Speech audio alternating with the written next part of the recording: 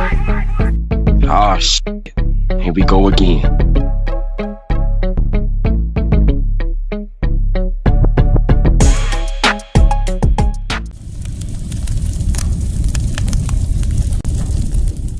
This prison story is about why white boys get turned out in prison.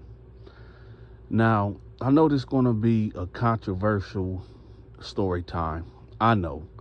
So before we go any further, I just want everybody to know that this is just my opinion, from my experience, for what I was told, for what I done seen, for what I done witnessed, for things that I was involved in, which I'm going to tell y'all shortly. But I want to give this declaration and this proclamation right now. Now, there's a difference between a white boy and a white man. So any white males that's out there should not be offended, right? Because, I mean, if you was locked up, and and I get it, a lot of people that ain't been incarcerated, they not gonna understand it. They gonna be like, oh, Donta, this messed up. Why we gotta be white boys? Well, if you was in lockup, you would know the difference between a white boy and a white man. And I'll break that down for y'all. Now, a white boy is exactly, these are the characteristics of a white boy. A cat that is scary. A cat that's not going to fight. A cat that's going to get beat up and won't fight back. A cat that is going to get his food taken, get his clothes taken, get his hygiene taken, get taken advantage of, and possibly, how can I put this without being too graphic? He could possibly be a victim of another man by making him his girlfriend, if that make any sense, right? Now, a white man is the total opposite. A white man is going to fight back. A white man is going to stand up for himself. A white man just going to be the total opposite of what a white boy is, okay? So now that I cleared that up, there should be no hurt feelings. And especially cats that been locked up, y'all know what I mean. So let's get to it. So let me think. Was it I want to say my 15th month in lockup, right? My 15th month in lockup. Donta didn't have no cellmate. Ho. Before we go any further, y'all already know what time it is. I need for y'all to subscribe and go check out my homegirl Stacy Story Times, right? She got a crazy channel over there. Y'all make sure y'all go check it out. She tell real good stories. But let's get to it. So at this time, y'all, Donta didn't have no celly. So I'm on my dresser, right? Well, my desk. I said dresser. Well, my desk. Some people call it a dresser. Some people call it a desk. I'm sitting on the desk, right?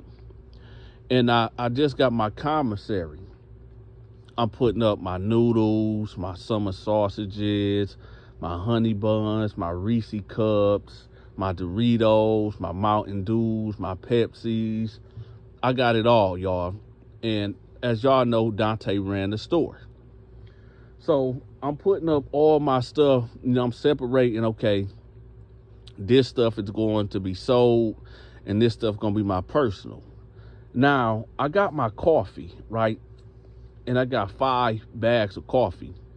Now I got these plastic, plastic sandwich bags, and I'm making shots. So I'm breaking them down also. So, Donta's sale is in full effect.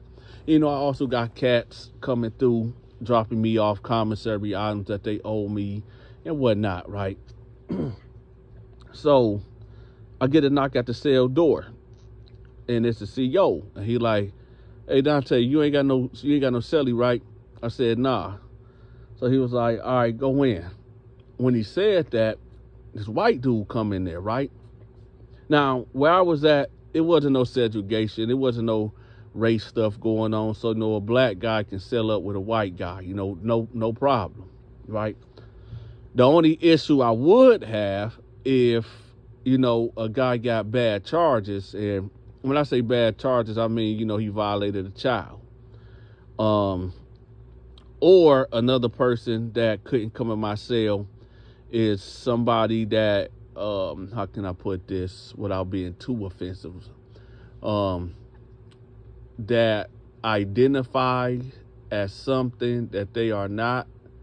Yeah, we're just gonna leave it at that. So anyway, this white guy come up in there, right? Dude looked like he about 19, 20 years old. Dude maybe about 5'10", 5'11", maybe a good 150. Okay, I'll give him 160, right? So he come in there and he got one laundry bag. So I zoom in on it and I just see he just got the basic necessities. He just got his paperwork in there. I see some papers in there. I see some clothes, some socks, and some shoes. So I said, okay, this dude ain't got nothing. Either he must just got in here, or, he must have got extorted and they took all his stuff. But nevertheless, he comes in and I tell him, you got the top rack.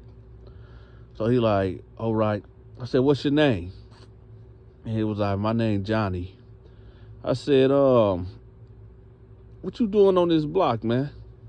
He was like, oh, I just got transferred. I said, from another prison?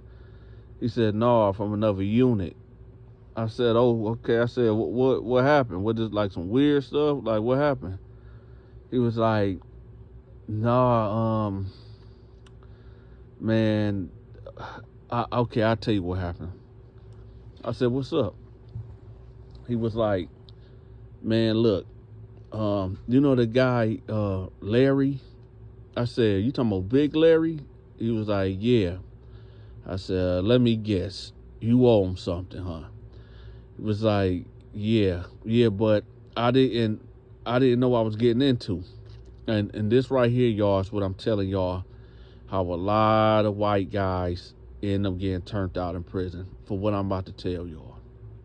Now, I've been telling y'all about Big Larry on a few prior videos. Big Larry, Sweet Low, and Freaky Freddy are three different people. Three different caliber of dudes that like dudes, right? Now, right now, we in the season of talking about Big Larry. So, Big Larry was one of them type of dudes. He was kind of like Freaky Freddy, where he just let it be known, like, yeah, I like guys, and, I'll look out for you, but you gotta look out for me. But then he'll try to put on this bravado or put on this persona that he ain't really like that. He try to keep it on the low, right?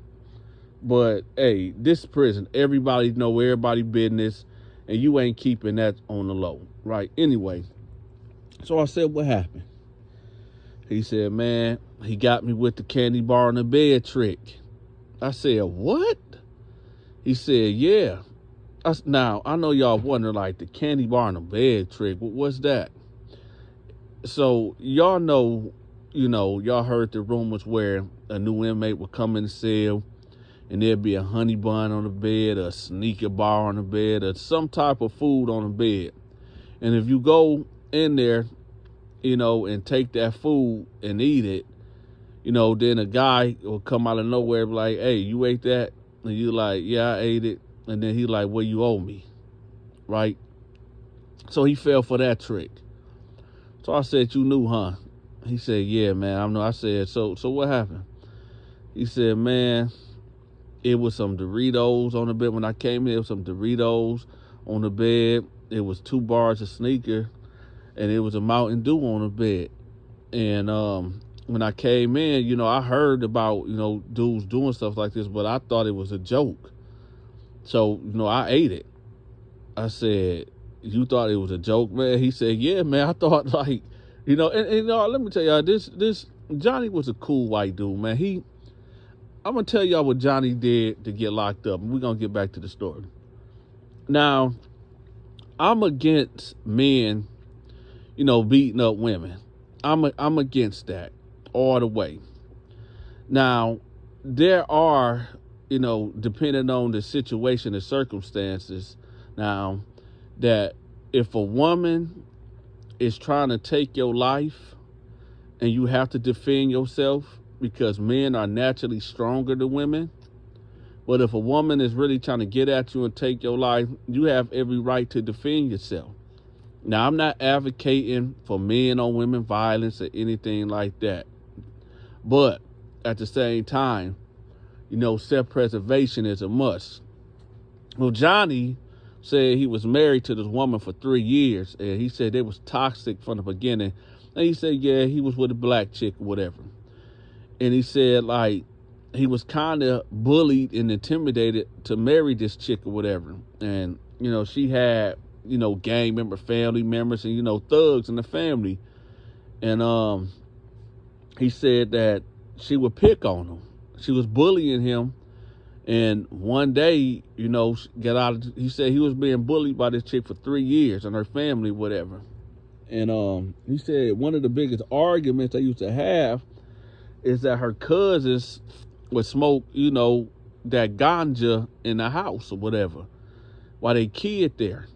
And, you know, these dudes would be coming in, coming out, and she won't say nothing, right? But he felt like, man, you know, your brothers, your cousins always coming over here, man, and causing issues. You know, they stay in a townhouse, so it's a duplex. It's an upstairs and a downstairs. You know, her cousins then be coming in all types of day, all type of night, smoking that ganja or whatever. And the landlord said they can't smoke inside the house, right? And the landlord always was threatening them that he was going to put them out because of the complaints of all the traffic or whatever. So nevertheless, he said it all came ahead one day around 3 o'clock in the morning.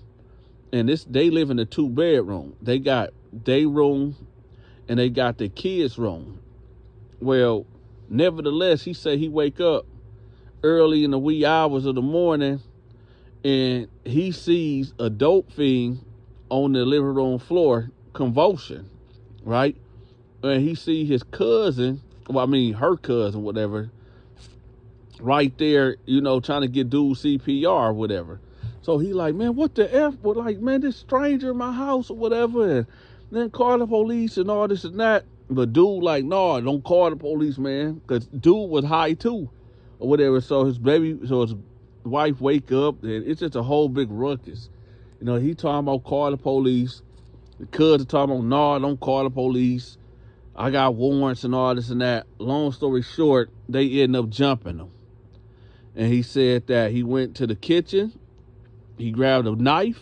He said it was a butter knife. He wasn't even no steak knife, but he grabbed the knife and he got to poking, right? So now he in here with us 12 years for aggravated assault and battery and some others, right? So they gave homeboy 7 to 12 years. So he got to do a minimum of 7 years, and he's a first offense, right?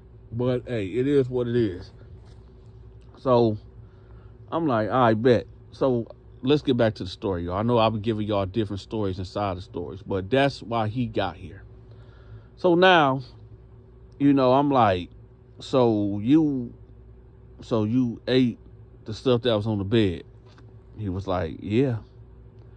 And I said, so what happened next? He said, so I'm sitting there and, you know, this big bald head black dude, you know, come walk right in my cell. And he like, hey, did you eat that stuff on the bed? And, you know, I was like, yeah. And then he was like, yo, why did you eat that? That was my stuff. Then he was like, oh, I just thought it was for me or what. I thought it was a joke. So he said Big Larry walked all the way in and said, was like, what you mean you thought that was a joke? Now, I don't play about my food. So he said, you know, he got the gall and he responded back to Big Larry, was like, well, this ain't your cell. Why would you have your stuff, you know, on my bed? And Big Larry was like, what? Who you talking to, white boy? And he was like, man, I'm just saying, this ain't your cell, so why would you have your stuff here, man? So, you know, Big Larry was like, oh, so you got a smart mouth. You got a smart mouth. I'm going to see what that mouth do later on. And he walked out. So I said, what? He said, yeah. He said that I got a smart mouth and he going to see what my mouth do later on. I'm thinking he talking about, if we gonna fight or something. So, but I was kind of confused with what he said. So he walked out of the cell. I got up and walked behind him. And I said, excuse me. And, Big Larry turned around, was like, what? And he was like, when you said, you're going to see with my mouth about, were you trying to fight me or something? So he said Big Larry stood there for a minute and just backslapped him. Smacked him right in the face. Boom. And walked off. So he said he just stood there, holding his face like, what the heck just happened? So he said he just turned around, went back in the cell and sat on the bed, contemplating like, wait a minute. It's my first day in prison. I know I just ate this food and this dude confronted me, but why would he have his stuff on my bed? And then he slapped me in the face. I got to do something. I got to do something. So he said, he was like, you know what? I got 7 years of here. I'm not about to live this way. I'm not going to live this way. So he said he got up and he got on a tear. And he said, he looking around and, he's seeing the blacks over there, Mexicans over there, the whites over there, other ethnicities over here and over there, whatever. So he said that, okay, let me just go over there to the white guys and see what's up. See, can I, get something from them, something to protect myself. So he said he go down there and he said, hey, how you guys doing? And they just looking at him like, what's up? He like, hey, I know this is my first day here or whatever, but do any of y'all got like a knife or something? And they looking at him like, man, who is you, man?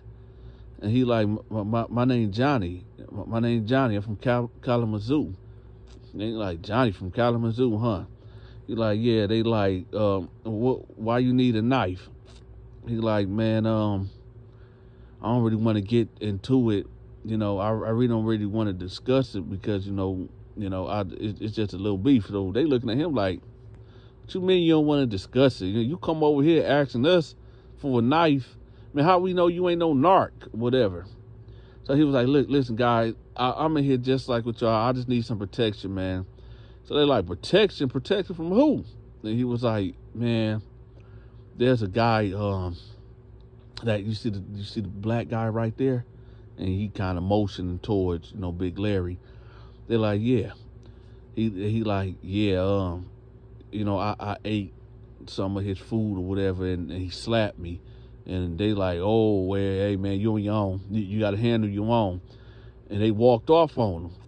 So he's standing there, and he like, man, what the? So he said, well, what do I got to lose? So he said he walked up to Big Larry, and Big Larry was sitting down watching TV. Now, he said he stood behind him for about 20 seconds, and Big Larry just turned around and looked at him like, what's up? And he was like, hey, listen, man, we got off on the wrong foot, man. I apologize for, eating your food. And, that was my bad on the tier, man. I'm sorry for disrespecting you. And Big Larry looked at him and turned back around like, man, I ain't trying to hear that shit, man. I ain't trying to hear that shit. Now, I'm going to tell y'all what I would have did. And, everybody ain't me. Everybody ain't violent.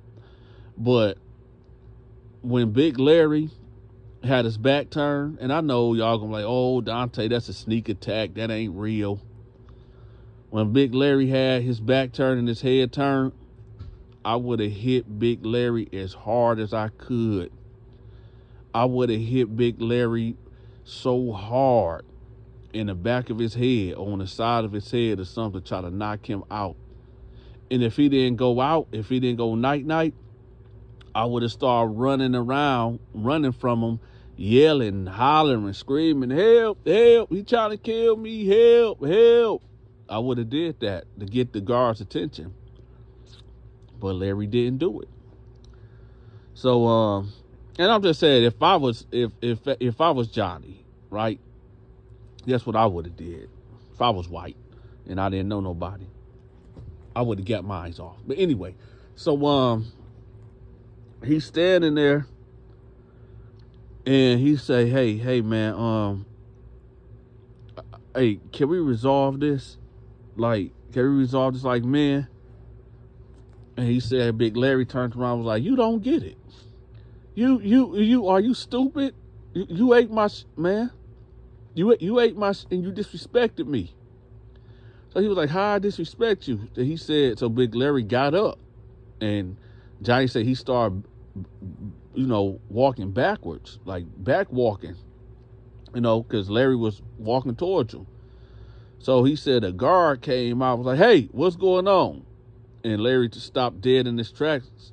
It was like, nothing, we just talking. So the guard walking towards them now. And Johnny is standing right there looking crazy. So the guard like, hey, y'all all right? You good? And Larry was like, yeah, I said we was good. He said, I'm not talking to you. And he looking at Johnny, he said, what's going on? And Johnny was like, man, I don't know. So the CEO looked at Larry again, and he looked at Johnny. He said, come on, let's go. So Johnny started walking with his head down, right? Walking to the CEO, walking to the control booth. And Larry yelled out, snitch, snitch, right? So when they get in the control booth, he said the CEO was like, hey, what's going on? And he was like, man, when I got into my cell earlier, there was some food on the bed, and I ate it, and that guy that I was talking to just now, whatever, he came in there, he said I owe him, and then he smacked me. So the CEO was just sitting there, and he said, so let me get this straight. And this your first day, right? He said, yeah. He said, so you eat the food that was on the bed, and yeah, you green. He said, so what you want to do? So Johnny was like, what you mean? He was like, do you want me to write it up? What? Like, what's going on? You want to check in, go to PC, what? He was like, what's PC? Protective custody, man. He was like, what happens in there? Well, you basically go into the hole, and you'll be there for about 2 weeks or a month, and you in there 23 hours and out for 1 hour, but you'll be basically protected, whatever. He was like, no, I don't really want to do that. So the guard like, okay, so what you want to do? He was like,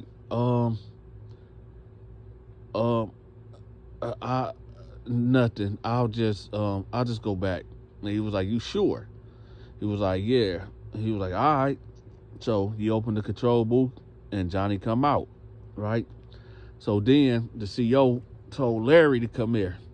So Larry come over there, and Johnny go to his cell. So he tell Larry like, hey, listen, I already know what you trying to do. If I find out that you trying to do something to harm that man, it's going to the hole for a year. So Larry's like, man, hey, dude ate my food. So the guard in here was going back and forth that he told, Larry to, kick rocks, basically, move, get away from my control booth, right? So Larry walked off and sat down and started watching TV. So Johnny said that for some reason, he just got real tired, and he just laid down and went to sleep. He took a nap. He said he don't know how long he was really out, but nevertheless, he said he felt like a presence walking his cell, right? And he said that when he turned, he seen Larry standing there. And Larry was like, hey, I want to see what that mouth do. So he was like, what? And he said that, well, I can't really tell y'all what happened. So y'all just gonna have to fill in the blanks. Basically, Larry poured out on him, and he told him to shut the F up. So he said that when he did that, Larry started walking towards him, and he said he freaked out, and he said, help, and he adrenaline was rushing and everything. So he like jumped out the bed, pushed Larry as hard as he could, and ran out the cell. It was like, hey, he trying to me, right? No, he said there was 2 guards down there, and Larry come out the cell like trying to chase him, but he had his pants up, whatever. So Larry chasing him around the pod or whatever, and the guards, chasing Larry. So they end up, calling the cold to everybody, locked down, whatever. Larry ended up getting up on him and started punching on him. But, dude said his ball up game was cold, meaning, he put his arms over his head and, tucked his knees into his chest and just balled up into his chair while Larry was hitting on him until the guards came in and they broke it up. So he said that they locked Larry up. They put Larry in a hole and they took him somewhere. And he said he didn't go to the hole. He just went, I don't know where they took him, but he was there for about an hour and he gave a statement or whatever. And now he's in here with me. So now I said, man, that's crazy. I said, look, he like, so what you think gonna happen when he get out? I said, well, I mean, I don't know. I don't know what's gonna happen. I don't really know that dude Larry like that. But I do know this though. If you do run into him again, my advice, you just gotta check the temperature, man. You gotta see if he's still on that. 9 times out of 10, they gonna put him on the other side of the prison or whatever. But I don't know, man. But I do know this: you gonna have to work out, man. You gonna have to get your weight up. You got to be smart, man. So he was like, oh, okay. So I said, you got any anybody on the outside that look out for you, like as far as money go? He was like, yeah, my mother, she'll send me some money. I said, okay, look, and y'all know, this is the protection that I offered in prison, was on protection. So he was no different, celly or no celly. You don't get a free ride. So I asked him, like, how much do she send you or whatever? And he said she sent me about $40-50, every week. I said, all right, look, I can protect you in here, right? Because you gonna need it. I said, I'll tell you what, give me $25 every week and I got you. And he was like, $25? I said, yeah, I'll take care of that Larry issue for you. And he was like, okay, all right, bet. So he said, well, how you gonna do that? I said, don't worry about that, I got it. So he said, okay. So nevertheless, I called one of my homeboys. I told him, get this letter, get this kite, this message to Big Larry in the hole. And, I just basically told Larry, like, hey, homeboy under my protection now. I will replace what he ate or whatever.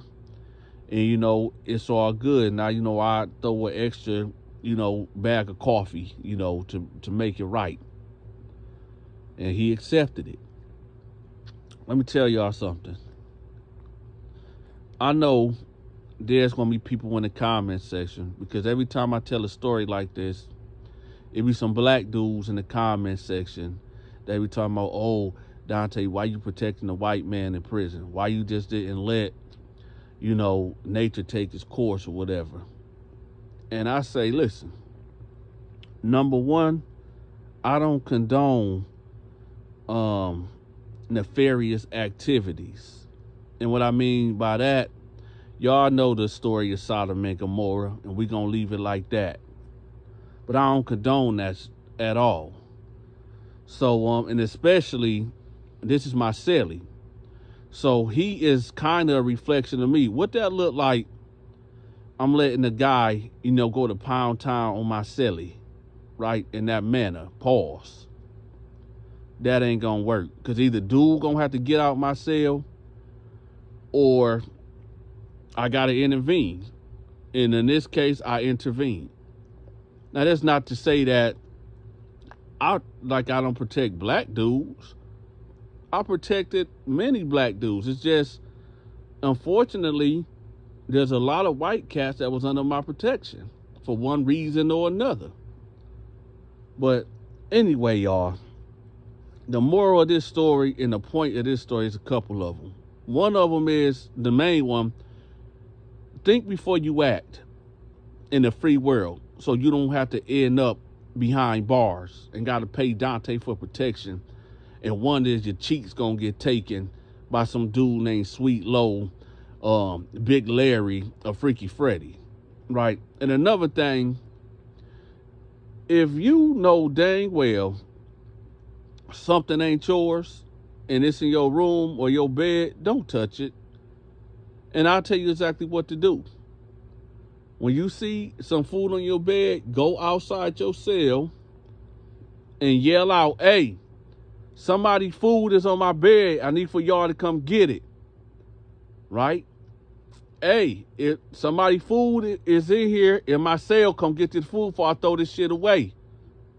Right? And that's all I can tell you. And with that, y'all go check out my homegirl Stacy Storytime. And I'm out. I'm going to have her channel pinned at the top of the comment section. I'm gone. Ah, shit. Here we go again.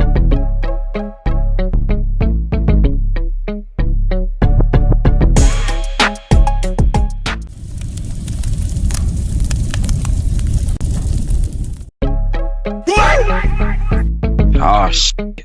Here we go again.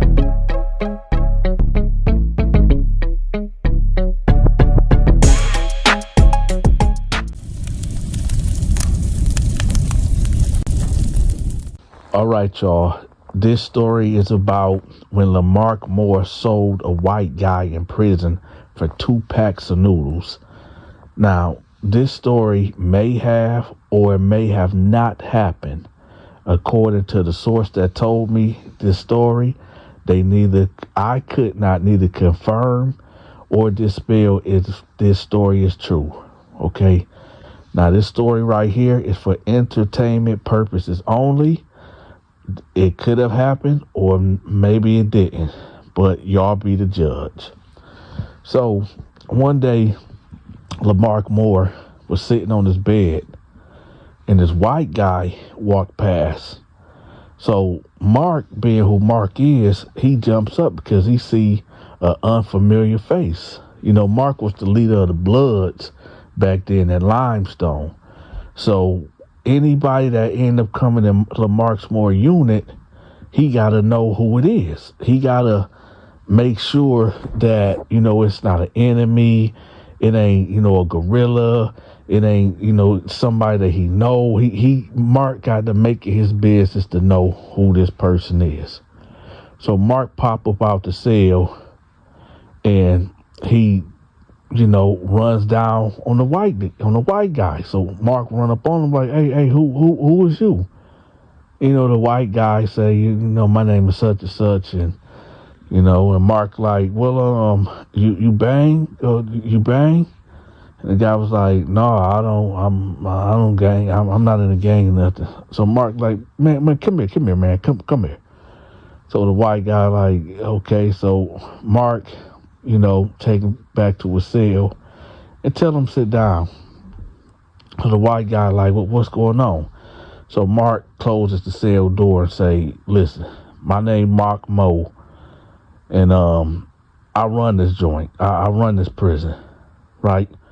And the white guy like, okay. And Mark like, well, if you need anything, and when I say anything, I mean if you need anything, don't be a stranger. I got you.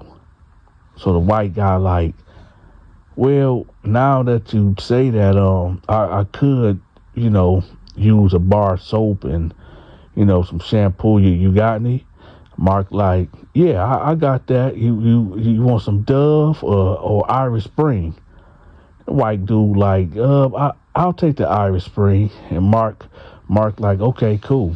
So Mark go to his locker or whatever and get he throw the white dude, a bar of soap. And he like, you need any honey buns or cigarettes, anything? White dude like, you know what? Yeah, I'll take some cigarettes. Mark like, you want some Virginia Slim? Do you want a pack of Cools? You want some Newports? Like, what you want? The white dude like, you got any Camels? Mark like, yeah, I got some Camels. So he can buy 4 cigarettes. So the white dude like, all right, cool, man, cool. That's real. That's real.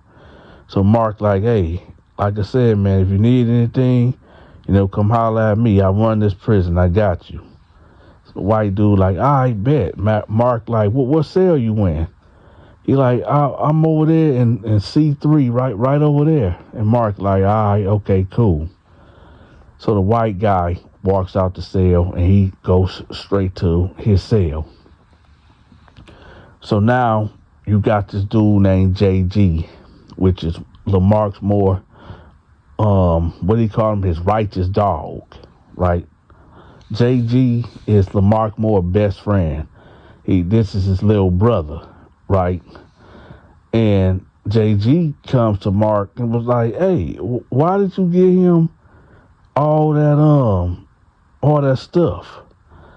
And Mark like, "Well, let me do the voice.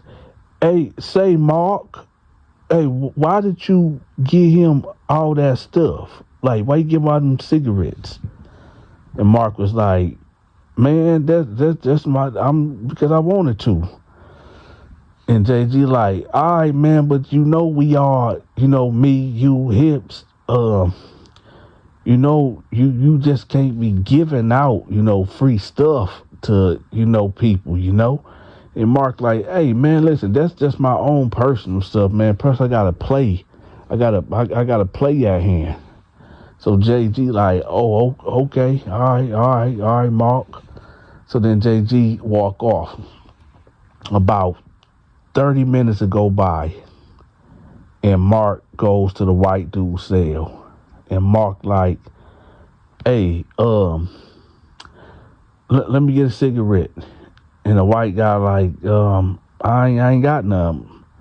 And Mark like, you ain't got none? He like, yeah, I smoked them. Matter of fact, I was finna ask you, could you give me some more cigarettes? And Mark like, no, that ain't gonna work, man. Hey, you got a bar of soap? So the white guy like, what? Like the white guy looking confused, like, why is he asking me for stuff that he just gave me? And what? He like, the white guy like, hey, I got the soap that you gave me. So Mark like, well, listen, I need a pack of cigarettes. I need that bar of soap. Matter of fact, 2 of them. So the white guy like, huh? So Mark like, hold on. So Mark stepped in the cell and he closed the door.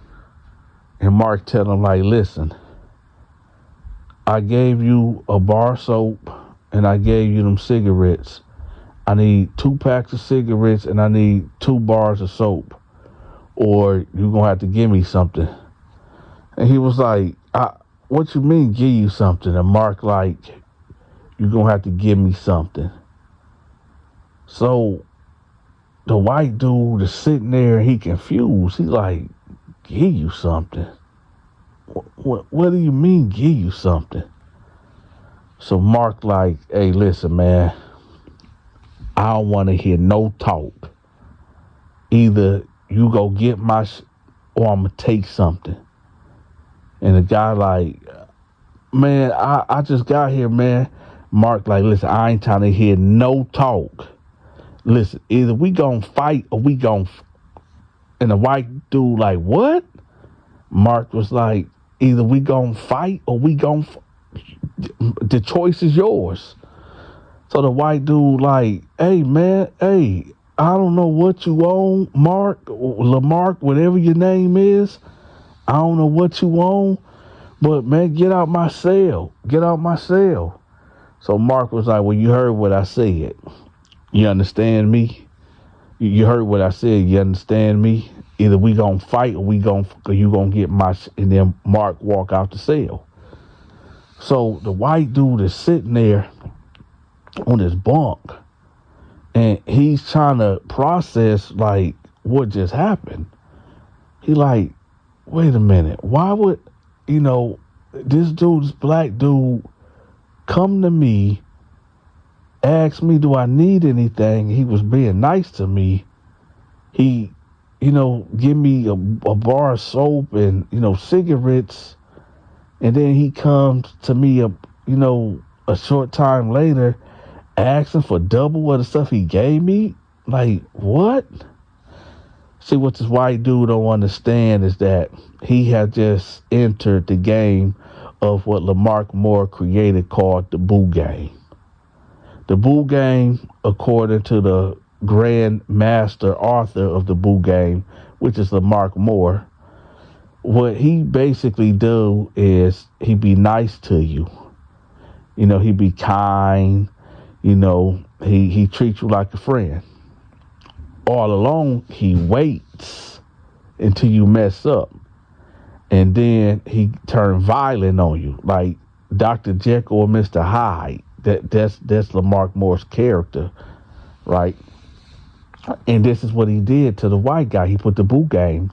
He's intimidating and scaring this guy, right? This is what I call military mind games. This is what Lamar Moore is doing to this poor white man. So the white dude that's sitting on his bed, like so confused, like, man, I don't know what's going on, right? So about an hour will go by, and the white boy will come out of the cell, right? Now, Mark, having the pool that he had in this prison and had a lot of these dudes scared of him, Mark could just, put the word out to cats, and they'd basically do what Mark tell them to do out of fear and intimidation. You see, Lamar Moore ruled with fear and intimidation, right?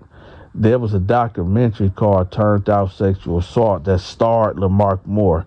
And there was this well-popular Mexican actor that said that Lamar Moore was the most feared inmate at Limestone Penitentiary. Y'all got to look at the dynamics. So you got Crips here, you got Bloods, you got GDs, you got Vice Lords, you got the Aryan Nation, you got all these organizations, all these prison organizations up in here, and they all will blush in the face of Lamar Moore. They all would. They best hitters. They best of their crews couldn't even stand next to Lamar Moore, according to the documentary. You don't earn the title Alabama prison monster, right, if you ain't put in that work. And like I said, I think his name was Danny Trevorrow or something like that. The machete guy, he said that Lamar Moore was the most feared inmate at Limestone Penitentiary. So with that type of clout and that type of weight, Mark put the word out to, like, when this white dude come out of cell, I want y'all to strike up conversations all around him, boosting me. Like, Mark is crazy. Mark could stab you. Mark could do this. Mark could do that. So Mark is already, trying to psychologically psych this white dude out. And he's doing a hell of a good job, because as soon as the dude leave out the cell, he hear conversation of, y'all, if you owe Mark, you better pay him, because, Mark gonna do this. Or, hey, did you hear what Mark did to this one guy and that didn't pay him? This is what Lamar Moore is you know, putting down and displaying, right? So the white guy like, man, F this, F this. So Mark is hiding in the wings, and he see the guy like beelining towards the control booth. So Mark throw an interception pass and intercept the white guy and like, where you think you going? And the white guy was like, oh no, oh I'm just and Mark like, you just what? And the dude was like, Mark said, yeah, no, come on, homeboy, come on. And the guy like, where we going? Mark said, come on, let's go. So they get in Mark's cell, and Mark like, you got my stuff? The white dude like, no, I don't. So Mark unzip his pants, and the white guy like, hey, I don't get down like that. Mark says, shut up. I ain't about to do nothing to you. Now listen, this was gonna happen. There's a guy in here, right? Yeah, by the name of Big Ox. Big Ox. Now either you gonna run with me or you gonna run with Big Ox. So the white guy like, what do that mean? Run with you or run with Big Ox?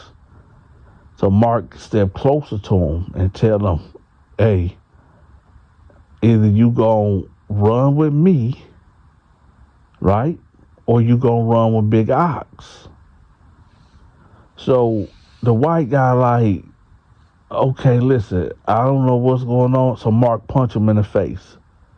Mark this cold clocker, punch him in the face, and the white dude, you know, he bars up like, don't hit me, please, don't hit me, man. I don't know what I did. I'm sorry.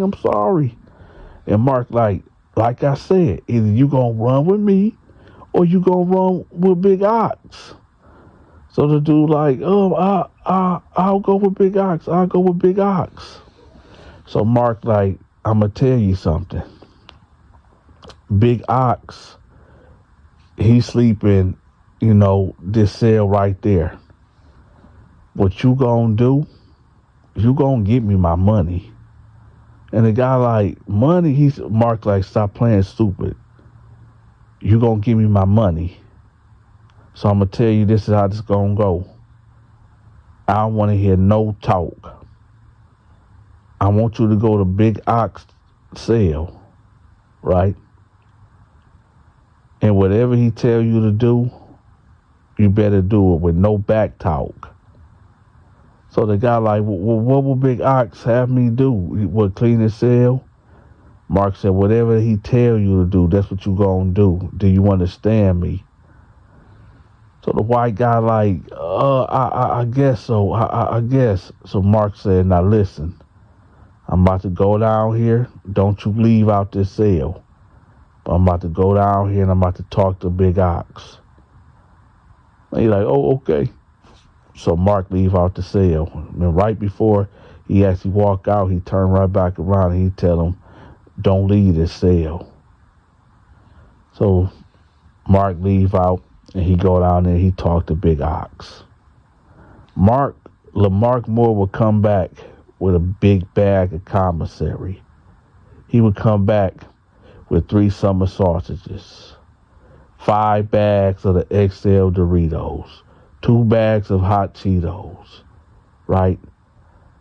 Come back with 2 boxes of honey buns and a 6-pack of Mountain Dews and a shot of coffee. And Mark come in and he say, hey, go down there. Big Ox is waiting on you. So the white guy get up and Mark like, hey, do everything that man tell you to do. So the white dude go down there.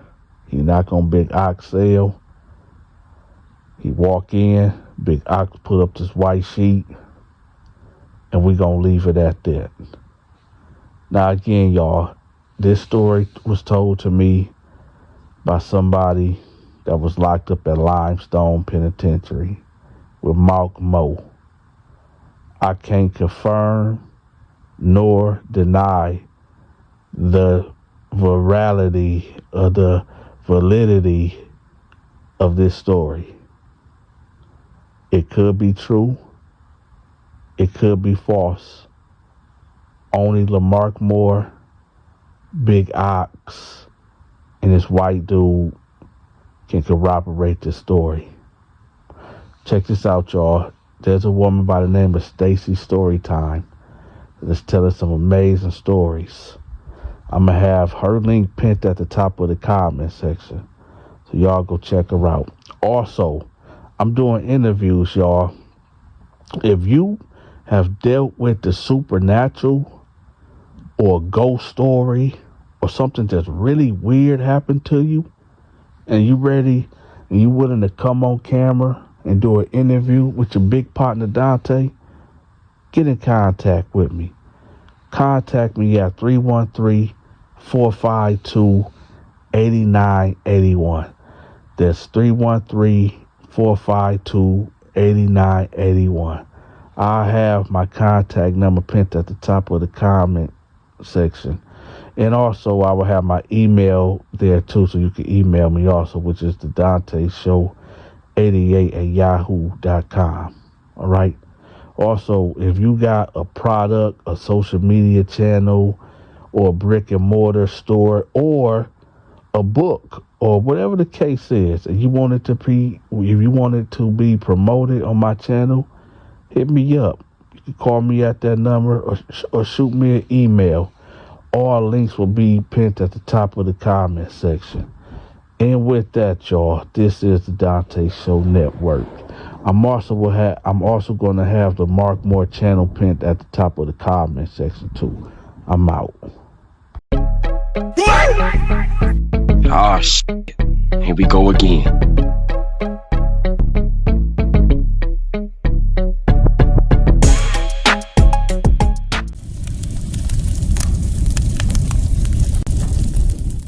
All right, y'all. This story right here is going to be kind of different. It's a prison story, but it's really not really no details about what happened in prison. It's what happened to the guy by the name of Sam that ended up getting locked up for this heinous crime. Now, I was in a cell with Sam for about 2 weeks, and we was at Jackson Reception Center. And for the whole 2 weeks, he wouldn't say a word to me. Not a word. You know, I tried to give small talk to him, whatever, but he just wasn't going for it. So let's just fast forward to the 2 weeks. And it's about 11 o'clock at night. And he was like, Dante.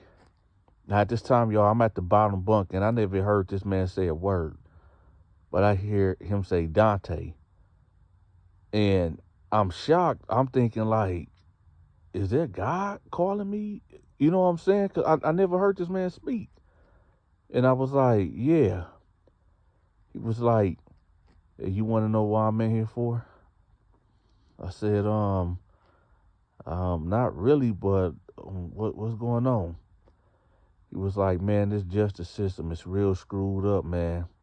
How the heck I'm in prison when this chick broke into my house? I said, okay. I said, so you locked up because a chick broke into your house? He was like, no, let me explain. I said, I bet. So he go off to tell me that his mama just passed away. And him and his mama had a strange relationship or whatever. Like, they fell out years ago, right? And he said he ain't talked to his mother in 20 years, but his mama had money. And he said that, long story short, his mama left him this nice house in New York City, real nice house. He said it was one of them type of Victorian-style houses. And so he said when he found out his mama passed or whatever, he said he really wasn't that sad, but because they didn't really have a strong relationship. But, you know, he said he lost his mom, so whatever. So he say he go there, and there's a lawyer that's taking care of her estate or whatever. And the lawyer tell him, like, okay, your mom didn't leave you no money, but she left you this house. This this house is kind of worth like 1.5 million, right? And he like, all right, bet. So, but the deal was that he could not sell this house for a year. No, that's a part of the deal, that he have to live in this house and he can't sell it for a year, whatever. So he like, oh, I guess this just another thing on mama trying to control me, but whatever, man. As soon as this year up, I'm selling it, right? So nevertheless, he said he moves in or whatever, and he said that he never been to this house ever. He said he knew that his mama had about 5 different homes or whatever, but he never seen this house at all. So he said he exploring the house, and he said, it's kind of dusty, like ain't nobody been here for 5 years or something. It's dusty and whatever. But he said what he noticed, there was a lot of bars on the windows, on the doors. It was like these automatic locks and bulletproof windows and stuff like that. So he said it was just odd to him, like what my mama was in here doing, because like I said, the way the windows were set up, it was armor guard inside, not on the outside, but the inside of the house, right? So he said he was just trying to figure out, like, man, this is weird, man. Like, why do my mama got all this, it seemed kind of like she trying to keep something in, from getting out or whatever. So he said he just was just exploring the house because it was just real creepy. It was real spooky, whatever. So he was like, all right, whatever, man. I'm just gonna deal with it. Right. Now at this time, y'all, he said that he was a software engineer, so he didn't have to go to no office. All he had to do is just get on his laptop and, log into whatever portal and he could work from home or whatever. So there was no real reason for him to leave the house. So he said he really never left the house. Now, this is where the story is about to get crazy for y'all. So he said one day, he leave the house to go grocery shopping. And he said he made it a habit for the next 3 months, to every Friday he would go to he'd go grocery shopping and get things, but this every Friday. And then he'd just stay home for the weekend and he'd just lock in. And he said he decided he wanted to write a book or whatever. So he said he lock in or whatever. So he said this is his routine. Now he said that he decided to not go to the grocery store this Friday, of the Friday we talking about. So he say something seemed real off because he get a knock at the door. Now he said usually the mailman will come around, or you know what I'm talking about, the mailman will come through. Every once in a while somebody from the city he'll see in a yard or down the street or something, nothing out the normal. But he say this kid knock on the door. This little black kid, maybe 10, 11, 12 years old, right? And he got like this Boy Scout outfit on. So he say, he like, hello? He go to the front door, and the little boy just standing there, he like, what's going on? So the little boy like, you want to buy some candy? And he said, some candy? The little boy like, yeah, I sell candy for my school. So he like, well, where the candy at? And the boy was like, well, we don't have the physical candy, but you got to give me the money, and then, you fill out the slip, and then we'll deliver it to you. So he said he sat there for a minute and was like, man, get out of here, man. You trying to run a scam on me. I can just go down the street and go get me a candy bar. That way I know I'm have a candy bar. And the kid was like, no, I'm for real. That's what we do for our school. They don't, the candy go to the mail. So he was like, all right, just hold on. How much you selling the candy for? And the kid was like, $5. He was like, what?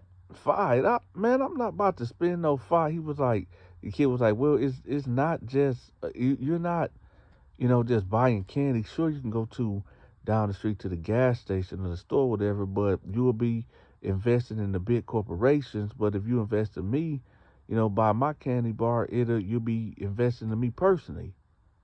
So he said he was moved by what the kid said. He said, you know what? You got game. I got you. Give me a moment. Give me a moment. So he said he turned his back. Now the door is locked at this time. He said he turned his back and he go over there to the coffee table and grab his wallet, pull out a $20 bill. So he said he go to the door and he unlock it. And when he opened the door, two men, a black dude and a white dude, and a stud, that's right, y'all, a stud, rush in with guns drawn. And he like, hey, man, what's going on? Wait, what's going on? They like, shut up. Right? They push him down. So they like, where that? Right? And the kids step in the house, too. So here's the play, y'all. They use this kid, to let this dude guards down in the guise of him selling candy. And as soon as he opened that door, they rushed the house and they put him down. So they like, where that? And he like, where's what at? Man, where the money at? Where the money at? And he like, man, I ain't got no money. I got like $200 in my wallet. They're like, what? Man, no, man, where the money at? Where the safe at? So he was like, man, what safe? So the black dude stand him up. And he like, listen, man, don't get popped over nothing, man. Where the motherfucking safe? So he like, listen, y'all, I don't know where nothing at, man. This was my mama house. I just moved in here not too long ago. I don't know about no safe. So the white dude like, yeah, all right, come on, let's go. So at this time, the stud and the boy is sitting on the couch, right? And the white guy and the black dude take him upstairs. So they taking him to room. Man, where's it at? Is it here? Is it there? And, oh, man, I don't know. I don't know what y'all talking about. Man, all right, man, I'm telling you. Once we find it safe and you don't get us the combination, we going to take you out right here and there. And this is what it's going to be. So he like, man, I'm telling y'all, man, y'all wasting y'all time, man. I ain't got nothing for y'all, man. I don't. So they like, all right, man, whatever. So they going through the house, right? Now, he remember about a month ago, there was a 9mm, right? There was a 9 in one of the bedrooms that was under this bed. So in his head, he thinking like, man, you know what? These people might try to kill me, man. Yeah, these people might try to take my life. So instead of me letting them, because I feel like I know there's no safe in here. I see their face. I know they ain't going to let me live. So this is going to be my chance. This is going to be my chance to take them out, man. So, nevertheless, he said they get to the bedroom where the gun is at, right? He say, when they get in there, he hurry up and grab the pistol, right? When he grab it, the white guy let the first shot off. Boom, right? The black dude start running, right? So now there's a gun battle going on upstairs. The black dude run down the stairs. He get the fuck out the house. He gone, right? The stud and the boy is trying to get out the house too. Keep that in mind. But for some reason, the door locked. The door locked or whatever. The black dude got out and the stud and the boy didn't get out. So they trying to open the door, but it just won't open. That lock, it was something weird about the lock or whatever. And it was like magnetic or something. Magnetic. I said it right, magnetic or whatever. So they like, oh my God, what's going on? So they go hide in the kitchen. He say he put at least 4 of them into the white dude, and the white dude passed away. So he said he's standing there, and he felt like, okay, it's justified because these dudes, they broke into my house, you know, uh, and he was kind of messed up. So he said he get up and he go downstairs. And he see the door closed. So he say he like really like on edge because he don't know if the dude left or not, where the stud at, where the kid at.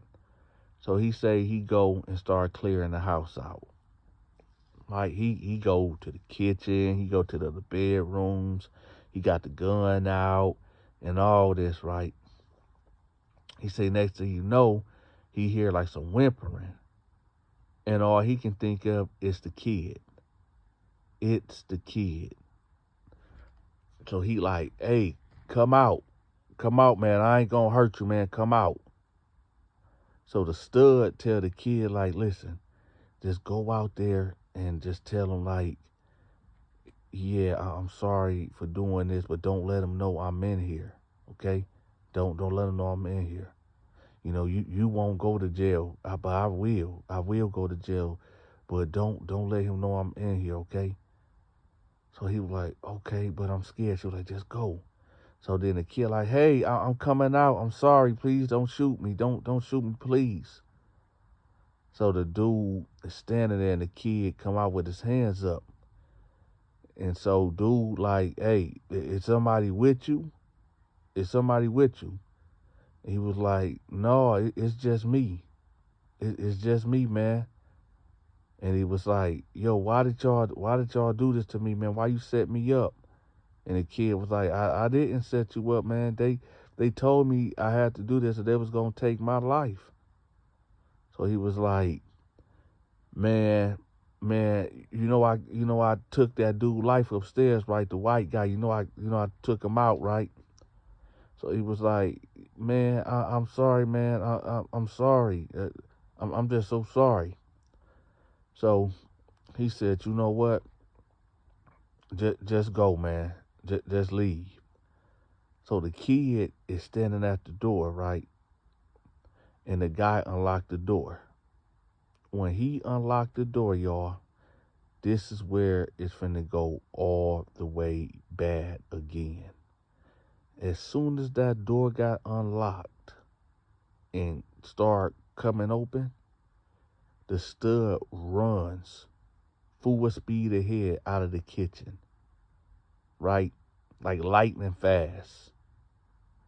Dude said that he thought it was the black guy. He didn't know who it was, but he just felt like his life was in danger. So he said he just started letting off. Pow, pow, pow. And he said that the stud dropped, hit the floor. And he said before he realized that the kid was laying on the ground holding his stomach. The kid caught 3 of them too, y'all. He said he hurried up and closed the door because now he's thinking like, okay, where this black dude at? He got to be around here somewhere. He here somewhere, right?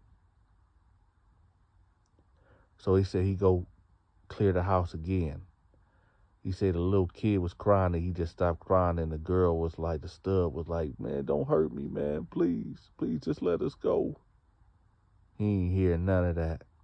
He trying to make sure this black dude ain't about to come from around the corner and bust him upside his head. So he said he cleared the house and he felt like, black dude ain't in there.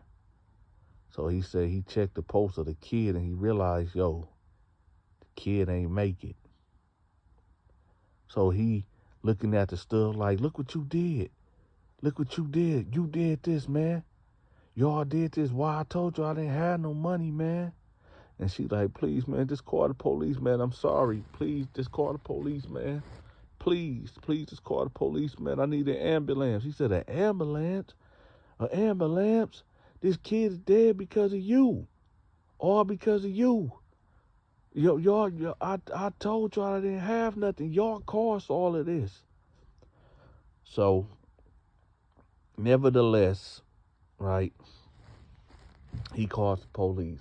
Hey, I just unalived 2 people and a kid here and blah, blah, blah, blah, blah, blah, blah.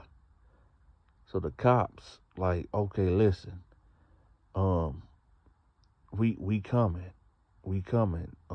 The dispatchers tell him to put the gun down because cops don't know who is the bad guy. They pulling up to the situation and they see you with a gun and they heard like two people just died or whatever, and they pull up and they see you got the strap out. What they gonna think, right? So they tell him like put the gun down, come outside, and just wait for the police to come out.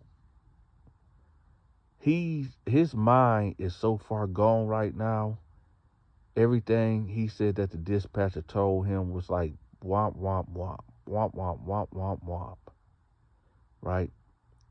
So he said when he see the cherries, the blue and the cherries outside the lights, which is the police, he goes outside with the gun in his hand, and all he hears is put the gun down, put the gun down. Now, according to him, the police shot first. They got the thumping at him first. So he said he got the busting back out of natural reaction. He just got the busting back. Nevertheless, he get back in the house. They shoot him in the leg, right? So he's yelling like, "Hey, I'm the one that called y'all. Don't shoot, don't shoot." And they telling him, "Put the gun down, put the gun down." So he said eventually, they come in there. He spread eagle style on the floor. The dyke girl over here crying, and she just admits, like, "Yeah, I did it. We broke in here, blah, blah, blah. He shot me. Please save my life." Right? Now, y'all wondering, like, yo, Donta, well, why he get locked up? Because he was busting at the cops. Sure enough, they robbed him and did what they did, and that's why it's important, y'all, whenever y'all are in an altercation with somebody and there's a weapon involved, when the police pull up, they don't know if you are the aggressor or not. So do not come out there with a weapon. And well, he did. So he got charged with attempted, for busting at the cops, even though he said they bust at him first. But, hey. Oh, another thing, y'all. I need for y'all to check out my homegirl, Stacy Storytime. She got some real good stories, y'all. I'm going to have her channel pinned at the top of the comment section. All right? Now, y'all let me know how y'all feel about this video. Do y'all think dude should serve any time? Or do y'all think that they should let him go? And by the way, they gave dude 58 years for busting at the police. Y'all let me know how y'all feel about this video. I'm out. Check this out, y'all. I need for y'all to go check out my homegirl TikTok channel. She posts every day about stories about black people going missing. She doing God's work, y'all. Go check her out. I'm going to have the link to her channel pinned at the top of this comment section.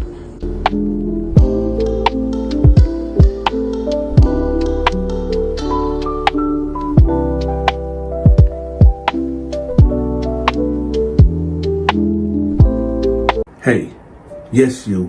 Are you a member of the Donta Show Network? If not, I got you. I will have the link to my members only videos pinned at the top of the comment section. You'll get access to my exclusive videos, which is my skits and my movies. Also, when you become a member, I'll give you a special shout out on the 15th of every month. Again, the link to the members only videos will be pinned at the top of the comment section. I drop a brand new video every day at 5 p.m. Standard Eastern Time. If you want me to promote your business, your social media channel, your products, your storefront, if you got a song, if you got a book, get in contact with me at 313-452-8981. That's 313-452-8981. Or email me at TheDontaShow88@yahoo.com.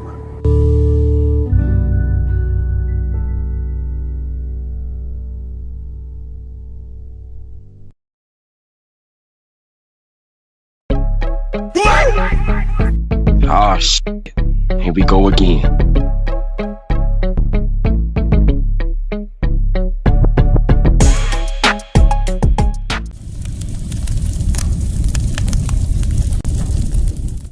This prison story is about when Gibson wanted to take out the Chomo. And I'm not talking about taking his life. I'm talking about he wanted to, like, take him out, like, on a date and, you know, do things with him that a man shouldn't do. But anyway, so typically in my unit, if a Chomo is discovered, because in the prison I was in, you can't technically ask people for paperwork or that's a write-up, but you know, in my unit we ain't play that, you know what I'm talking about.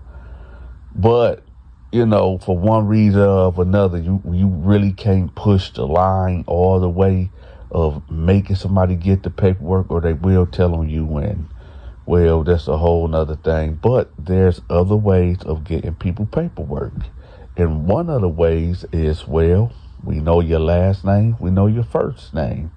You know, we get on the phone and call people, be like, yo, look this dude up, and well, voila.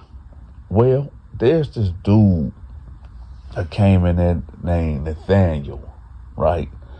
Nathaniel was from Ohio. Nathaniel ended up committing an armed robbery, and he ended up getting sentenced to 12 years.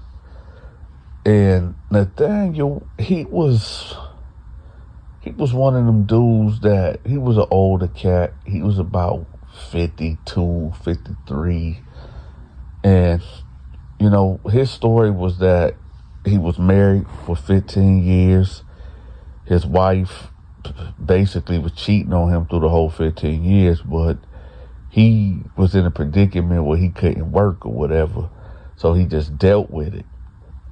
You know, Nathaniel always had all these type of excuses, whatever. But anyway, he said he finally left her and he went to go stay with his great auntie to take care of her, whatever. And he said he just wanted more out of life, and he just said, I'm just going to go rob people to get it. And on his second time robbing somebody, they followed him back to the great auntie house with the police. And well, there you go. Long story short, he ain't here with us now. Now, there wasn't nothing, you know, special about Nathaniel. When I seen him, I just seen a older cat. The time done, his luck done ran out on him. So y'all know the procedure. When somebody new come in, I pull up on them, or Al pull up on them, or Torty, or whoever in the crew gonna pull up on you and see what you got, you know, to offer certain protection for inmates, right? So I pulled up on Nathaniel, and I'm like, yo, what's up? How you doing, brother? You know, because he older. He was like, oh, I'm doing good, man. I'm cool. I said, you ever been locked up before? He was like, no, I ain't never been locked up before. I said, what you in here for? He just looked at me, looked me up and down, and he was like, you know, they told me that, you know, it's kind of against the rules to ask somebody what they in here for. Now, when he said that, that was an instant red flag. Because normally, right, normal people that's in here on legitimate charges, and I know that sound crazy, because ain't no charge legitimate, but it is a hierarchy. And if you know, a sexual predator or deviant, you at the bottom of the totem pole. So anyway, he like, well, we want to know how to rob somebody, aggravated assault. I said, oh, okay.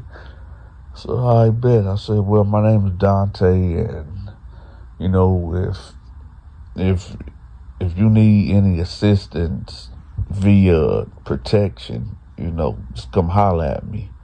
He said, protection? I said, man, yeah, you know, there's guys up in here that try to beat you up, try to take your food, try to take your commissary, And I'm the person that you will come to so you can have a peace of mind, if that makes sense. So he was like, no, man, I think I can manage. I said, all right, well, I'm just letting you know I'm here, man. I'm here. So I noticed that he had a lot of commissary, y'all. I'm talking about 10 bags of Fritos, 10 bags of Doritos. He had 5 summer sausages. He had cases of Mountain Dew's grape soda, a mountain of ramen noodles. He had the whole layout. And I'm thinking to myself, like, man, hold on, how did he got all this stuff? Maybe he a transfer, or, you know what I'm talking about? How he got all this stuff? So I pop out the cell, and I, give my homeboys that look. So they all come to my cell. I said, listen, y'all, dude acting like he don't want no protection, but he got a whole store in there. So this is what we gonna do. T, homicide, y'all go mass up and y'all go grip up and y'all run in on them, run down on them, right? We gonna rob them. So they like, all right, bet. So T and homicide go mass up, right? And they run down on them. They run up in the cell. They had them bangers out. They like, yeah, you know what time it is. Fill it up, fill it up. He like, man, come on, man, don't hurt me, man, don't hurt me, man. Right? They're like, man, fill it up. Right? So then they're putting down on him. They getting all his commissary. I'm talking about all of it. And I go tell Al to be the lookout.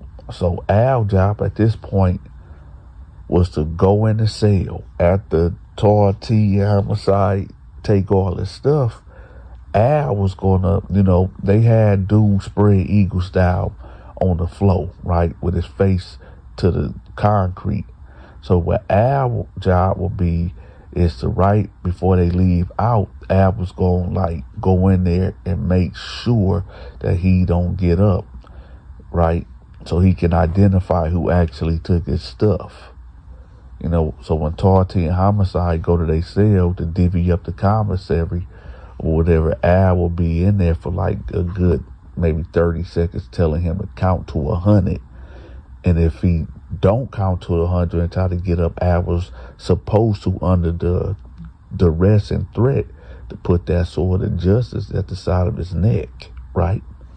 So dude, Al basically stood there for about 30 seconds while T and homicide went in their cell, and that was that, man. Al told Nathaniel, like, yo, if you tell, we gon', unalive you, right?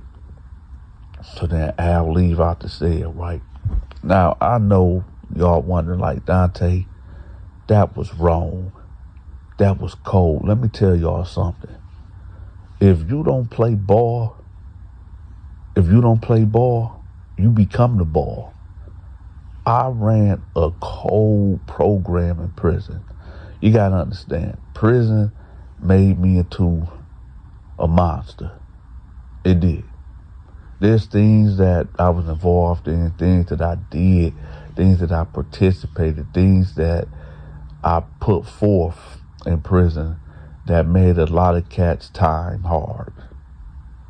All because I was in the free world committing crimes and got locked up, and nobody looked out for me. So, me being who I am, at that time, I had to adapt. What I said 2 things. When I got locked up, I said, I'm not dying in here, and I'm not becoming a homosexual, right? 2 things. I'm not dying in here, and I'm not becoming a homosexual. And that's just what it was. In prison, either you're going to be predator or you're going to be prey. And I'd be damned if I was going to be prey. I'm what you call an apex predator. I'm the type that,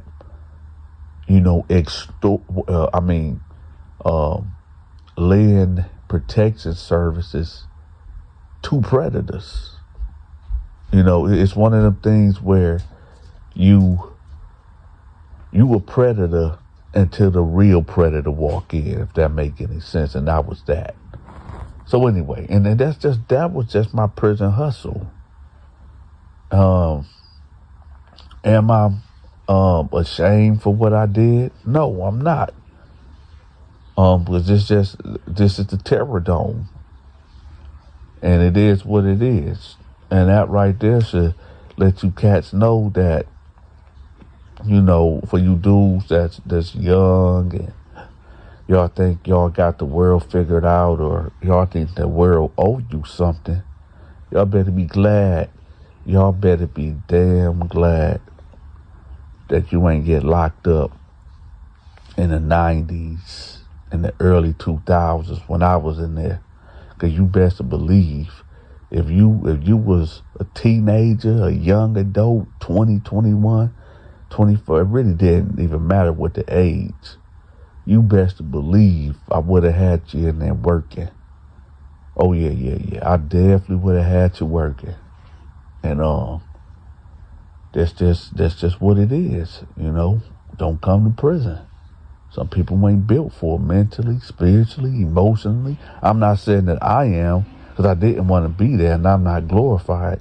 But I'm telling you, when I was in there, I made it hard for a lot of cats that didn't want to get with the program. You see, they had the prison program, and you had Donta program. Either you pay for protection, or, well, let's get back to the story. So anyway, Nathaniel come out of cell, right? He looked like a ghost. Now, I can only imagine what's going on in his head, right? He shook. He like, man, what the heck just happened, man? Who are these guys that just robbed me or whatever, right? He don't know what's going on. So I sent Tarty up there again, masked up. I said, Tarty, we about to scare him. This was the other part of my tactics. So I sent somebody else up there. So I sent Tarty up there masked up with the banger route. So he goes, so dude run back in the cell because there ain't nowhere for him to go. And Tarty basically tell him like, hey man, I want your bed sheets. I want your pillow. I want everything. And the dude like, come on, man. I y'all took everything from me already, man. Don't do this, man. I need somewhere to sleep. Don't do me like that. And then, while Tarty putting the pressure on him, then I will just run in the cell with my knife. And I'm like, yo, man, bag up. So I'm bagging Tarty down. It's a whole act. So now, dude looking at me like a superhero in a way, So now it's like, this Donta dude is the real deal. He is the real deal. So I bagged Tarty out the cell, and now the dude looking at me like I'm his hero. And I tell him like, listen, man, I told you gonna need protection, man. You gonna need protection up in here, man. Now, I ain't gonna put my life on the line no more, man, to help you out if you can't help me out. And, the thing was like, okay, listen, man, I'm going to look out for you. What do you need? And I tell him like, I just need $100 on this green dot, right? I need $100 every week to protect you. And he like, okay, that's okay. Okay, I'll get that to you. I'll get it to you. And that's typically how I, ran my program. Normally, it didn't have to go that extreme, because normally people would comply because, who wouldn't want an easy ride in prison? Who wouldn't want to have to worry about predators trying to prey on them or getting beat up or getting extorted? You know what I'm talking about? So, I mean, I offered all the luxuries and comforts to a degree that you can get from prison, you know. But anyway, nevertheless, this dude come in there, right? Now, whenever Chomo come in there, sometime the guards will let us know. Or if there's a story that hit the local news or whatever, and that person end up coming in there, we don't need to see the paperwork. We already know what it is, right? We already know what you're being accused of. So this white dude come up in there, right? And, you know, his crime was already blasted all over the news. They said that his wife and him, well, his wife ran a daycare and he was just a worker there, whatever. And long story short, a lot of kids, you know, said that he would go in the bathroom with them and never touch them or nothing. But what you going in the bathroom with these kids for, whatever? Turns out this dude had a camera in the bathroom. And, well, bye-bye, sayonara. So now he in there with us. Now, when he came in, you know, I was the first one to roll up on him. As soon as he got in his cell, I walked right in. I said, you already know what time it is.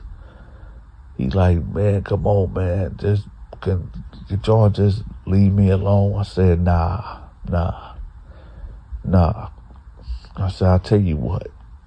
This was going to happen. You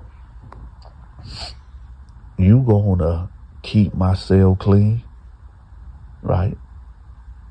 I need $100 from you every week, like clockwork. If my money ain't on that green dot card, I'ma take your life. He was like, listen, man, I'm gonna do everything you say. Just please don't hurt me. I done been beat up, jumped, and, you know, dogged out in the county. I said, hey, listen, man, I don't care about that. I know what you did. He was like, yeah, I know what I did too. Well, you know, I just need counsel. I said, man, I ain't trying to hear that counselor talk. Now, I need my cell clean. I need my clothes pressed every morning. Do you know how to cook? No, I don't really know. I said, okay, never mind. But yeah, that's what I need from you. Then he said, all right, man. All right, cool. So I walked up to him and I got real close. And I said, let that money not be on that green dot card. And then I copped back and said, I hit him right in the face, y'all. And he fell out right on the bed. I said, that's my first and only warning. And tell if you want to. I guarantee you, if you try to check in and go to the hole, I got guards on my payroll. I got people back there that'll get at you. So just do as you told. Then I walked out. He got with the program for maybe 2 weeks before this incident actually occurred. What this story is all about. Y'all remember Nathaniel, the older cat, aggravated assault that I was talking about earlier? Nathaniel and the white dude end up, you know, getting close. They end up, you know, working out together, actually cleaning my cell together. They would start spending a lot of time together. And, you know, that's not abnormal. You know, you might find somebody in there and y'all become homeboys. Y'all become cool, you know. You know, everybody need a friend or associate. And they got cool over time. I was just coming from a visit, y'all, when this incident took place. I come in. I knew something wasn't right because it was too quiet. And whenever it's too quiet, something either happening or about to happen. And 9 times out of 10, Donta's involved. But I'm on a visit, coming back from a visit, so, you know, I the one set up the atmosphere around here. So I'm walking into something that I don't know what's going on. Lord behold, it happens. It happens. Homicide pull up on me. He like, hey, we just caught Nathaniel and the white boy doing the unthinkable. I said, what? He said, yeah, man. They was under the bunk doing the unthinkable. Now, in my pod, in my unit, nah, that's a no-go. That's a no-go. I had zero tolerance for any type of homosexuality activities. Zero tolerance. So I said, where they at? I said, we got them in the room. So I bail up there, right? They both sitting on the bed. I said, yo, the only reason why I'm not executing y'all too is because y'all bring in good money. That's the only reason why. The moment that money stop coming, the moment the money stop coming in, I'm gonna get y'all up out of here permanently. I said, let me tell y'all something. If y'all get caught doing anything else in this type of manner, I'm gonna get y'all up out of here permanently. Do y'all understand me? They said, yeah, man, we understand. And I said, what was y'all thinking? So they went into this spiel of talking about, man, it just happened. I wasn't trying to hear it. So I got a couple of my homeboys together that was standing there, and I told them, yo, just don't hit him in the face. Y'all whoop him out for about 30 seconds. So I walk out the cell, and my homies got the beating on them, right? I mean, I had to, sometimes you gotta talk, and sometimes it's not feasible. You gotta get physical with some people. Lord behold, it was about 2 weeks later, and I ended up going on a medical visit or whatever, to get your yearly checkup or whatever. That's when they test your blood, and they check your iron level, your potassium level, they check your mental health, all that, right? I get back to the unit, right? And I'm told that, Nathaniel and the white boy done checked in. And I said, what? Yeah, they done checked in. So I'm already kind of got it like in my head, like I know why they checked in or whatever, so they can be together. So long story short, y'all, we end up hitting the yard maybe a week later, and I was in B yard, right? And right diagonally from B yard is C yard, right? And I see him. I see Nathaniel and the white dude walk in the yard together. Like that's his man. Or they mans or whatever. So I hit the gate, and I tell one of my homeboys that's over there in that yard, like, hey man, tell the white boy and that dude Nathaniel to come into the gate. So he go over there and he let them know, like, hey man, Dante want to see y'all. So they hit the gate. They're like, what's going on? I say, hey, listen, y'all know it's easy for me to reach y'all, right? That the money situation, that still stands. They're like, man, Dante, to be honest with you, man, I ain't got it no more, man. I really ain't got it. I said, all right, well, y'all need to put something together, because the way y'all left, I mean, y'all can do what y'all want. Y'all ain't in my unit no more, but, you know, I'ma need something. I'm gonna need a severance package.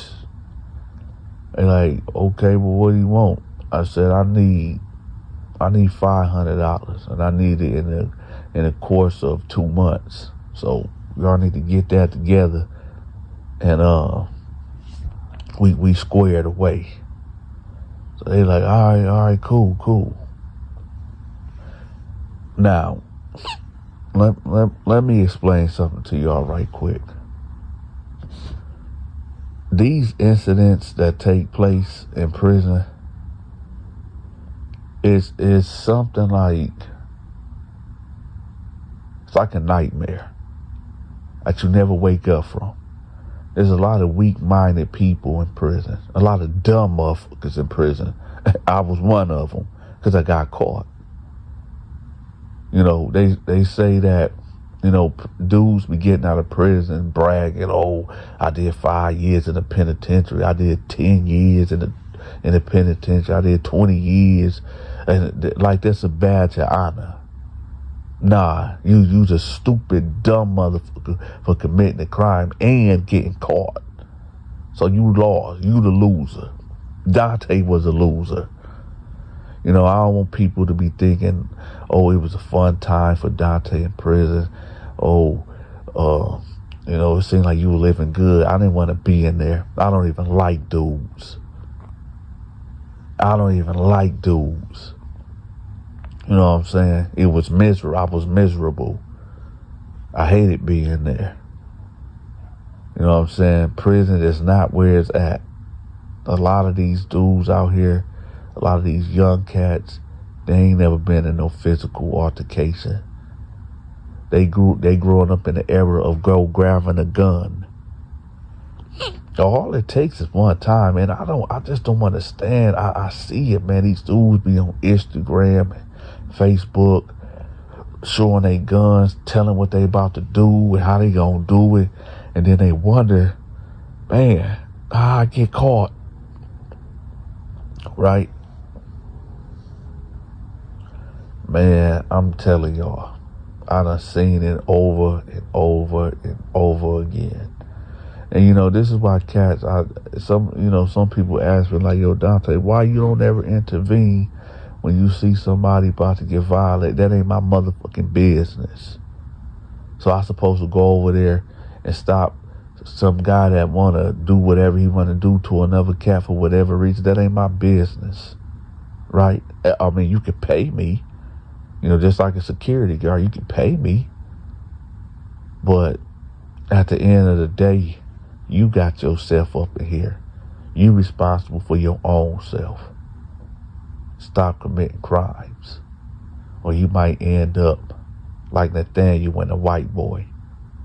And oh yeah, the white boy, well, that's another story about what happened to him in the prison shower. Check this out, y'all. I need for y'all to check out my homegirl Stacy's Storytime. She's telling some real good stories on her channel. If y'all like the way I tell my stories, y'all gonna love the way she tell her stories. So go check her out. The link to her channel will be pinned at the top of the comment section. And with that, y'all, happy Sunday. Stay crime free. Stay out of them penitentiary walls. Check this out, y'all. I need for y'all to go check out my homegirl TikTok channel. She posts every day about stories about black people going missing. She doing God's work, y'all. Go check her out. I'm going to have the link to her channel pinned at the top of this comment section.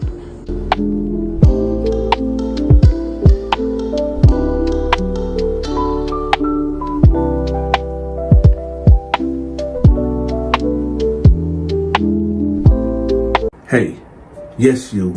Are you a member of the Donta Show Network? If not, I got you. I will have the link to my members only videos pinned at the top of the comment section. You'll get access to my exclusive videos, which is my skits and my movies. Also, when you become a member, I'll give you a special shout out on the 15th of every month. Again, the link to the members only videos will be pinned at the top of the comment section. I drop a brand new video every day at 5 p.m. Standard Eastern Time.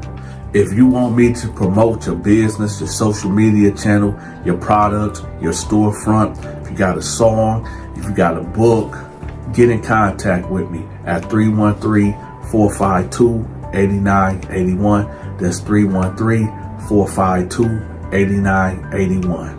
Or email me at TheDontaShow88@yahoo.com.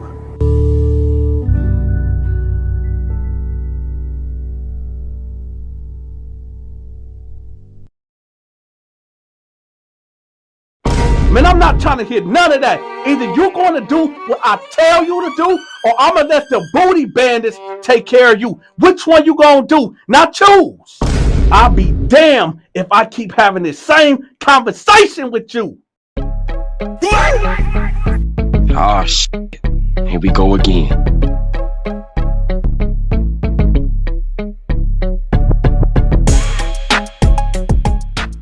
So later on that night, I hear him up there crying. He whimpering. So I'm like, hey, man, what's up with you, man? You all right? He like, man, I just don't want to be here, man. I didn't even do nothing, man. I'm innocent. I said, well, all crying ain't going to do nothing. I mean, according to probably 99% of the inmates in here, besides me, we are innocent up here. He like, man, I know that, but I didn't really do it, man. I didn't do it, man. It was all consensual. I said, listen, bro, there ain't no reason for you to be in here crying. Because, I mean, you ain't going nowhere. How long you got anyway? Man, they gave me 4 years. I said, well, what's your minimum? It's 2 years. I said, how long was you in the county? I was in about a year. I said, man, you only got 1 more year, man. I mean, the warden is your dang uncle. And how the heck did you even get here? He like, man, I don't know. You know, he cool with the governor and the judge and stuff like that. But, man, I just don't want to be here. I said, well, it could be worse. It could be worse, man. He like, man, and I just didn't like how you hit me, man, how you been hitting on me. I said, listen, dog, it ain't nothing personal. It's just you got a lot of mouth on you. And it's better that I slap you in the mouth versus somebody else, because somebody else might knock your teeth out your mouth, man. He like, but why y'all gotta be so violent? I said, listen, hey, dog. So at this point, I done hopped out the bed, right? And I'm standing up looking at him. And I'm like, listen, dog, this is prison, man. This is prison. You're going to get hit. You're going to get punched on. You're going to get kicked, man. This is prison. This ain't no child daycare center, man. I said, it's bullies in here. And a lot of y'all cats in the comment section talking about, oh, Donta was a predator himself. Donta is prime evil. Y'all got to understand something. When you are in prison, you either going to be a predator or you're going to be prey. And that's it. That's the bottom line to it. Y'all got it misconstrued out there, and we're going to get back to the story. But understand this. Prison is not a place where things make sense. It's not a place where you would think that logic will outweigh ignorance. No. Ignorance reigns supreme in prison. Only the strong survive. If you're not physically fit to survive in prison, you better have some money, okay? Or you better have a brilliant mind where you can manipulate other cats to do your will. And that's the bottom line to it. It is the terror dome, okay? So for you cats that be sitting up there saying, oh, Donta was dead wrong. No, I was dead right. I was doing exactly what I supposed to been doing in there, all right? So let's get back to the story. So I'm like, listen, dog, it's better for me to slap you around than other cats because you might get your teeth knocked out your mouth. And he like, man, so what should I do? I said, you know what? Get up out the bed, man. He like, for what? I said, get up out the bed. Stop talking back. That's your problem. So he like, all right, man. So he get up out the bed. I said, get down and give me 20 push-ups right now. He was like, okay. So he started doing the push-ups. Then he got to 20. I said, all right, now get down and give me 30 sit-ups. So I got down there with him, and I put my hands on his feet, and he started doing the sit-ups. I said, this is how you get strong. You got to get physically strong, man. So now he like, okay, so I said, look, I'm gonna put you on a program, man. Every day we gonna do it in the steps. In the morning time, I need 50 push-ups and 50 sit-ups and 100 jumping jacks. In the evening, right after count or whatever, I need the same thing. I need for you to work out 3 times a day. And at night, we gonna redo it. So you gotta work out. You gotta get physically strong, man. So he like, okay, all right, cool. I guess I said, no, it ain't no I guess. If you want to be able to stand up for yourself, dog, you have to get physically strong because you're weak, man. And I said, and to keep it real with you, matter of fact, I want you to punch me in the face. Have you ever punched somebody? He said, no, man, I never got into a fight in my life, man. I said, why not? He said, because I never had to. I said, punch me in the face. I want you to punch me as hard as you can in the face. He like, well, is you gonna hit me? I said, man, punch me in the face. He was like, man, I don't know if I want to. I don't know if I want to do it. I said, listen, if you don't punch me in the face, I'ma kick you in your face. He like, all right. So he punched me, and it was a little love tap, like boom. I said, that's it, man. I said, you a grown man. You 20-something years old, man. Punch me in the face. So he like, well, I don't want to, man. You scare me. I said, listen, you ain't getting it. So I grabbed him by his collar right here, and I pulled him close to my face. I said, listen, you better be glad that your uncle put you in the cell with me, or you could be in the cell with somebody right now, and they taking your butt cheeks, man. Now punch me in the face. So he was like, all right. So he punched me, right? And when he punched me good, hit me right in the nose. And when he punched me, I said, boom, punched him right in the face. He fell on the ground like, oh, why you hit me? You hit me. I said, that's exactly what's supposed to happen. You don't get no free rides around here, man. I said, dang, that was a good punch, man. I said, that's what you start doing, man. Start punching people that's saying something to you crazy. If somebody come to you and I'm not with you, because ain't nobody going to do nothing to you when I'm around. But when I go on my visits or I'm out conducting my business, you got to be able to hold it down yourself. He like, I know, but my uncle said that you was going to take care of me. I said, listen, I can't be everywhere, man. I can't be in the shower with you when you in there showering. And I damn sure ain't going to be outside just waiting. So you're going to have to be able to take care of yourself when I'm not around. He like, okay, man. Okay, I'm starting to get it. I said, now, we going to shadow box, okay? So do as I do. Okay, so we turn this way, and I'm like, showing him a couple of combos, a 1-2 hook type of jab thing. You know what I'm saying? So that's mixing them, just showing them a couple of things. Then I said, okay, if you find yourself where a guy trying to run down on you, this is what I usually do, okay? Now, I do not condone no type of violence at all, but I need for y'all to pay attention to this, especially if you are not a violent physical person. One of the things that I have learned through all my years of throwing knees and protecting myself is that if you hit a man right here, you see this right here, right in this area, the right way, boom, he going to bed. If he don't go to bed, you're just getting dislocated, okay? Or if you face to face with somebody and they ain't swing on you yet, pop off right here. See, I got a big nose. Y'all see how big my nose is? I got a big nose with big lips. However, if you are a person that don't know how to fight, if you punch a man in his nose right here, he instantly going to water up. He's going to tear up.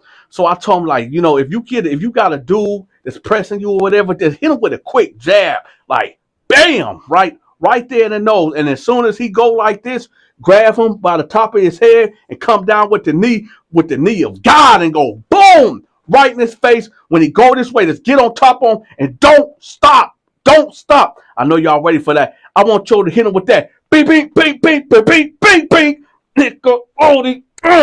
Right? Beat him down. Don't stop till he stop moving, right? Or till the guards get you up off of him. And that's just how it's going to have to be. He like, well, what if I end up killing him? I'm like, so what? This is the Terror Dome. It's either your butt cheeks are getting taken or the person lose their life. Which one you going to do? He like, man, I didn't know prison was this intense. I said, how did you grow up, man? And tell me about your charges, because something don't seem too right. He like, well, I grew up in the suburbs, man. I just lived the regular white suburban life. And, I got into the adult entertainment. And like I said, I was filming all type of scenes. And we had this one scene with the chick that, what I'm in here for. We had this one scene where I supposed to broke into her house and, and do the unthinkable. Now, he didn't say that. For the integrity of YouTube in this show, I can't say the exact word, but y'all know what I'm saying. He said the scene was he had to break into her house and do things with her against her will, and she was paid for it, right? But then she wanted more money, and they said no, so she accused him of the unthinkable, and that's why he here now. So I said, so basically, two professionals, you and this chick, signed the agreement, a contract to do this. He was like, yeah, that's why I'm like, this is a contract. But I didn't know, when somebody says no, and she was saying no, that's how they wanted the case, because she kept saying no. And I want to educate you people something too. I don't really know about that adult film type of stuff at all and how that business works. But I do know this. As two consenting adults that decide to be intimate, y'all can be intimate up until the woman tells you that she don't want to do it no more. Did y'all know that? You can be already in it. And she like, no, I don't want to do this no more. And if you keep going, I know how crazy it sounds. Matter of fact, y'all let me know in the comment section. If a woman consent to be messing for y'all to do it, and you right in the middle of it, and like 2-3 minutes in it, and she like, no, I don't want to do this no more. It's a hard pill, y'all. Pause. That's hard, man. Pause again. But it's like, what a man to do. I'll tell you what you better do. You better stop, or you're gonna be Dante's bunkie, and I'm gonna be running these same rules down on you, telling you what you can and what you cannot do. Right? So anyway, so he telling me this, and I'm like, yo, hey, I don't know. But I do know this, though. I said, I'll tell you this, though. If you was in here, right, for outside of that adult film industry, like if you broke into a woman's house and did that woman like that for real, this conversation and what we got going on would not be happening. It just wouldn't. I'm telling you right now, you in the danger zone of maybe 60%. But if you was in here for what outside of that, dog, you will be at danger zone 110%. Your uncle would not be able to protect you at all. He like, I get that, but I'm telling you, man, that ain't what happened. I said, all right, well, that ain't for debate, man. You already got convicted, went to trial, whatever. It is what it is. Now you just got to focus on what's going on right here. So he like, all right, man. So we just gonna be working out, and I said, as a matter of fact, I need for you to do me a favor. He like, well, what can I do for you? Well, how can I help you? I said, well, the warden's your uncle. I need for you to see, can he, get you some things in here. He like, what you mean? I said, contraband, man. Some tobacco. Some, you know what I'm saying? He like, man, he ain't gonna do that. Man, he bought a book. He ain't gonna do it. I said, listen, man, whether you know it or not, you got a little clout in here because the warden is your uncle. Now that can go two ways. Dudes can try to really get at you because you the warden's nephew. Or dudes might want to kiss your butt to stay on your good side. But you already know what me and your uncle got worked out with me and you. So, you know, it is what it is. So I said, this is what you do. You tell him, like, and in some ways or whatever, when the captain come, ask him to talk to your uncle. And of course, he going to bring you there, whatever, and tell him, like, you know, can you make some phone calls? Like every week, once a week, ask the warden, can you make a personal phone call or whatever the case may be? So that way he'll get used to you asking him for it. And then when guards see that y'all doing that, all you just got to do is try to throw your weight around just a little bit to see what somebody bring you in the phone or something. You know what I mean? So he like, okay, I think I see what you say. I see what you're saying. I said, yeah, that's all you got to do, man. I said, listen, man, we ain't got nothing but time in here, man. All you need to focus on is getting your body right, and staying out the way, man. That's all you got to do. Work out, stay out the way, man, and listen to everything that I tell you to do. He like, okay, that's cool. I got it. Okay, cool. So then I saw you good now? He like, yeah, I'm straight. I said, you sure you straight? He like, yeah, I'm good. I said, all right, now go to sleep, man. So then I get back in my bunk and he get up there and he lay down, right? So I'm laying there. I'm assuming it's about maybe 2:00 in the morning now. Then I hear the door open. Boom! Now that everybody knows that noise, that noise that we hear, that loud banging noise, that it's when they open up the door, the main door, right? So then, who walks in with a guard? KB. For those that don't know who KB is, well, if you haven't been watching my channel, you might don't know who the heck KB is. But listen, KB is somebody that you don't want to be in a cell with. KB is somebody that don't want to have no friends. He don't want to have no associates. He the type of dude that don't ask. He takes. He don't ask for nothing. He takes it, and he want the confrontation. He want the issue. So it's best that if you ain't willing to take this man's life or attempt to put that blade on him, you just forget it. Just give him what he want. Now, KB was not no booty bandit. He was a predator, no doubt. Matter of fact, he was an apex predator, a predator of all predators. He was a bigger predator than me. Okay. Now, here's the thing. For you so-called prison dudes out there that be talking about, oh, if KB or Dante would have ran down on me, I would have just took a knife and just applied pressure on his jugular. See, this is why y'all so twisted and y'all know nothing about prison. Because you do know that if you take another man's life in prison, you do know this, right?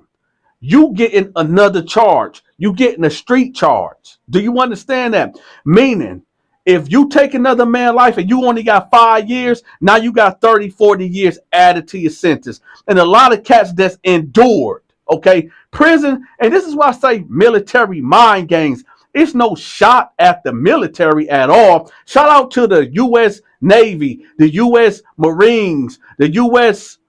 National Guard, the U.S. Army. This ain't got nothing to do with our soldiers. Okay, shout out to the Armed Services of America.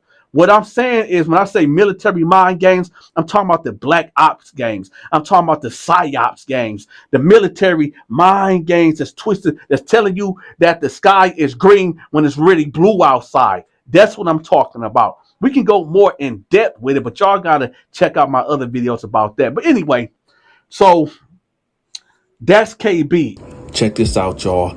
I need for y'all to go check out my homegirl TikTok channel. She posts every day about stories about black people going missing. She doing God's work, y'all. Go check her out. I'm going to have the link to her channel pinned at the top of this comment section.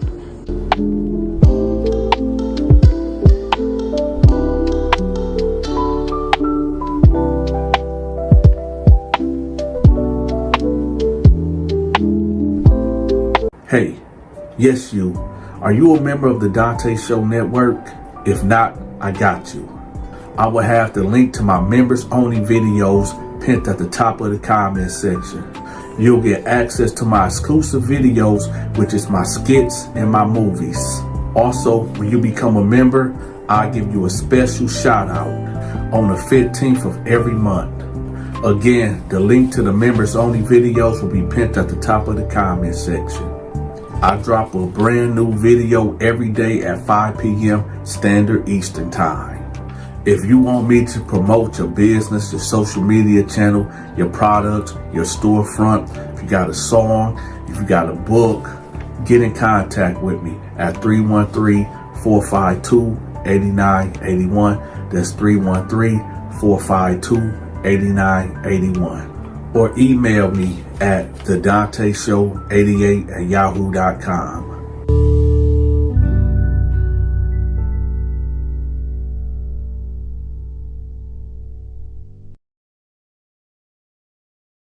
The husband got the fork at his mouth and he stopped. And he said, "You put poison in this or something?" She's like, no, I put my period blood in this. Oh shit, here we go again. If you have a friend and you allow your friend to move in with you and your man, well, understand this. You might trust your man and you might even trust your female friend. Well, let me set the whole stage for y'all. Now you got this woman and she has a female friend that's down on her luck. She got behind on her rent. She got behind on the bills. So her and her husband talked about it. You know, Larisha, she's down on her luck. She about to get evicted. And, you know, she's my home girl. And, you know, she should come move in with us for a couple days, you know, a couple weeks, you know, till she get her stuff together.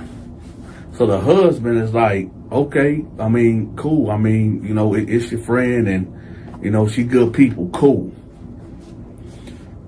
Before we even go on with this story, y'all seen the title. Let me ask y'all a question out there. Would you let your female friend that's on hard times move in with you? Do you trust her to be around your husband when you are not there?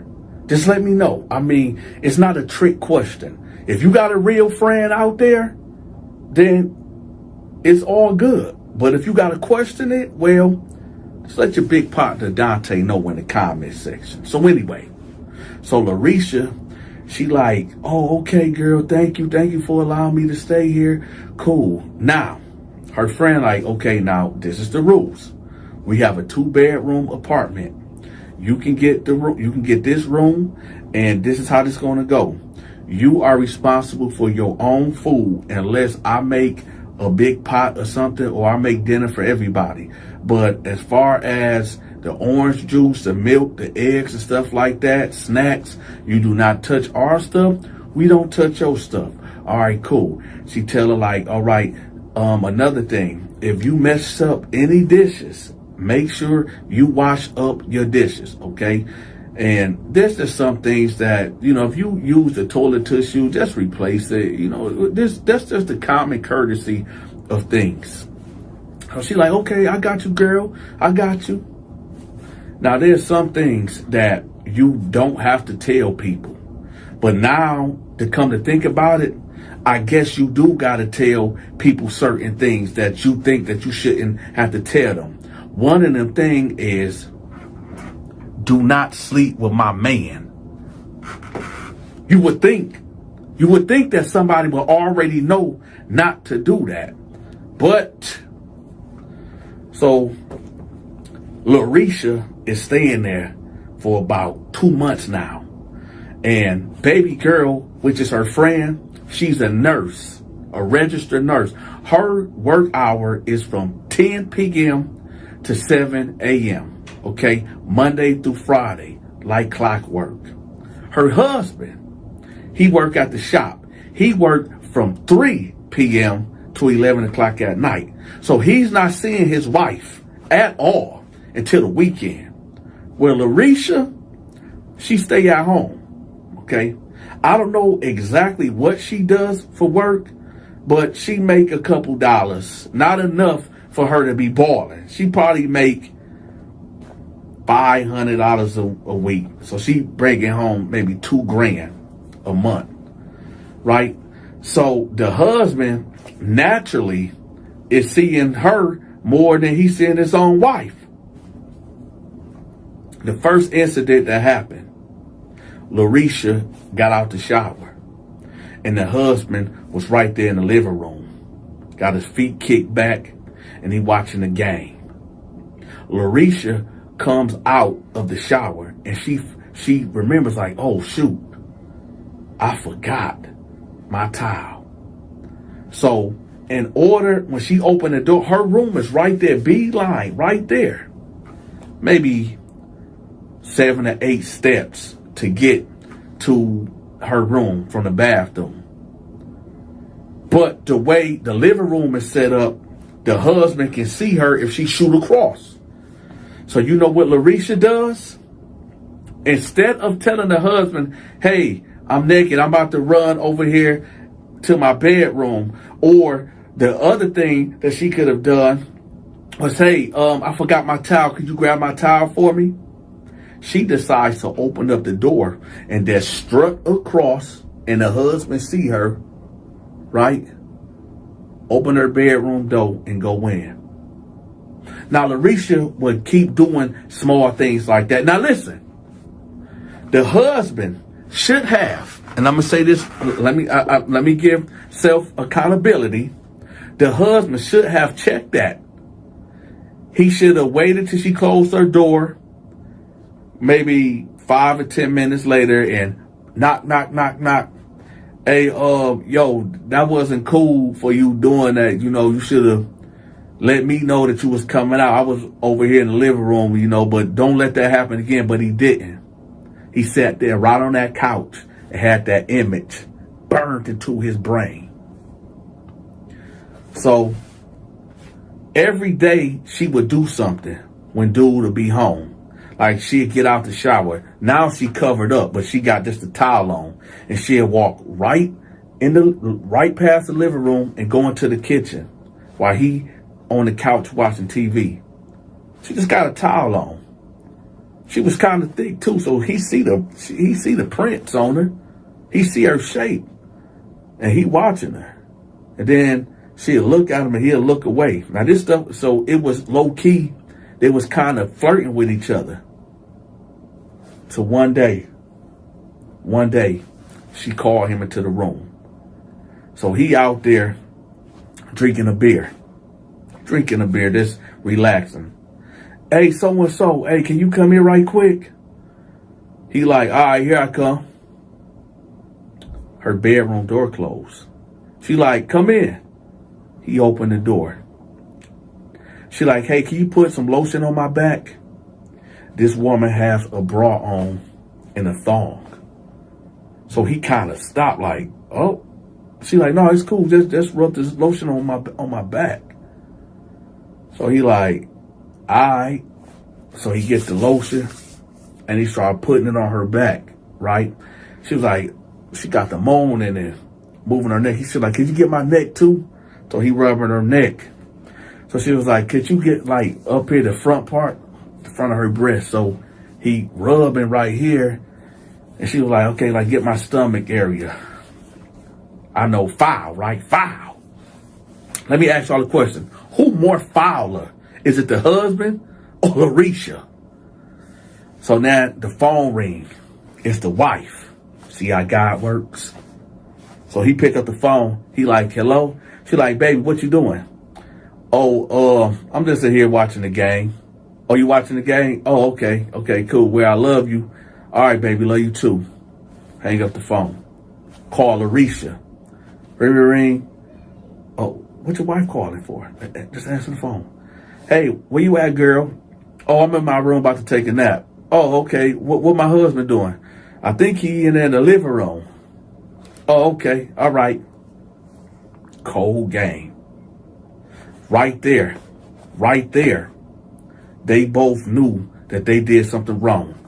Because why you have to lie to your friend and why you have to lie to your wife? You know you wrong because you just lied talking about I'm in here watching the game, and she talking about, oh, I'm thinking he in there. So right there was a connection that he said to himself, well, shoot, if she down with it, I'm down with it. And she's saying the same thing. So now he rubbing her, because she like turned to her side. Now he like up on her like this, and he like, you know, rubbing her, you know, rubbing her tatas, right? So eventually she look at him, and he look at her, and they just get to kissing. Then he lay her down on the bed, and they will do what adults do. This will go on for about 2 weeks. 2 weeks straight, like clockwork. You women know when something's wrong down there. What is that called? The pH balance or something like that? When you know you only been sleeping with one person, so you know that you ain't got no STIs or yeast infections, whatever it is. I'm not a woman, but I hear these things. That when you are sleeping with your partner and he decides to go out and sleep with somebody else, things is just off. You start noticing that. Now this woman only been with this man. She lost her virginity to this man, her husband. She only know him and only been with him.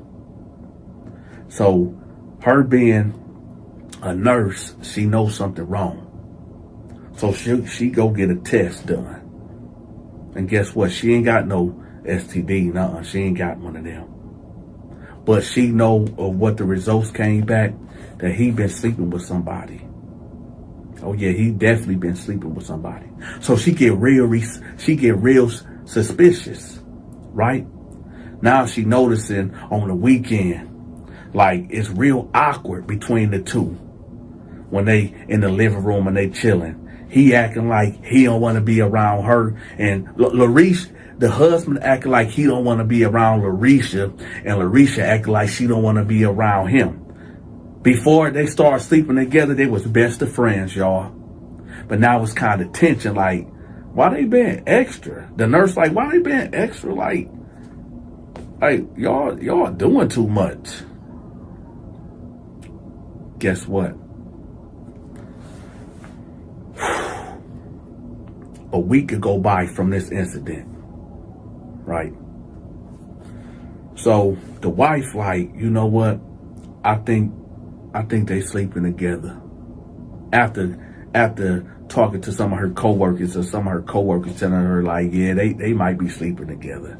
You always gone, and they always at the house together, and I mean, how would you know?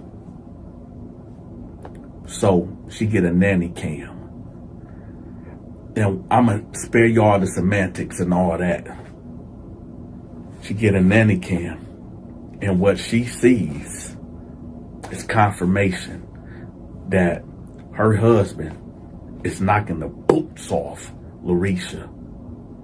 When she see that video, remember y'all, this girl lost her virginity to this man. He is all she ever known. The ultimate betrayal. So when she see her husband going in that room with Larisha getting out the shower, it broke her into a million pieces. Now this is where this story is about to get volatile and crazy.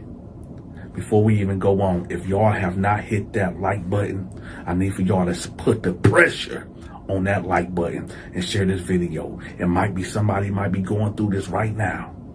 Now let's get to the terror dome. So she like, you know what? I'm going to divorce him. I'm about to kick this chick out of the house. But she said, you know what? Nah, I gotta get them back. So she decides on that Saturday to make spaghetti and meatballs. She boiled the noodles. She fried the hamburger meat. And she chop up the onions and chop up the bell peppers. Stir fry, right? This woman is on her menstrual cycle. Yeah, that's right. She's on her period. You know what she does? Y'all know where we going with this one. She take her period blood, and mix it in the spaghetti sauce. Oh yeah, this is the ultimate get back. This is the ultimate revenge.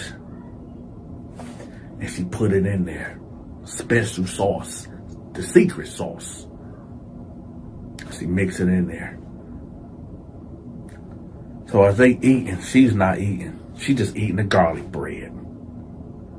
As they eat, man, this good, this good. Got Larisha over here, got the husband over there. And she right here, sipping her glass of wine. Just watching them. It's good too. They killing it. So she say, hey, I want to show y'all something. They're like, okay, what's going on? So she play on her tablet for both of them to see of him going in her room. They hear him moaning. He like, baby, I can explain. You know, you ain't got to explain nothing. The girl, Larisha, just sitting there with her head down. She like, nuh-uh. Continue eating. Continue eating. No, y'all continue eating. Because you know what, Larisha, since you want to be so a part of my marriage, and you, since you want to defile our marriage, and y'all want to leave me out of it? Wait, baby, what you talking about? You want to be down with this? No, you sick son of a, I don't want to be down with this. I love God, and I respect my marriage bed. But since y'all want to be together and leave me out of it, guess what? Now I'm a part of y'all. So the girl, Larisha, looked up like, well, what are you talking about? The husband got the fork at his mouth and he stopped. And he said, you put poison in this or something? She like, no. I put my period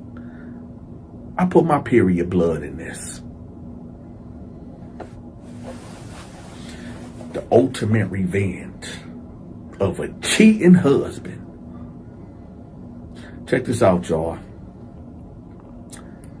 If y'all want to tell me y'all crazy stories of what happened to you, make sure you email me or contact me. Okay, I'm gonna do live call-ins for y'all to tell me y'all crazy stories. And if y'all don't want to tell the story, tell me the story and I'll tell the story.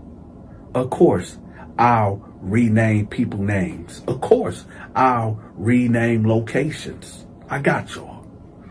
Who else to tell y'all stories than me? Oh shit, here we go again. Hey, yes you. Are you a member of the Donta Show Network? If not, I got you. I will have the link to my members only videos pinned at the top of the comment section. You'll get access to my exclusive videos, which is my skits and my movies. Also, when you become a member, I'll give you a special shout out on the 15th of every month. Again, the link to the members only videos will be pinned at the top of the comment section. I drop a brand new video every day at 5 p.m. Standard Eastern Time. If you want me to promote your business, your social media channel, your products, your storefront, if you got a song, if you got a book, get in contact with me at 313-452-8981. That's 313-452-8981. Or email me at TheDontaShow88@yahoo.com.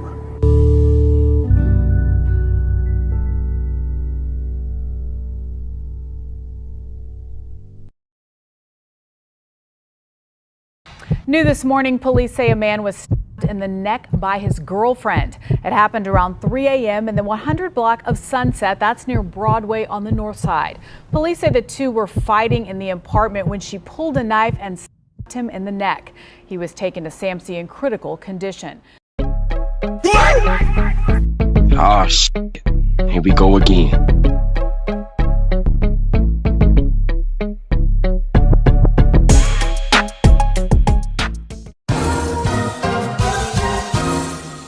reading is very fundamental.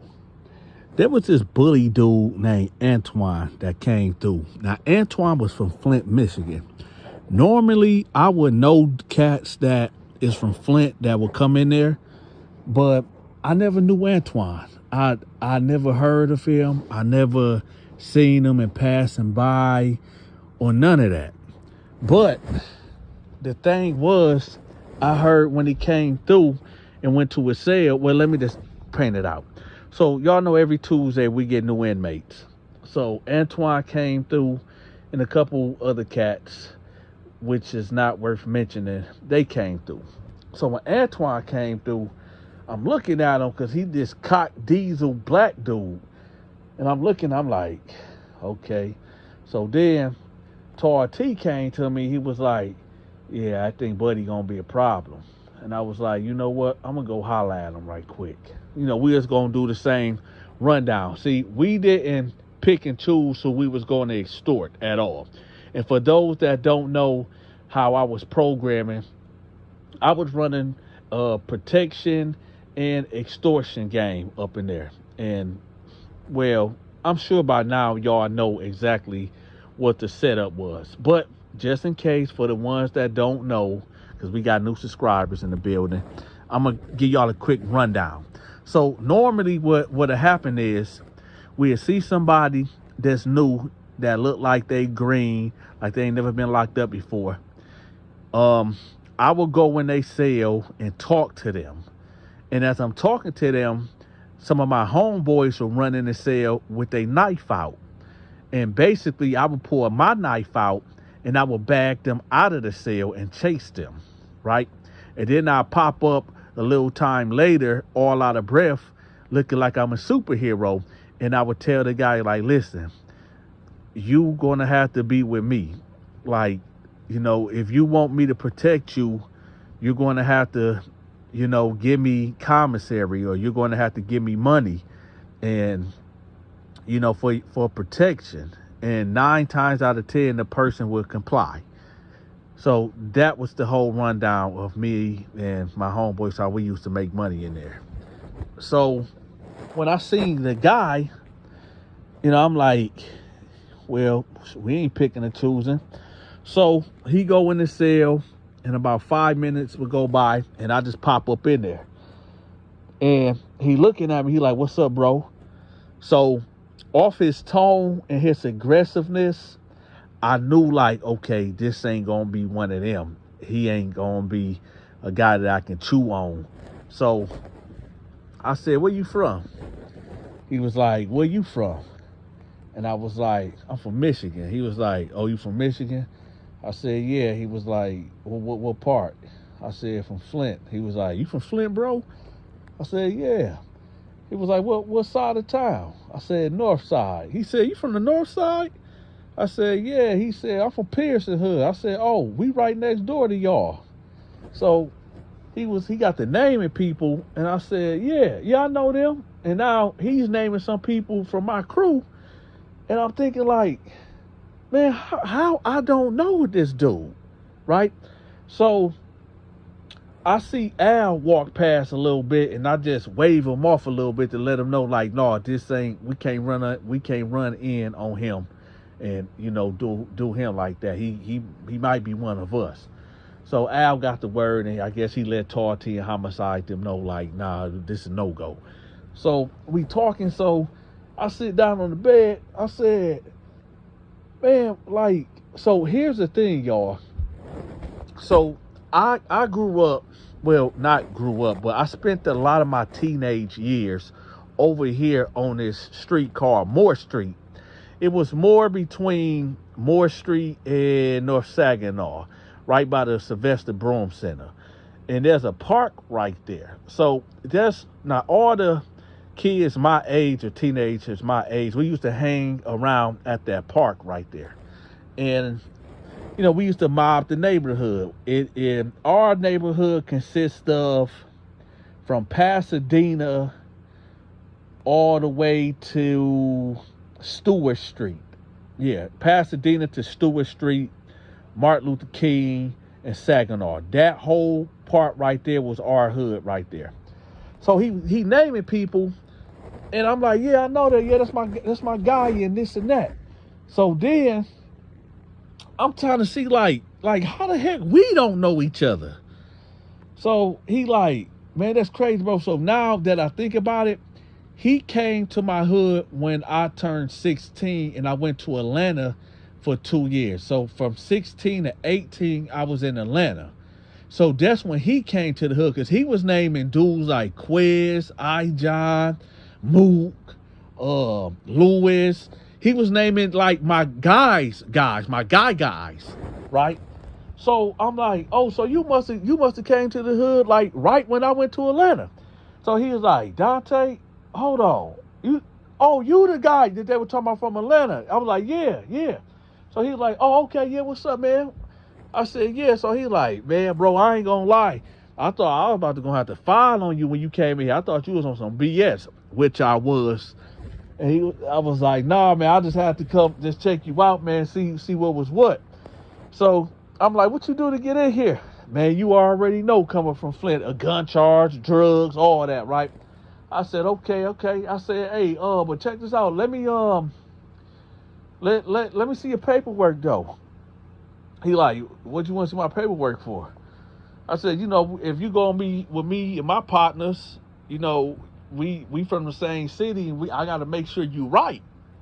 So he was like, oh yeah, no doubt. So he went in his bag and he pulled out his paperwork, and I'm looking at it, I'm going through it. I'm like, okay, gun charge, possession, okay, this, okay. I said, okay, bet. So do y'all remember when I said reading is fundamental? Make sure y'all keep that in y'all head, okay? So we leave out. I said, come on, let me show you around. I'm gonna show you who everybody is, introduce you to everybody. So we come out. He like, all right, bro, let's go.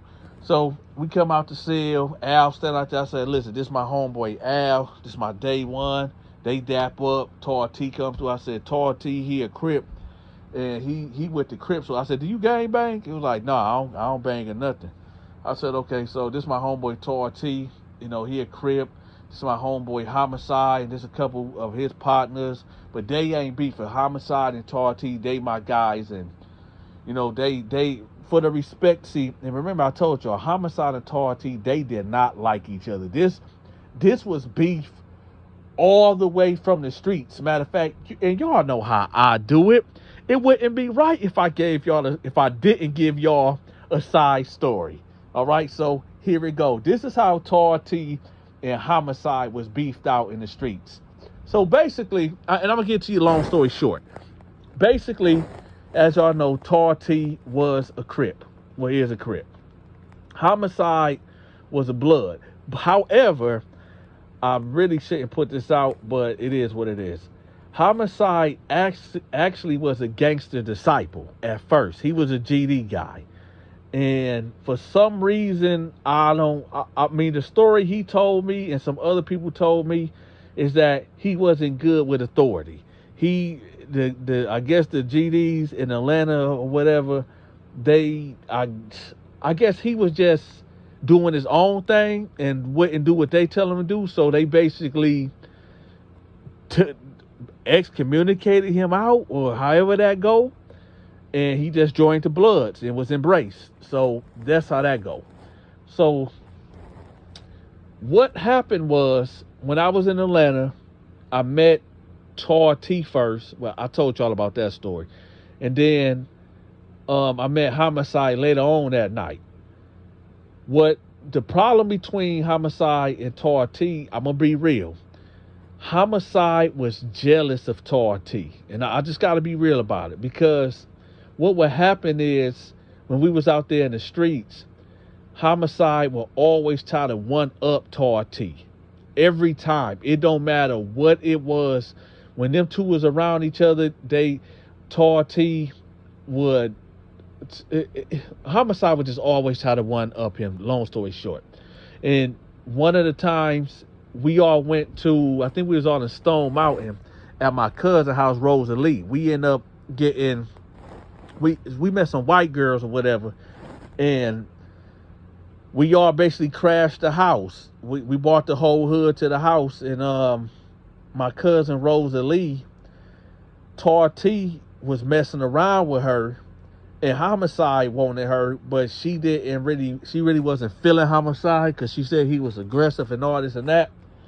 And I don't know what happened. All I know, I was up in the room with a chick, and all I hear is, Dante, you need to come get your friends. You need to come get your friends. This Rosalie. And I come out the room, and I see Homicide, like, taking his shirt off, like, yeah, swing, nigga, swing, swing. And Tar T is getting held back by Al and Derek and my brother King. So they holding Tar T back, and Homicide like, it ain't nothing. Let's go outside then. Let's go outside. So I end up getting in between them and had to wrestle Homicide all the way outside and told him to chill and all this and that. And when it came down to it, it was basically Homicide hating on Tar T. So let's get back to the story. So I'm introducing this dude, Antoine, around there, letting people know who, what is what. So we go back to his cell. So me, him, and Al go back to the cell. And then, we just talk about Flint stuff, right? So then he say, yo, Al, can you step out right quick? I need to holler at D right quick. So Al step out the cell. So he tell me, he like, hey, like, how y'all in here making money? Like, y'all moving that pack? I was like, no, we don't get involved, and we ain't involved in that. He was like, so what y'all do? I said, I mean, we do our thing, but it ain't nothing drug related though. He was like, man, come on, bro, come on, I ain't no snitching nothing. Like, what's up? I want to get down. Like, what's up? I was like, nah, we don't really, cause I ain't want to listen. I don't know this dude, or because he know dudes from my neighborhood and dudes that I knew. That don't mean I just tell him everything, because he could be a CI. He could be a confidential informant. You know what I'm saying? It's dudes. Let me give y'all some free game right quick. There's guys that got so much time, and all they do is get put in situations and get in dudes' business, and you divulge information to them. Like, say you done got a body, right, and you done hit the gun, but they only got you on like a drug possession or something, but they couldn't get you on the gun charge of the body. And now you feel comfortable talking to a cat about what you done did and where you put the gun at and all that, right? But here's the thing. The police don't know what that gun is, so that dude will get close to you, and you will start telling him all your business, and then next thing you know, he end up out of the pod, and you end up going to emergency court, and he right there in a suit pointing at you and telling the judge and the DA and everybody what you said. They done went to grandma's house and found the gun. So y'all got to be careful who y'all divulge information to, because that's real. So I wasn't going to put them on. So anyway, he like, oh, okay, whatever. So, cause he knew I wasn't letting them in on what we doing up in here. So anyway, he like, hey, but for real, man, what about the white boys? We had like 5 white dudes in there, and they was cool. They was cool white dudes. The white dudes that actually they called them wiggers. And a wigger is a white guy that you cannot tell them that they are not black, that type.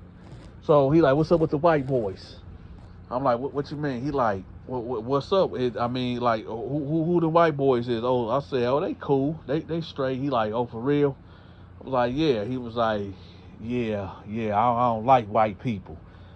I said, why you don't like white people? He's like, man, how they did us back in slavery. So all I'm thinking in my head, like, oh, okay, we got one of these dudes. So I'm like, word? He said, yeah, man, I just don't like white people, man. I said, let me ask you something. Have you been outside of Flint? He's like, what you mean? I said, have you ever traveled outside of Flint or whatever? He was like, I mean, I went to Detroit a couple times. Why? I said, have you ever left Michigan? He was like, nah. I said, hold on. So this is the first time that you ever left Michigan? He like, yeah. I said, oh, okay. I said, well, as far as that, I said, you know, all white people ain't racist. You know, all white. He like, man, I don't want to hear that. I don't want to hear that. Any white person that try to do anything nice for a black, they just trying to get over on them. I said, that's not true. I done met some real good white people. He was like, yeah, okay, yeah, all right. I said, no, for real. It's good white people out here, man. I done dealt with all type of people. I said, you know, you got to treat people the way that they treat you. You know, if people, you know, trying to dog you out, then dog them out. But there's a lot of good white people. And he said, all right, what about some white boys, though? I said, they cool, they straight, you know, they do their thing. He like, oh, okay. So, I could tell what type of dude he was already. And for the sake of, you know, him being from the city, I'm like, nah, this dude ain't really go. Because he reminded me of Homicide. Like, I can tell that he really wanted to get more aggressive. And because I heard it's all in his body language, his tone, and all of that. So I'm thinking to myself, like, nah, I don't need another Homicide, right? So I'm like, all right, look, I'm finna roll up out of here, right? So he like, so we dapped up and I left out, right? About 5 minutes to go by and he come out the cell and he go right over there to the white dudes. And you can tell how his body language is. He just, the way he talking to them is like he trying to assert dominance over them. And like I said, when we was at, it wasn't racially segregated or nothing like that, but you know, the whites typically hung with the whites and the blacks with the blacks. But you know, we all still talk, we all still mingle, we all could still do business with each other. There wasn't no issues like that. If somebody was racist that was white, they damn show didn't show it. But you can tell. Oh, but just looking at him, he putting his hand on their shoulder. You can tell he like play boxing with him, like trying to assert dominance on them. So I'm looking, and they all looking uncomfortable. So I'm like, oh, okay, I see what's going on. So one thing that I noticed about this dude, he will big homie you to death. Big homie. So what he'd do is okay, so one example, what I would see him do, it was this white dude named Josh in there, right? And Josh, he had money. I don't know what his girl was doing out there in the outside. I think she was a nurse or, no, he did tell me what she was. What is it called when you deliver babies? I think it's called an LPN or licensed practitioner nurse. Maybe that's what it's called. Whatever it was, his girl was in a NICU for like premature babies, and she had a lot of money. She used to keep Josh's books laced. So I guess what he would do is he would like do like in the course of a month, you would just hear him coming to Josh, big homie, hey, big homie, and you think you let me, I can get a couple of soups until I get something on my books. And you know, Josh was a good spirited dude. You know, he didn't want no problems. He was in there on an armed robbery charge, and I know some of y'all will say like, wait, but this girl was making money. She wasn't always making money, but I guess she was just getting finished with school, or she was in her what is that called when you your residency when you becoming a nurse or whatever. You're not a nurse, but you like training or whatever. But I guess that's when he got locked up or whatever. But what he would do is he would basically tell Josh, like, listen, when I get my money or whatever, I'm going to take care of you. I'm going to hook you up or whatever. And he always kept big homie him and always kept trying to get him like compliments and stuff like that. And then Josh would just give him a soup or a couple honey buns or a pack of the Reese's cups and stuff like that. But it got to a point. Now we can go to the store every 2 weeks, but every 2 weeks, here he go. Oh, big homie. Like when it's time to pay up, oh, big homie. Can I talk to you? What's up? hey man, hey man, my people didn't come through. So you but I got you. I promise I got you, big homie. So when he you know what? I know what it is. He was the type of dude that would be flattered, like flattery. He know how to exhibit flattery to try to build you up, to make you feel good about yourself, and then he'll ask you for something. That's what type of dude he was. But if you would tell him no, that he'll switch on you and have a big attitude. So that's, now I know there's people out there in the free world that know cats like that. So for the sake of time, y'all, I'm gonna go ahead and wrap it up right quick. But listen, here's the thing. So Twan, what he would do, he would keep getting stuff from him, and as long as Josh was giving him stuff, it was all good. So the day that Josh told him, like, nah, you know, you owe me too much, and you know, you keep on big homie, you and me, and all this and that, but yo, I need for you to give me something. I mean, give me a dinner tray, give me something for collateral, something. So Twan was like, man, what you mean? So you said my word ain't good? My word ain't good? See, I could just beat you up and took all your stuff. So Josh like, what? He's like, yeah, I could have just beat you up, but I'm just asking for it. So I'm listening to this dude. I'm like, okay, yeah, I see what type of dude this is, right? So here's the thing about our pod. It was primarily peaceful. Everybody really got along the best way that we could. And if we did have any discrepancies or whatever, you know, we'd go to the shower and we'd fight, right? So when you get an eyeball like Twan, he got to go because he's causing too much disruption. And, you know, my issue was that I can't let him do something to white boy Josh because me and him did a lot of business together. You know, whenever I was running the protection and the extortion thing, people would go to Josh because Josh was a store guy also. But, you know, some dudes would try to take advantage of him because he was kind-hearted or whatever. And what they would do is he'd let them borrow stuff, but when it's time to pay back, they'd play him, but then they'd try to come to him again and be like, yo, can I get something? He was like, no, but then they'd try to, you know, flex on him, and then that's where me and my boys would step in, and you know what I'm saying? So we had to protect Josh at a certain degree because now you mess with our money.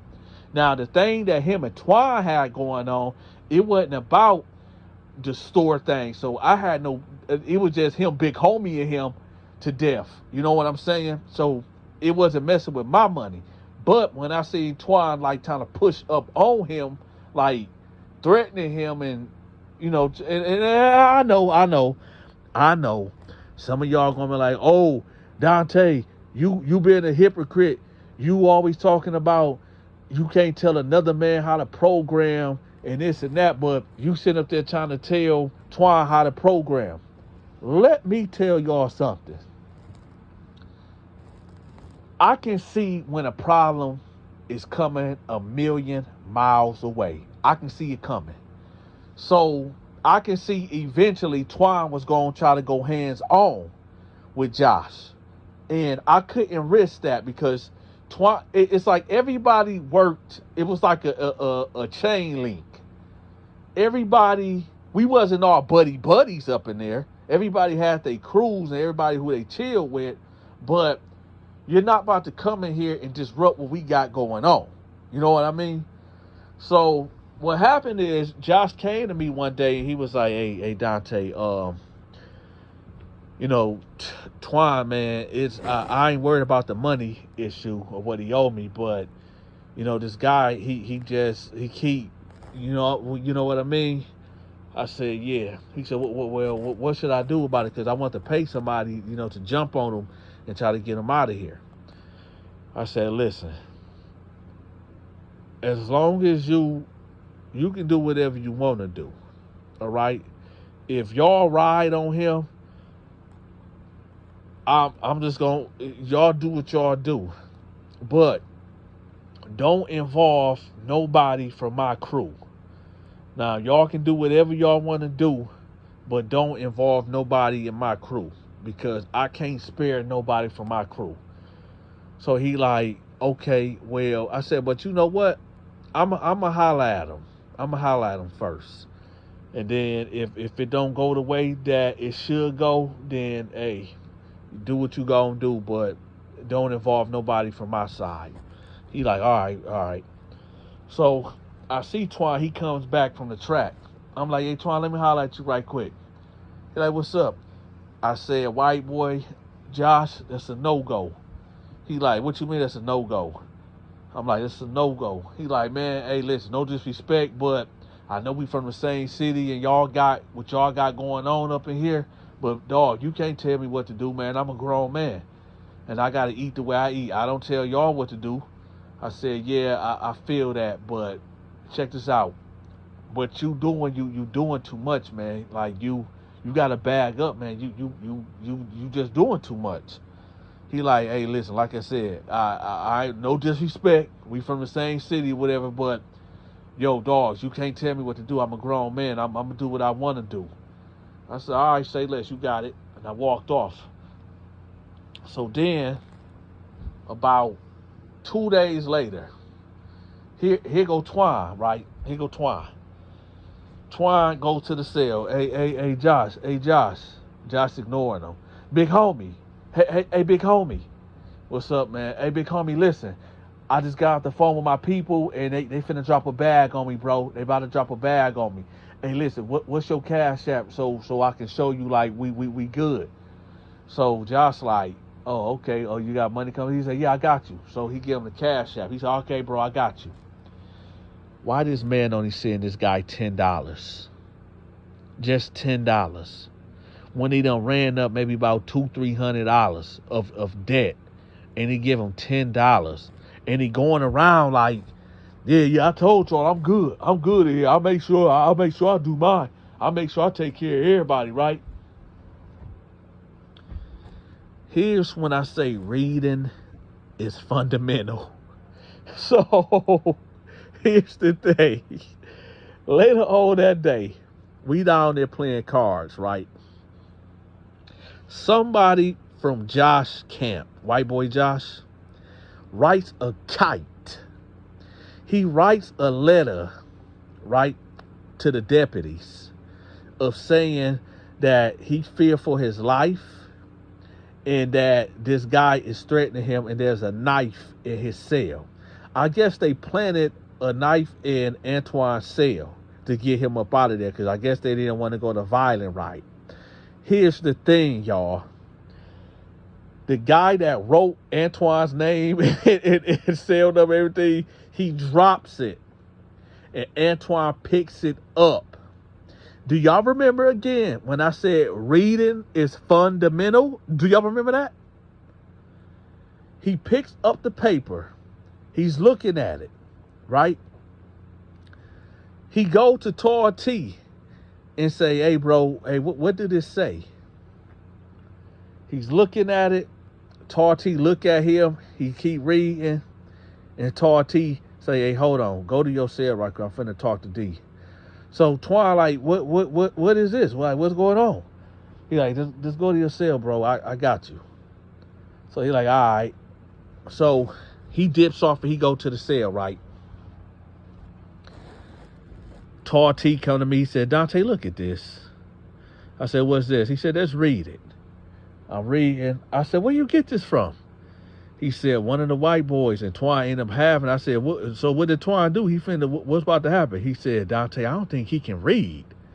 I said, what? I said, no, he gave it to me, his name on here, like, he don't know his own name? I said, what, like, what? I said, yo, that is crazy. So I said, okay. I said, well, just go throw it away. So then he like, what you want me to do? Because he waiting on me. I said, well, do y'all want him still up in here? He was like, no, to be real, man, fuck him. I said, well, go ask Al, go ask Homicide, and ask Clayvon how they feel about it. So he go ask them. They said, F him. So I said, all right, well, hey, go let Josh know they got the green light. 3 days later, y'all, he up in his cell. The guards bum rushed the cell. And well, Twan is gone. Now, I'm going to give y'all the conclusion about Twan. Twan will end up eventually getting out. He ended up getting out. Do y'all remember when I tell y'all stop putting your hands on women unless a woman is trying to take your life? But, 9 times out of 10, a man can get away from a woman. Well, Twan was the type of guy that liked to put hands on women, got a kick out of it. And well, when Twan got released, he ended up getting with one of his exes that he used to whoop on, and she ended up taking his life. New this morning, police say a man was stabbed in the neck by his girlfriend. It happened around 3 a.m. in the 100 block of Sunset. That's near Broadway on the north side.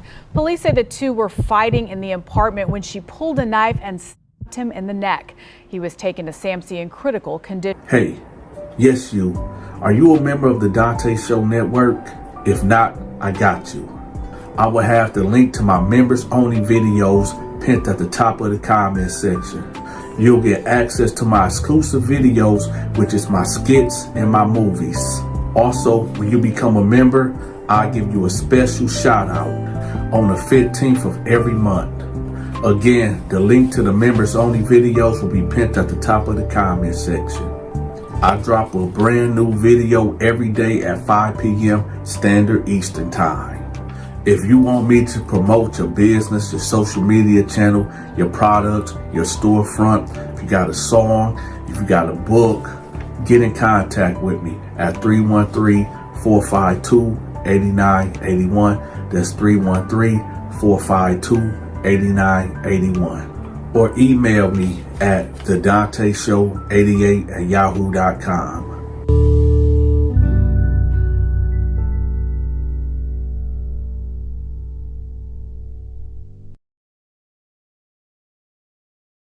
So my homeboy like, Dante, I don't know what to do, man. I'm not gay, man. I'm about to go kill this motherfucker, man. I'm about to kill this motherfucker, Dante. Ah, shit. Here we go again.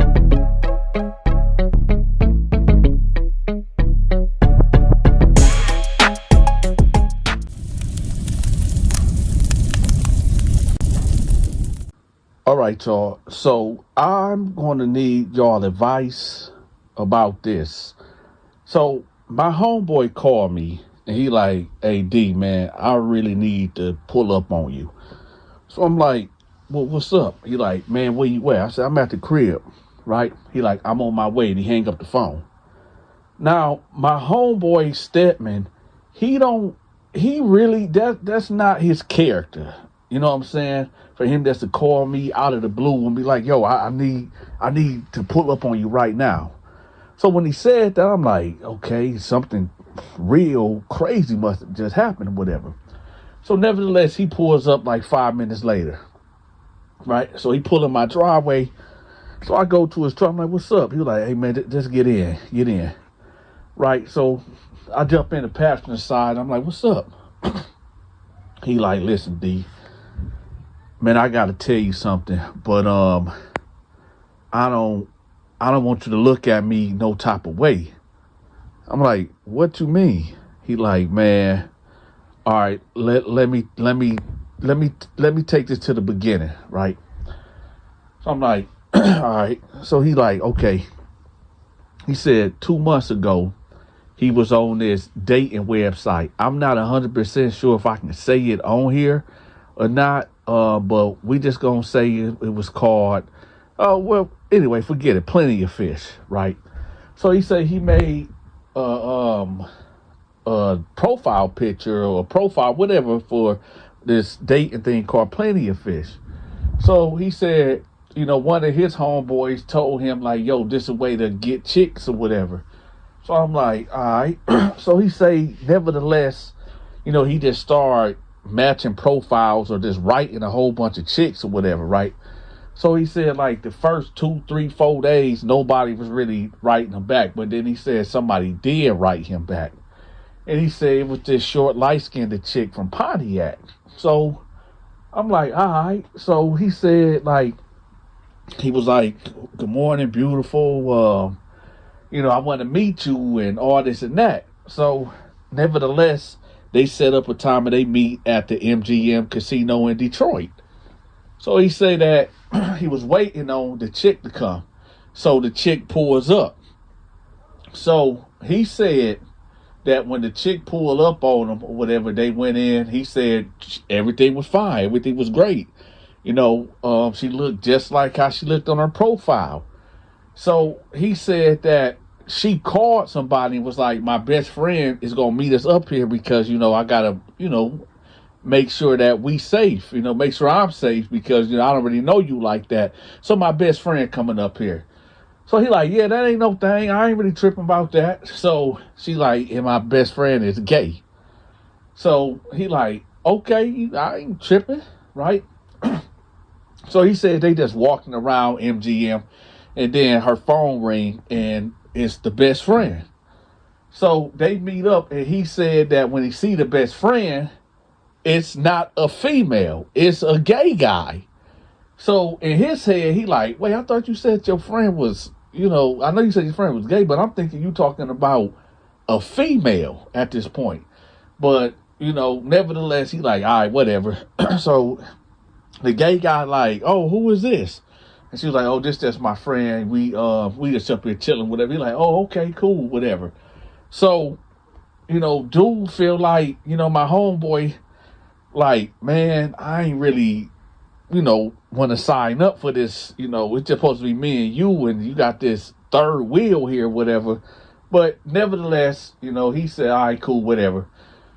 So he said they're just walking around and the gay guy just like hanging back, right? And he tell the chick like, hey, you want to, go get something to eat? You want to go to a Coney Island? You want to go get some chili cheese fries or whatever? And she like, yeah, we can go do that, right? So he tells her like, okay, we all can get in my car. When he said we all, he was really talking about them two and not the gay guy or whatever.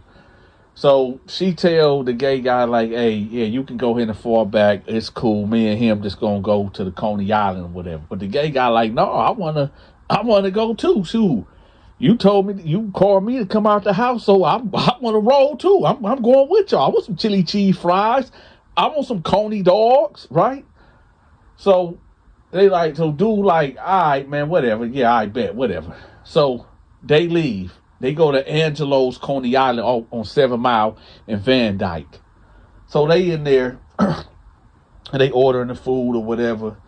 And my homeboy said he just straight up told old girl, like, listen, I ain't gonna lie, man. You was bad.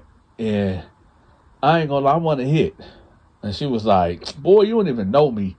So, my homeboy, he like to talk greasy. He talk real greasy to females, right? So he telling her, like, listen, I'm going to do A, B, C, and D to you. Now, due to YouTube policies and regulations and laws, I can't go into great graphic detail of what he was telling her, but she was feeling it. And she basically told him, like, all right, we going to see. I want you to prove that. Everything that you telling me, I want you to prove that to me. So he like, all right, bet. All along, the gay guy is sitting over here in the corner, right? And he's eyeballing my homeboy or whatever. So my homie, like, tell old girl, like, hey, can we ditch him? Like, let's go ahead and when we get the food, we're gonna go back to the casino, ditch him, and you follow me to, we're gonna go to a room or whatever. So she like, all right, cool, we can do that.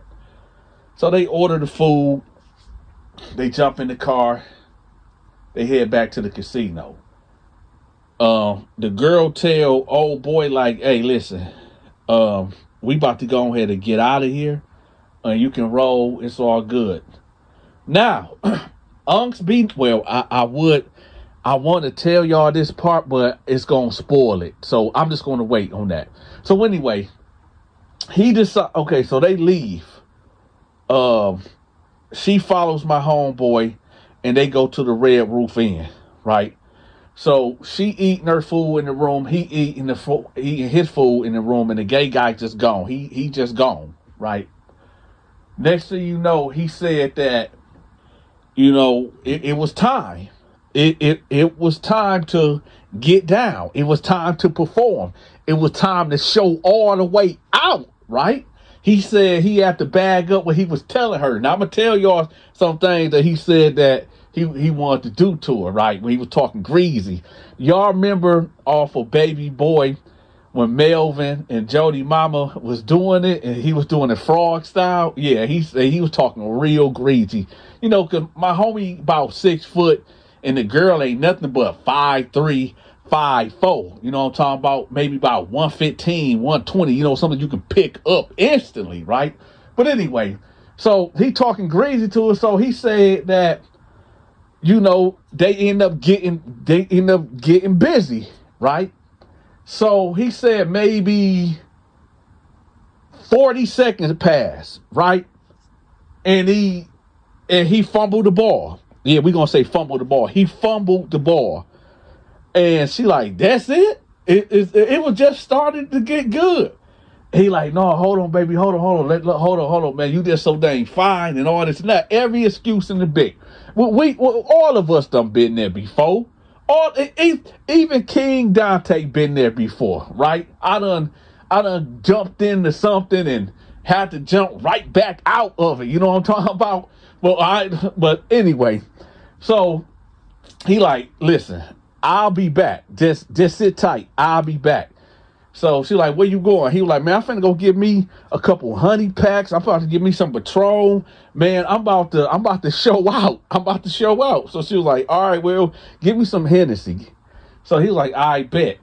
So he say he leave, right?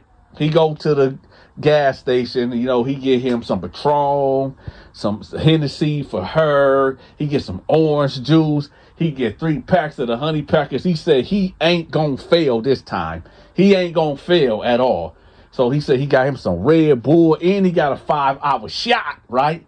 So he said he getting right. So he said he starts sipping on the Patron, right? He got a fifth of Patron, whatever. So he's sipping on it. So when he get to the room, he like in and out of it a little bit. So he give her the Hennessy or whatever, and she tell him like, hey, my homeboy just dropped off these pills, right? And he like, okay. And she was like, it'll make us feel good or whatever. So I guess he was some X pills or whatever. So my homeboy said he never did pills. For all the years that I know him, I never seen him do any pills neither. So he said he just took the pill and bam. Now he said he remembers some things that happened, but he don't really remember everything. He just said he blacked out at a certain point. So he said that he ended up, messing with old girl or whatever of what he can remember. But he said he just kept having these flashbacks of him having somebody else in the room. And him, doing something with somebody else in the room too. Like a threesome type thing. So, but he said he just really wasn't clear on. So he said the next day he wake up, the girl is gone. And, he called her and he like, hey, how you doing or whatever? And she like, I'm good or whatever. He like, want to go to breakfast? She like, nah, not really. I don't. I'm good. And he was like, oh, you is? She was like, yeah, I'm finna go to work, but just call me later. He like, all right, bet, whatever. So he said maybe a month ago by. He said he have not talked to this chick. He ain't ran into her, nothing. It was literally just a one night stand or whatever, right? So he said one day he goes to a family reunion, right? He goes to a family reunion out there in West Bloomfield, right? And, all his cousins there, everybody there, everybody, distant, everybody came to Michigan, from Texas, Tennessee, Cali, New York, Philly, everybody there in Michigan, right, at this family reunion or whatever. So he said he kicking it, right, with his cousins and his brothers and stuff. And he said that he see the gay guy, right? Now, he said, like, when he seen him, he like, oh, that's the old boy. That's what he said, and said, like, oh, that's the old boy that was, so he said he walked up to him like, hey, what's up, man? He like, oh, what's up with you? That's what the gay guy said. He was like, oh, what's up with you? And he was like, sure, hey, where your friend at? He was like, why you asking about her for? And he was like, because, I ain't talked to her in a minute, the last time we did what we did, it was fun, and I ain't holler at her yet. So the gay guy like, well, what about me? So he like, excuse me? He like, yeah, what about me? I have fun too. So my homeboy in his head, he like, what you mean you have fun too? He like, well, we all have fun. So my homeboy thinking like, okay, we didn't have that much fun. I mean, we were just walking through the hotel and we just went to go get some Coney Island or whatever. But what you mean? He like, dude, you don't remember what we did? He like, what did we do? So he like, let me show you. So he pulled out his phone and he opened up this video and voila, boom, bam. So my homie like, man, what the, oh, hell. I mean, my homeboy is like going nuts at this point because he's seeing a video where him, this gay guy, and the girl is doing things. Now, I know I can't go into detail, but I will say this. Let's just say my homeboy was standing up. The chick was down low, and the gay guy was down low too, in front of him, if that make any sense. And that's what it was. So my homeboy like, man, what the, oh, hell no, man, I'm not, I'm not GA, I'm not gay, man, what the, and all this, right? So dude was like, man, what you mean? You want to do, my homeboy like, no, man, I ain't with that, man, I ain't with that. So family members coming around and like, yo, what's going on? He like, man, nothing, because dude, my homie is embarrassed right now. Because he like, yo, I didn't consent to that. I didn't know what was going on. And so the gay guy like, man, whatever, you enjoyed it and all this and that. So, they get separated or whatever. The gay guy really wasn't real hostile like that, but my homeboy was. So nevertheless, they separate or whatever. And, they like, yo, y'all cousins, y'all need to chill. Y'all need to chill out, family, uncles, aunties and stuff like y'all cousins. So my homeboy like, cousins, man, I'm not related to that dude, man. How is he a part of this family? See, my homeboy was thinking like, yo, this dude is just a friend of the family, or, he done came here with one of our cousins or something. You know what I'm talking about? But no, turns out, right, that this is his granny, sister, son, right? So they are cousins that they just never met, right? Oh my God. So when you look at the title and the thumbnail, this is what this is all about. He ended up smashing his gay cousin. So now let's fast forward all the next day. Now I'm on the passenger side and he's telling me this story and I'm like, man, I don't know what to tell you. So my homie like, on the real D, I want to kill homeboy. I want to kill him. I said, listen, I can't tell you what to do. You my homie. I don't want to see you go to prison. You know what I'm talking about? I don't know what to say. And normally y'all, family members, friends, and associates, they call me for advice because usually, I can give you an answer. But this time right here, I had no answer. I was lost of words. And Dante, 37 years of life of always running my mouth, I was lost for words. I didn't know what to. So maybe, and y'all, this is fresh right here. This just happened 3 days ago. So I need for y'all, the audience, to let me know, what should I tell the homie? Should I tell him to just let it go and just go about his life? Or should I tell him to go handle his business? I don't know. I mean, let's look at the facts right quick. The facts. He said that he was high. He was unaware of what was going on, but the act was done. The deed was done.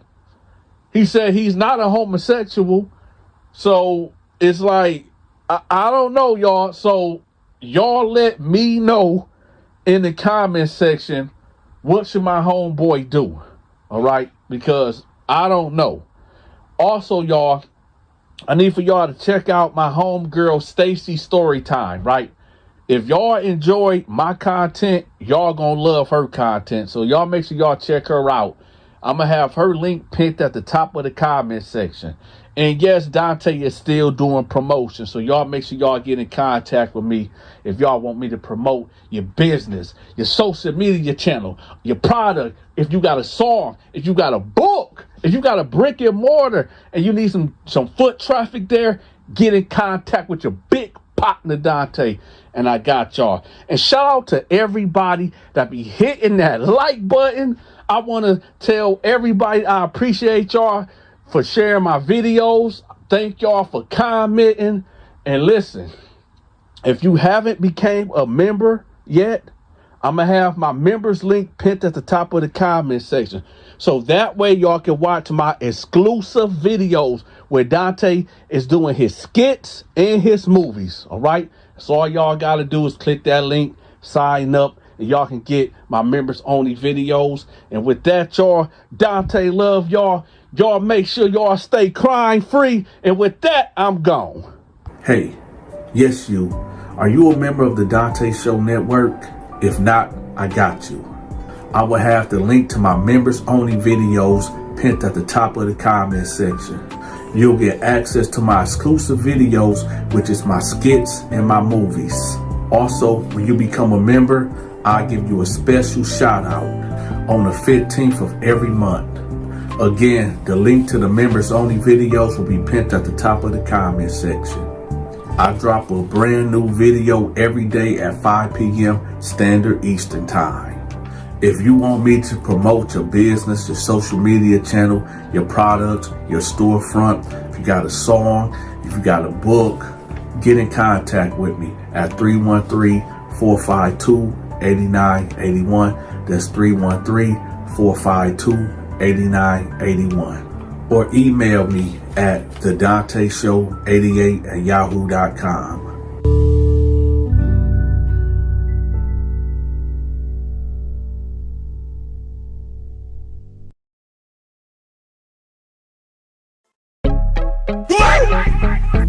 Oh, shit. Here we go again.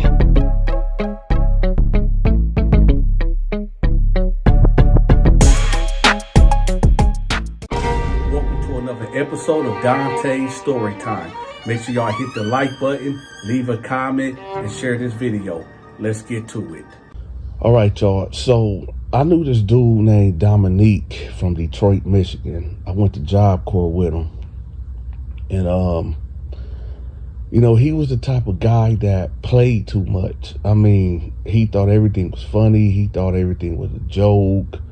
He laughed at things that shouldn't have been laughed at. And he just never got the hint. You know what I'm saying? He never knew how to bag off. So it wasn't no surprise that he ended up in Jackson State with me. Now, he ended up getting into it with his girl. And he ended up shooting in the car where his kid was in there, and his girl, it was his baby mama, whatever. But thank God nobody got hit. So they gave him 2 to 12 years because he got hit with fleeing and eluding and some other stuff, right? So they gave him 2 to 10. So now he's in Jackson with me. Now, before we go on with this story, if you watching this video and you didn't get my notification, make sure you unsubscribe then subscribe back to the channel and hit the notification bell. And since y'all already here, make sure y'all hit the like button, leave a comment in the comment section, and share the video. All right, so anyway, we in the day room, and here comes Dominique. He comes strolling in. And when I ain't seen Dominique in like 5 years. And when I seen him, he was like when I seen him, knew him out in the street or whatever, Dominique was like, he wasn't a heavy set guy, but he was almost getting there. You know what I mean? He was like maybe about 220-ish, but fat and muscle, if you could say. But he was like 5'8", 5'7", so he was like, I don't know. But anyway, but now that I see him, Dominique dropped a lot of weight. And when I say a lot of weight, he dropped a lot of weight. Dominique was pushing maybe 160, 165, y'all. Now, this is the thing. Have y'all ever like seen people? I'm just gonna keep it real. But I can't say exactly what I want to say because YouTube might flag the video. But have y'all ever seen women and men that looked at healthy like years before, and then you see them now and they look super skinny? You know what I mean? Like they face sunken in, and they look like they probably caught that 3-letter word, that pack. Yeah, he looked like that. He looked sickly, whatever, but he still had energy about himself or whatever. So anyway, he come in there and I see him, and y'all gotta excuse me, my voice cracking because I'm just getting over a cold, y'all. But he comes over there, and he comes right over there to me. He's like, "Oh, my boy Donta, man, what's up, man?" Now, I'm a germaphobe. I'm gonna be real, I'm a germaphobe. And when I seen him, the first thing I thought, like, man, this dude got that pack, right? And I didn't want him by me.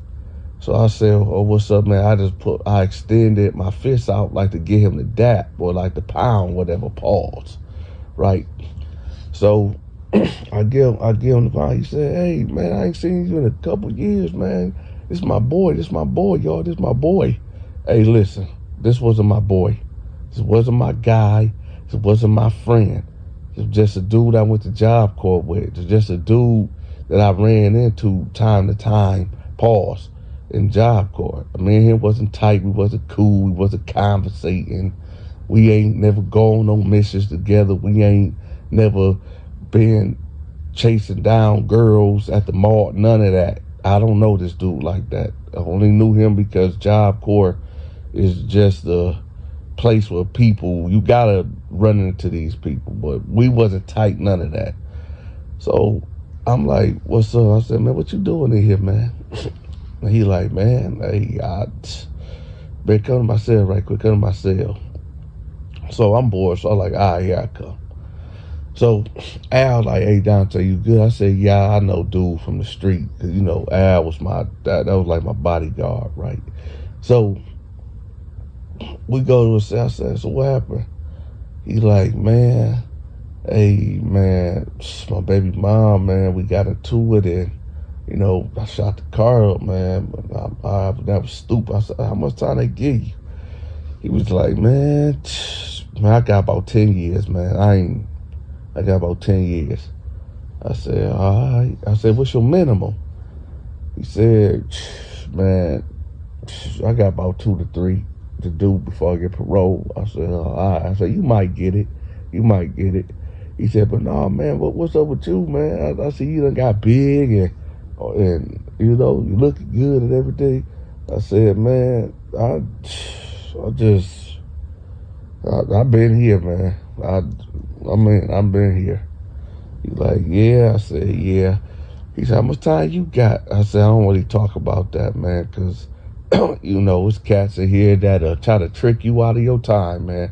I said, "In fact, if somebody asks you how much time you got, don't tell them, because, you know, cats will be praying for your downfall, man. Meaning when they know you got about a week, 2-3 months to go, they'll get you jammed up, man. And hey, So don't tell nobody what you was locked up for. So next thing you know, the dep come upstairs and he like, hey, what y'all doing in this cell? So I'm like, oh, shoot, I'm in here with dude. He's like, man, this ain't nobody's cell, man. Get out of here. Go to your cell. So I said, this ain't your cell, Dominique? He said, no, man. I ain't want to go in the cell with this dude. I said, what dude? Now, the dude that he was talking about was this giant, right? He was like a gentle giant. Have you ever met somebody that was like really tall, really big, and scary looking, but they really a teddy bear? This is who we talking about, and I'm not gonna say his name because I'm really close to his people, like really close to his people, and forget it. But we just gonna call him Zeus, right? Zeus was this tall black dude, big. Think about John Coffey. If y'all don't remember who John Coffey is, dude is like the dude from Green Mile, the big black dude. But this dude was like a gentle giant. And all he did was eat honey buns all day, popcorn, peanut butter, and read the Bible. That's all he did. He wasn't nobody business. He wasn't nobody mess. He just, stayed to himself. And every once in a while, he'd talk to a couple of cats, but it wouldn't be too much conversation, right? So I guess Dominique was assigned to the cell that he was in. I guess he was intimidated by him. And I get, because, at first glance, when you look at Zeus, you look at him like, man, this the guy that they talk about, on the streets. Like, it's the booty bandit right here, man. This big, tall, bald head, black guy. Man, no, I ain't going to the cell with him. But, Dominique judged this guy wrong because he wasn't like that. So the guard was like, man, get in that cell, man. Go get in your cell that you was assigned to. So he go up in there, right? And, I follow him to the cell, and I stand outside of the cell because, this is a sign of respect. You don't go just walk into somebody's cell, man. And this is a tip for you cats that's going to end up in a pen. Don't just go walking into somebody's cell without being invited, because that's like their house, that's like their home. And you definitely get your dome piece cracked if you do that, right? So anyway, he go in there. I'm like, well, what up, Zeus? And he looked at me. He was like, what's up, man? And then Dominique said, yeah, my name Neek. My name Neek. And Zeus was like, nice to meet you. And Zeus was like, hey, you got the top bunk, man.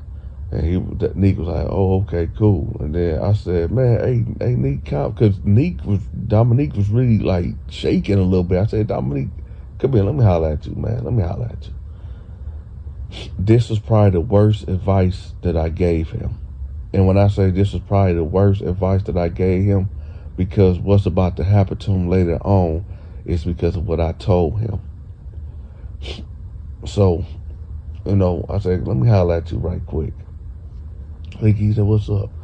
I said, hey, man, you ain't got nothing to worry about with Zeus, man. He ain't like that, man. He said, what you mean? He tried to put the tough roll. Like, what you mean? I said, man, you think that he like a butt cracker, right? He said, no, not really, man. I said, come on, man, you ain't got to play that hard role with me, man. I said, no, Zeus, he like a gentle giant, man. He keep to himself. He don't be in no drama. All he do is read the Bible and eat his snacks, man. Don't, he a cool dude, man. And he was like, oh, for real? I said, yeah. So I seen like this light go off in him. I seen this spark go off into Dominique. He said, okay, say less. He walks off and he goes back in the cell. And he talking to Zeus, like laughing and being obnoxious. And this is why I said, y'all, this was on me, y'all. This was my bad. I should have never told Dominique that, because now Dominique taking full advantage. He looking at Zeus like, man, he ain't gonna do nothing. This dude soft. I can say what I want to say up in here. I can basically bully Zeus or whatever. Big mistake. So about 3 hours later, Zeus come walking out the cell. Now it's rare that you will see Zeus looking angry or frustrated or flustered or whatever. It's rare because, like I said, Zeus, he don't do nothing to nobody. Zeus just keep to himself, really. And Zeus come walking out the cell with, he can't hide his feelings on his face. He wears heart out on his sleeves or whatever. And last time we seen him like this, his mama got into it with her boyfriend, and I guess she got put in the hospital. And Zeus, being locked up, couldn't do nothing about it. So, Zeus walked around angry, right? Stay out of Zeus' way. Because just because he a gentle giant, that don't mean that, you know what I'm saying? But Zeus came out looking like that. And I'm like, hey, what's up with Zeus? And I thought about it. Dominique must have irritated him.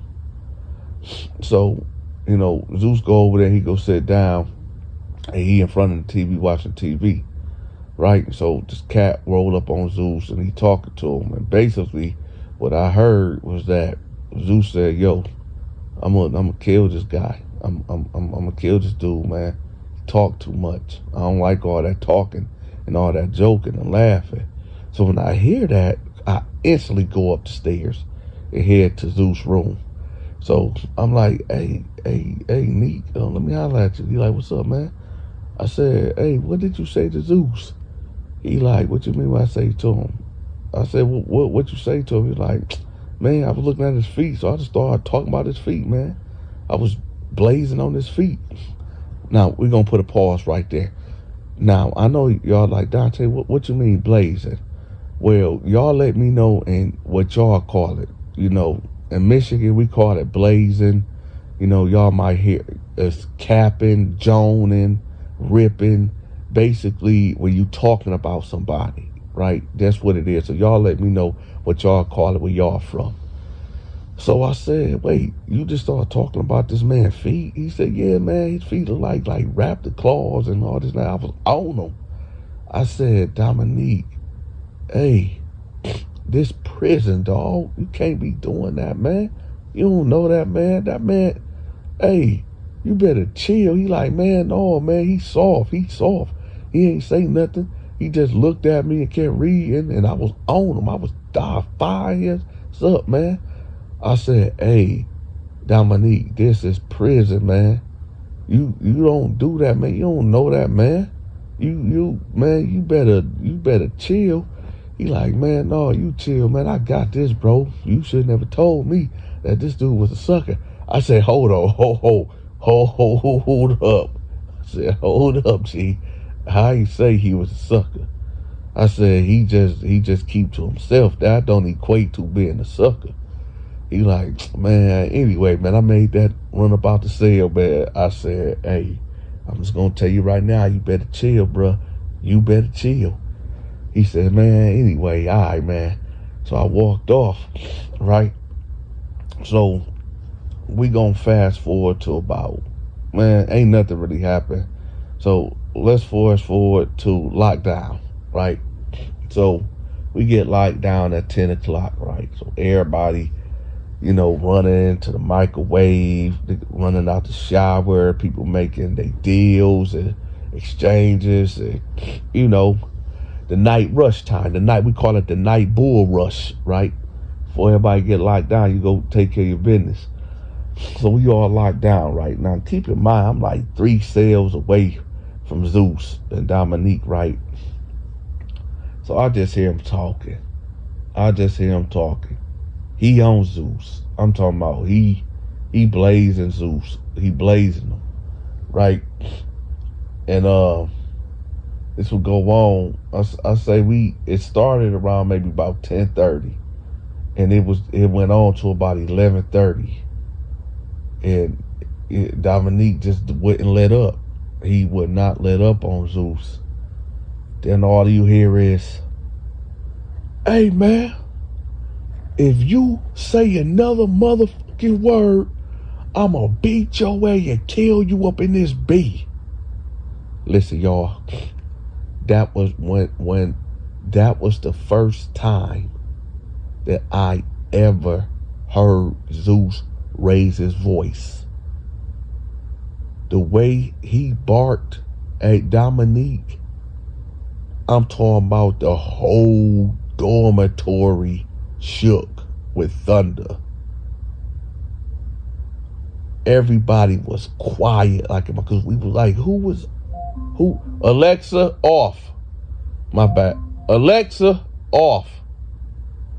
My bad, y'all. That's the, I'm telling y'all this story, and it's about 7 a.m. in the morning, and that's the alarm to get the kids up. So, my bad, y'all. But, anyway, so he like, Dominique ain't said nothing, and, you know, it got quiet. And then I heard Dominique like, hey, man, get out my face, man. Get out my face. Man, get out my... Then it got quiet. And then you just hear like this scraping noise and like this low muffled noise. I remember, y'all, Zeus is like, I don't know, maybe about 6'8", 320, 325. He ain't all muscle, but he big though, like muscle and fat. Like he's a really big dude, right? And Dominique ain't nothing but maybe 150, 160, if that, right? So you can just imagine, you know, the tenacity, the strength that Zeus got up on, you know, Dominique, and he I don't know what he in there doing to him, but it sound like he like either choking him, throwing him around like a rag doll, but whatever it is, he dogging Dominique out, man.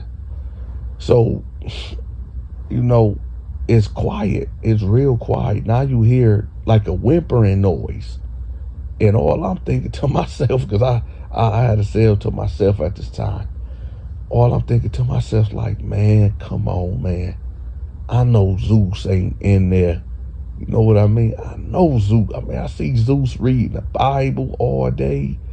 Zeus did come off as a cat that get down like that. So I'm like, man, I hope Zeus ain't in there doing what I think he in there doing, because I hear this dude in there moaning and whimpering. So I'm like, man, I know Zeus ain't going out bad like that, right? So I'm like, all right. So I end up going to sleep, right? Now it's in the morning. It's morning time, and it's roll call, right? They pop the doors, and everybody got to come out for count time. So we all out standing out there, whatever, and, you know, the guards coming through. And Dominique, when they get to the door, Zeus and Dominique door, Dominique ain't out there. And the guard pop his head, they're like, hey, man, get up. So Dominique like, man, I don't want to go. I don't want to go. And the guard like, man, what you mean, man? You better get up out this bed, right? So he said, no, I don't want to go. I'm not coming out. So the guard was like, hey, I don't know what you think you at, but man, you better get he snatched the cover off Dominique. Dominique's face was like something that you see out of a horror movie. He had 2 swollen raccoon eyes. His whole face was lumped up. His head was lumped up. Actually, the side of his right side of his head was kind of caved in a little bit, like a big dent on the side of his head. He was bruised up from head to toe, man. So the guard was like, what the? He got on the walkie-talkie like, hey, man. He called the code, right? So Zeus was just standing there. And, you know, the guard told him like, hey, man, what did you do to him? Zeus was like, I told him stop running his mouth. Now, at this time, like I said, Zeus was like a real intimidating looking dude. If you didn't know Zeus, you ain't about to play with Zeus like that. And his guard, you know, he knew how Zeus was, but you could never tell, man. If Zeus wanna act out, he gonna act out. But, you know, Zeus was just still calm and collected. So the guard was like, hey, man, he got the patting, you know, Zeus on the shoulder, like, hey, come on, man, I gotta lock you up, man. And Zeus was like, all right, he complied. So he turned around and got handcuffed and he walked them on out. So there, you know, they told us all to go back, lock up. So we had to go back to our cells. The nurse came through and some guards came through, and they came and got Dominique up out of there, y'all. Now, thank God, I'm going to say thank God, Zeus did not violate him. You know what I mean? I thank God Zeus didn't violate him. And y'all know what I mean. But I guess that whooping that Zeus put on him, it made dude whimper. It made him moan. I don't know, man. But this is the point of this story, because there always got to be a point. You know, I know a lot of you cats think life is a joke. A lot of you cats think, you know, y'all try to take kindness for weakness. You know, when somebody give you mercy and grace, and then you turn around and, you know, put a knife in their back, you know, you get what you deserve. You know what I mean? When you be laughing and joking on people, you gotta understand that don't nobody like to get bullied. Don't nobody like to get talked about. Don't nobody like to get embarrassed. And if you a cat that feel like you are gonna be the one that, you know, do that, well, here's a side story. I'm gonna make it quick for the sake of time. I remember me and my homeboy Al, we was in Flint, right? We was riding the city bus. And we was blazing a whole lot of people. I'm talking about we was killing these cats, right? And then this one guy, we knew this guy from school, whatever, and we got the blazing on him. And he didn't really like us, and we didn't really like him, but, you know, it just happened that way. So we ended up blazing on him, right? Next thing you know, he pulled out a 9, right? He didn't pull it all the way out, but he pulled out, he showed it to us a little bit. Like, man, yeah, I could have did that to y'all. Y'all just sitting up here talking about me. Y'all don't know what I got going on. Y'all ain't know what I'm going through, man. I could have killed both of y'all. Right? We were salty too. And yeah, right then and there, that's when I made my mind up, like, yeah, I ain't gonna be, you know, talking about people like that no more, because, yeah, I was about to say the dude name. But yeah, he could have did that to us. But the point is this, y'all. You know, everything ain't no joke. Everything ain't no game. Dominique, did he deserve getting that whooping the way he got it by Zeus? Hey, can't tell him. I tell you all the time, you can't tell a man how to program. But hey, I bet he won't do that again. But with that, y'all, you know, I got more stories coming, dropping these fire stories for y'all daily. Make sure y'all hit the like button.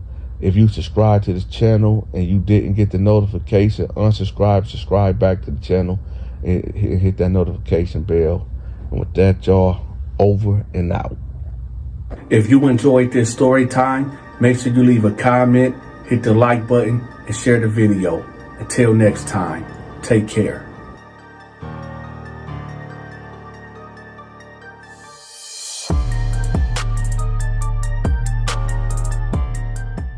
Hey, yes you. Are you a member of the Donta Show Network? If not, I got you. I will have the link to my members only videos pinned at the top of the comment section. You'll get access to my exclusive videos, which is my skits and my movies. Also, when you become a member, I'll give you a special shout out on the 15th of every month. Again, the link to the members only videos will be pinned at the top of the comment section. I drop a brand new video every day at 5 p.m. Standard Eastern Time. If you want me to promote your business, your social media channel, your products, your storefront, if you got a song, if you got a book, get in contact with me at 313-452-8981. That's 313-452-8981. Or email me at TheDontaShow88@yahoo.com.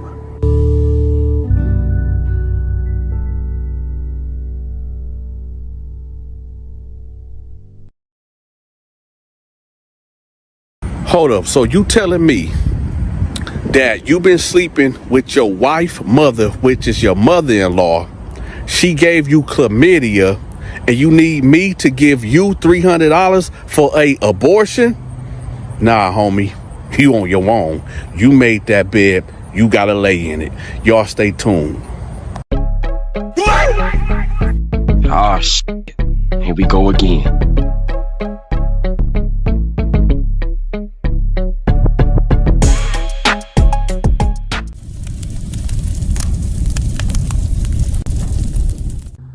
All right, y'all. This story right here is about when my homeboy Stedman gave his mother-in-law chlamydia. Yeah. Now, before we go on with this story, I want to address some people right quick. There's about 5 or 10 people that be in my comment section talking about, oh, why you always talking about this? Why you always talking about that? My thing is this. You seen the thumbnail. You seen the title. You decided to click on it because it was interesting to you. So my thing is, shut your damn mouth and listen to the damn story, right? And at least if you gonna talk crap in my comment section, at least hit the like button, right? But anyway, let's get to the story. Now, my homeboy Stedman, right? You know, this is the same guy that ended up doing something real zesty with his cousin that he didn't know that was his cousin, right? But, you know, my homeboy Stedman, he has a very interesting life. It's like every other month there's always something going on with this dude, right? Case in point, the story I'm about to tell y'all. Now, before I get into the story, what I'm about to tell y'all relates to what I'm about to tell y'all. In the Bible, Old Testament, it says that a man should not lay with his wife's mother, okay, which will make it the stepmother, okay? So let's just get that clear. So the homie, you know, he called me one day and he like, hey, bro, I really need to holler at you about something. You know, a lot of people call me for advice. And I'm like, what's up? He like, man, I'm really dealing with something. I'm like really going through something right now. So I'm like, what is it? So he like, man, you know I'm married, right? I said, yeah, man, like, what's up, man? What is it? He like, well, listen, you know, I've been married to my wife about 8 years. I said, I know I was your best man. He like, yeah, I know. But he was like, man, throughout the years, man, I've been attracted to her mama. I said, what? He was like, yeah, I've been attracted to her mama. And I was like, okay. And I'm like, what you mean attracted to her? Because, you know, I'm kind of confused at this point. He was like, man, her mama, she looked good to me. I said, listen, bro, you got to have some type of self-control. You know what I'm talking about? What do you mean the mama look good to you? He was like, I mean, she attractive woman, you know, she's a 60-year-old attractive woman. And, you know, I really kind of want to, you know, I said, no, I don't know. What do I supposed to know? He like, man, I want to hit. I said, Stedman, come on, dog. He like, what? I mean, I ain't never gonna ask her, but I mean, if the opportunity ever presents itself, I said, how the hell would the opportunity ever present itself? He like, man, I'm just saying, man, I'm just saying, if her mom ever, you know, give me any type of inclination, I'm hitting, man, for real. I said, Stedman, dog, you got 2 kids by this woman, and you thinking about hitting her mama, dog? He like, man, I'm just saying, dog. I said, well, have her mama ever gave you any type of sign that, you know, she was interested in you? He was like, no, not really. I mean, I can't really tell.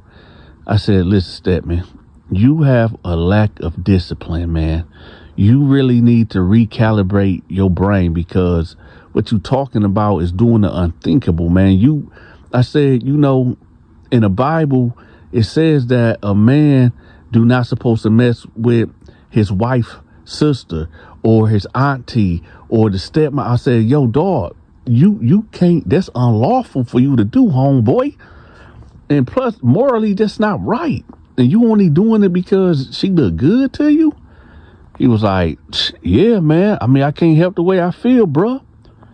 I said, well, I mean, I don't know what to tell you. I never been in that type of situation, nor have I ever heard of a situation like this. I mean, you heard things in the projects, with super ratchet women, but, I don't know what to tell you. So he was like, yeah, but I gotta tell you something though. I said, what? He was like, I hit already. I said, what?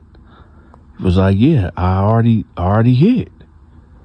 I said, Stepman. He was like, what? I said, how the hell did that even happen? He was like, all right, let me tell you. He said about 2 months ago, right, the mama ended up moving in with them or whatever, because I guess they had a flood, and the mama had a flood in her house or whatever. So naturally, she had to come over and, move in. So she only supposed to been there for about 2 weeks or whatever until the house got done. So nevertheless, Stepman don't work at all. Stepman ain't got no job. Stepman is living off a wifey. And, Stepman tell me like, at first it was, it was normal.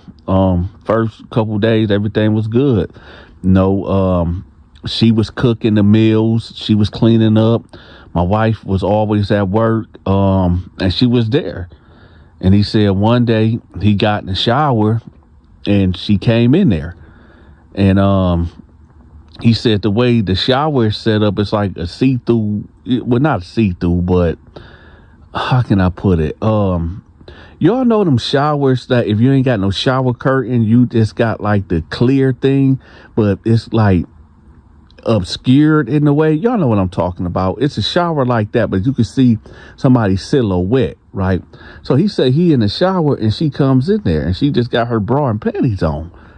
So he like, man, what the heck? Now he said he already, been feeling that type of way towards her. So he just said, man, she know I'm up in here. Why is she in here? And so he said that he pulled back the shower door a little bit and peeked his head. I was like, what's going on? She was like, oh, I didn't know you was in here. And she had left out. But he said like, no, she lying. She knows she see me. So he said that was the first thing, he said he got out the shower and, got dressed or whatever. He said nothing happened. He said the second day when his wife went out, I think his wife went out grocery shopping or something like that. The mama, she usually was like kind of stay in her room or whatever, but he said that he was sitting on the couch watching TV and he heard like this moaning noise, like this super loud moaning noise. He's like, what the heck? And he said that when he walked towards, the noise, the bedroom that his stepmom was in or whatever, his mother-in-law was in, the door was kind of crept open and she was touching herself, moaning loud. And he said like, man, she doing this shit on purpose. So he said that he sat by the door for a moment. So he said he finna just test the water. So he said like he made like a noise to see what she gonna stop. So he said he like kind of kicked the door a little bit, and well, not the door, to kick the door, like the door frame or whatever, to see what she stopped, but she didn't. So he said he knocked on the door like, hey, miss, blah, blah, blah, you all right in there? And she got quiet. And she was like, come in. So he said he walked in there and he said that she would just lay spread eagle style on the bed. And he was like, are you all right? And she was like, boy, stop playing. And he said that he just got in it, dove in it. I said, dog, that was filed in a month. He was like, man, bruh, man, I ain't gonna lie, I did kind of feel bad afterwards. We didn't use no protection. I did bust in. I said, ho. And I know a lot of y'all probably like, Dante, this can't be true. Ain't no way this story true. Y'all, it get worse.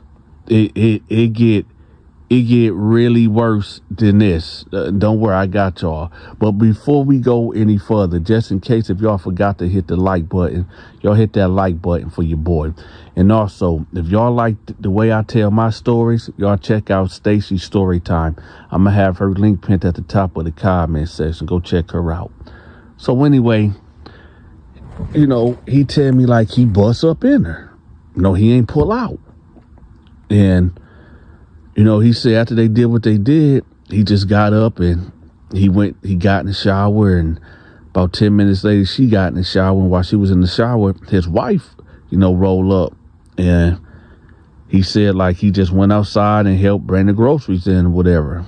And he just said he just felt bad, whatever. But he said it wasn't nothing really awkward between the, you know, mother-in-law and, you know, the daughter and him. It was like, whatever. Now, this is where this story takes, well, I guess I was about to say a crazy turn, but, it get worse, y'all. It get, you know, hence the title. All right. So at this time, y'all, you know, he tell me like it was kind of like a game for him, where he'd sleep with his wife and then he'd go in there and go sleep with the mama. Right. He said him and the mama would never really even talk. They'd just do it, you know, like sneaking around or whatever. And he said it was like a thrill for him. Like, I just got done sleeping with your daughter, now I'm sleeping with the mama type thing. So he said, nevertheless, he said one day he had to use the bathroom. And he said at first when he had to use the bathroom, whatever, he said something felt off a little bit.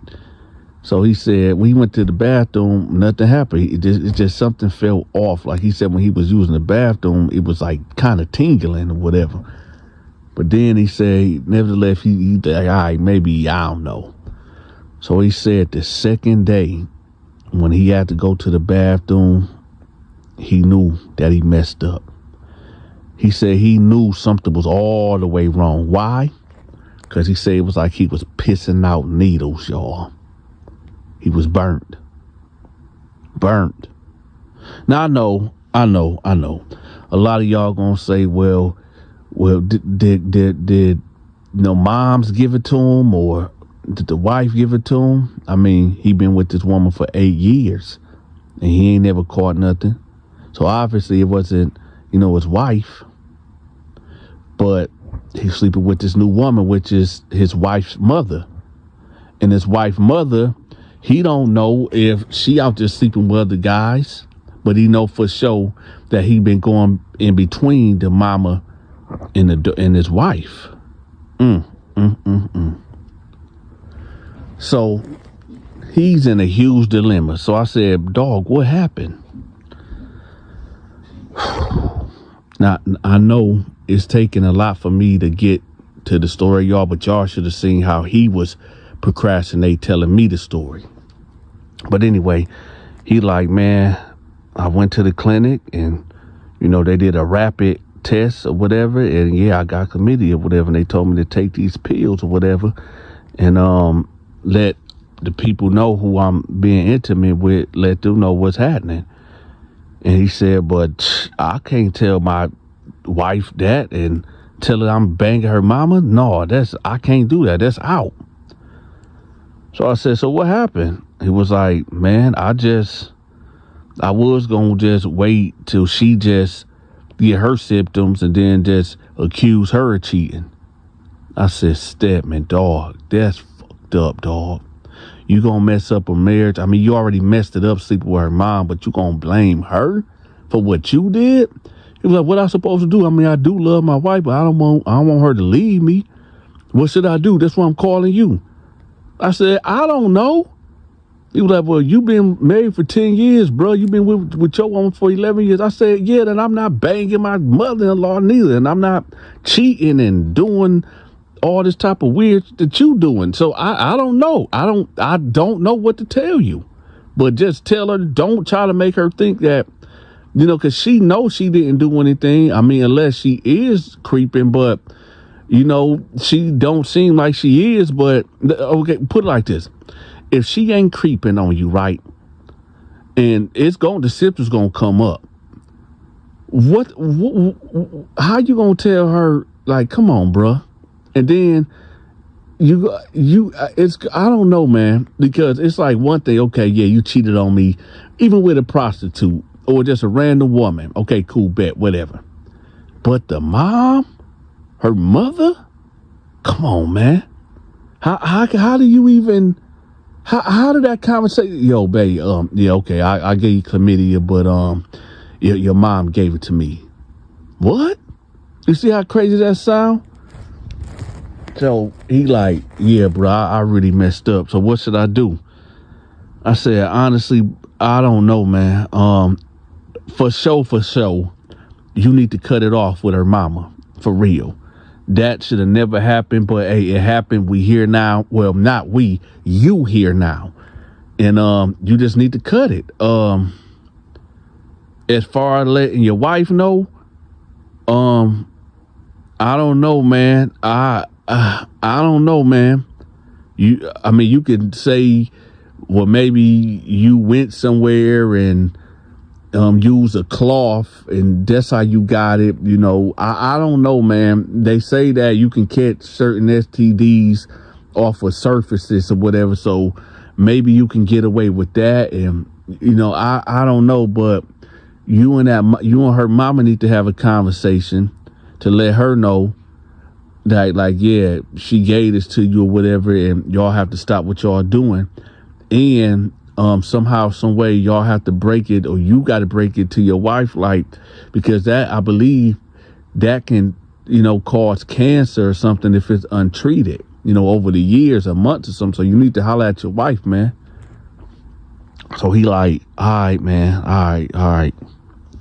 Now, this is where this story, oh, y'all thought that was the worst of the story. No, it's about to get even deeper. Right now, y'all, the time of this story is 16 minutes and 55 seconds. Y'all let me know, what do y'all think I'm about to tell y'all? What do y'all think? And start putting it in the comment section right now before I reveal what happened next. What do y'all say? Well, Donta, it can't get no worse than that. It can't get no worse than this, can it? It get worse. Now, about a week will go by after Stedman tell me this, right? I didn't hear from Stedman for a whole week, y'all. Stedman finally calls me. He like, bruh, hey, you got $300?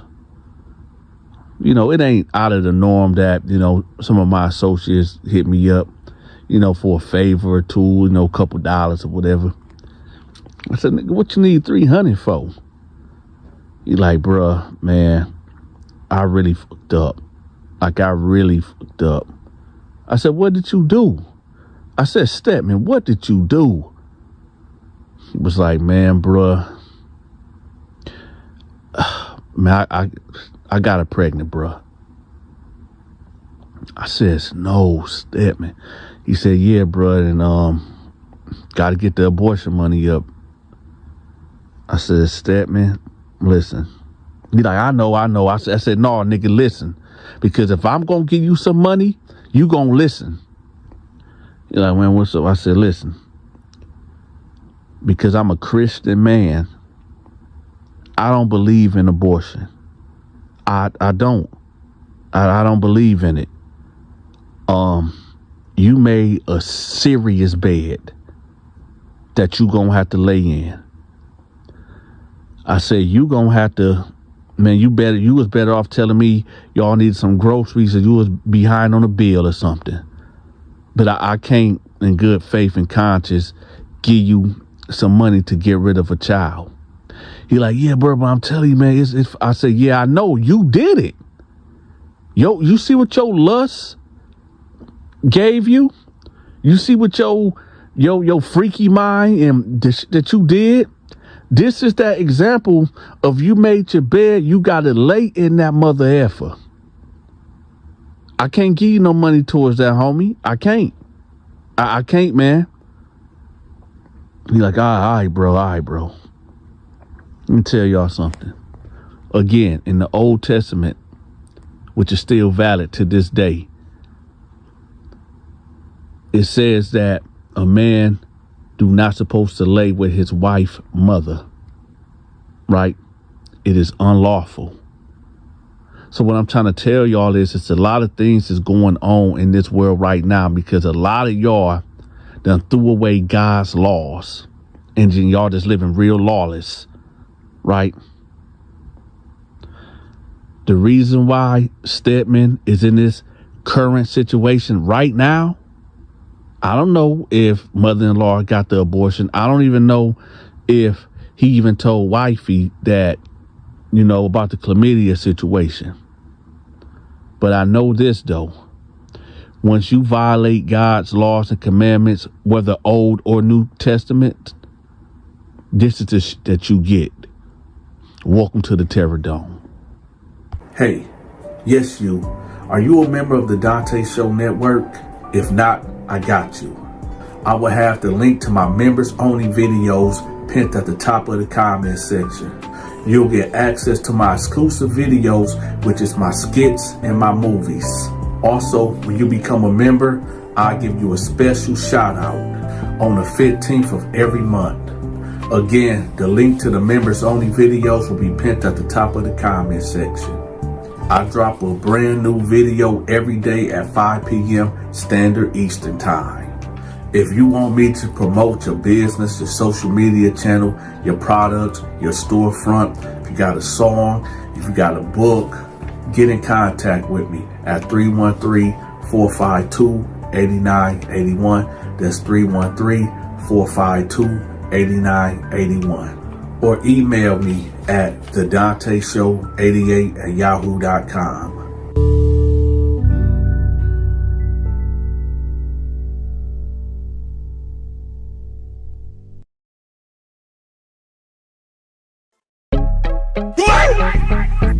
Oh, shit. Here we go again.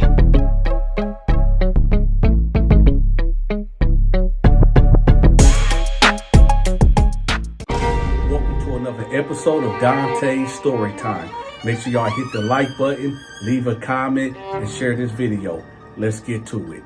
So I end up working myself down to a level 3 because I came from a level 5 max. Now, for those that don't know what I'm talking about, a level 1 is like the easiest thing, like a camp. Level 2, level 3, level 4, level 5. Level 5 is like a maximum straight lockdown super max prison, right? I done worked myself down to a level 3. So it wouldn't take but maybe 2 months of me being in this level 3 that I fell off into some more BS. Now, let me set the scene for y'all. Now, there was an organization that I did contracts with not too long ago, about a couple months prior or whatever. So they knew my reputation and they knew what I specialized in. So I'm not going to put the organization out there, but they are a well-known organization, highly respected, right? So, one of their representatives came to me, they knocked on my cell door and was like, hey, Donta, can I holler at you right quick? I said, what's up? He said, well, it's kind of personal. Can I step in? I said, yeah, come on through. So he came in and he was like, listen, man, we did business in the prior past and we need your assistance. I'm like, what is it? Now, me and this organization, we had a good rapport. And I knew they only would contract to me if it was something serious. So I'm like, what's up? He's like, listen, we need something done, but we can't do it, and it cannot come from us. So I'm like, all right, give me the details. So he said, like, okay, look, a certain somebody is about to hit the compound. We don't know exactly where he's going. We don't know exactly where he's been moved to, but he's going to hit this compound tomorrow. So when he hit, we need for you to take care of that, you and your crew. I'm like, so what's the 411 on this guy? And he's like, yo, he's a rat. He's a snitch. And the information that he got, he got a lot of our homeboys taken down, and he's still running his mouth. So I'm like, okay, all right. So I said, you know what it's going to cost you, right? And he was like, man, whatever you need, man, we got you. Whatever you need, we got you for life. So I said, all right, say less. Now, we're going to put a pause right there. Now, this was back when I was young and very dumb, all right? All that no snitching policy and all that, man, that's for the birds. All these dudes out here telling, all these dudes out here snitching. It ain't no honor amongst thieves. It ain't no honor amongst convicts and fellas. I'm going to tell you all that right now, okay? A lot of these cats that y'all think you just stomp down and just show thoroughbred, nah, it's a reason why these criminals they make these no snitching policies only to protect the main boss, right? But the main boss, if he get in the jam for real, he go tell on you. Just look at the news. But anyway, let's get back to the story. Oh, also, if you watching this video and you didn't get the notification and you subscribe to the channel, unsubscribe to the channel, subscribe back to the channel, hit the notification button, because YouTube changed its algorithm and it threw me out the algorithm. So I need for y'all to do y'all part and get resubscribe back to the channel. And oh yeah, don't forget to hit the like button. So I'm like, okay. So old boy come, he give me the profile. So I'm looking at this guy and I'm like, okay, this dude don't really look nothing, right? So I summon my crew up, Al, Tor T, Homicide, DK, Rambo, the normal crew. And I said, all right, y'all, listen. We got to take care of some business. And the business is gonna be tomorrow. So, y'all get ready. So they're like, what we gonna do? Like, we about to run down on somebody, shake somebody down, get some little extortion. What we doing? I said, you know what? I don't know. Now listen, y'all. listen. I'm usually GQ, right? I'm usually on top of on what the Muslims say. I'm usually on top of my deen, right? But I didn't even know what I was supposed to be doing. In my head, we supposed to be going over there and putting that blade on them. But then again, I didn't even ask how far they want me to go. But I don't know. Do they want us to beat them up, scare them? I don't know what they want us to do. So I said, hold on, y'all, give me a minute. Everybody posted up under the staircase, right?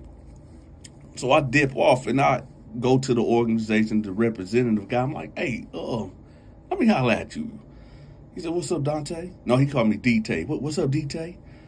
I said, with that business tomorrow, what do you want me to do? He said, I need for you to handle that. I said, yeah, I know, but like, how do you want me to handle it? Do you want his life? Do you want him to be cut, scared? What do you like? What do you want? The fear of God put in him? What is it? He said, oh, dang, I didn't even, hold on, give me a minute. I said, all right. See, even at that point, he didn't even get words, because I know what some of y'all think. Y'all like, come on, Dante, how you not gonna know? No, let me tell y'all something, because in prison, you gotta double check, triple check, right? Because this could be somebody in that organization family, right? That they just want a message done to them, and not take their life. They probably just want us to go in there and go jump on, beat them up, slap them up a little bit, put the fear of God in them and tell them to run in his mouth, right? Now, we would have went in there with them knives out with that iron, right? And we got to put in that work on them. Then that would have been the issue with me and my crew, because they're like, yo, why did you do that? Why did you do that? Why did y'all take us, take him up out of here like that? You know, so I had to get that confirmation because, you know, things always go really weird in prison, right? Now, he comes back about 15 minutes later. He said, "Nah, we need for y'all like doing bad, like real bad, like don't take his life, but beat him bad, right? Beat him bad." So I'm like, all right, because on the real, my homeboy Homicide, he was on that. Homicide couldn't wait to take. Hey, anybody that know Homicide in real life out there in Georgia, y'all know who he is. Y'all know he should not be out right now. If Homicide, I had to cut ties with Homicide. I'm gonna tell y'all about that in another story. But Homicide was always ready to catch a body, front lining, right? So I go back, I say, all right, y'all, look, this we gonna do. We ain't gonna, you know, take him up out of here, take him to the upper room. We ain't gonna set that appointment up with God yet, right? But what we gonna do, we gonna go in, when he get in here, right, we gonna beat him down. You know, I'm gonna pull out that iron, you know, I'm gonna put it at him like, hey, keep your mouth closed. And, you know, I'm gonna act like I'm gonna grab his tongue and act like I'm gonna, you know, get that Jason Voorhees on, but I'm not gonna do it. We just gonna put the fear of God in him. They're like, I bet. And I said, hey, listen, before everybody walked up, I said, listen, none of y'all, and I'm looking right at Homicide at this time, I said, none of y'all better not get high tonight, right? Because the last time some of y'all got high, we have to go on a mission, it got real ugly, right? I said, don't nobody get high, don't nobody drink tonight, right? And don't nobody, under no circumstances, bring that iron, right? Like, all right, man, we got you, D, we got you. So we gonna fast forward to the next day. So dude come in, right? And the crazy thing, they put him in the next pod right next door to us. So word came through the pipeline, it's a go. It's a go. All lights green, go. So we mob over there, right? The Garcias come through. They already know what time it is. They hit the button. We walk through the door. Other inmates said, see, when we come, I ain't gonna say what they used to call us back then. Ain't none of y'all business. But we was them guys. And if you see us coming, you better hope and pray that we ain't coming to step to you, or we ain't, because when we come like that, it's something about to happen. And it's going to be physical. It ain't no talking, because I mean, you could have sent one guy to go talk to you, to give you that warning. But no, when you see us coming like that, it ain't, something about to pop, and you better hope that you ain't the recipient of what's about to happen. So you got guys, looking, bagging up.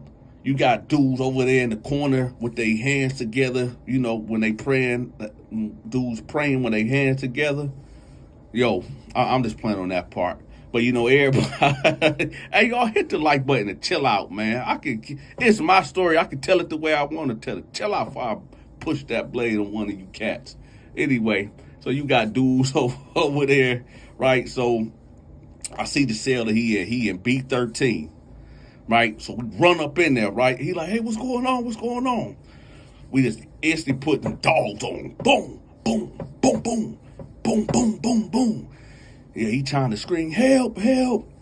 Tall T, y'all know how tall T is. He done grabs him by his mouth. And have y'all ever tried to jump somebody and there's too many of y'all and y'all trying to kick the guy, punch on the guy, but y'all really can't hit him because it's too many bodies right here? So that's what was going on. Tall T, so they ain't tall.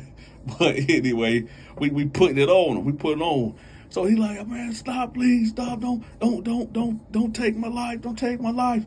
And I'm like, shut up. So then I pull that iron out, right? Now my blood pumping at this time because I'm trying to get close up to his dang mouth, but he keep on moving. So I grab him. Have y'all ever grabbed somebody by the mouth, like by their cheeks or whatever? Pause. So I grabbed him by his cheek, close his two cheeks together.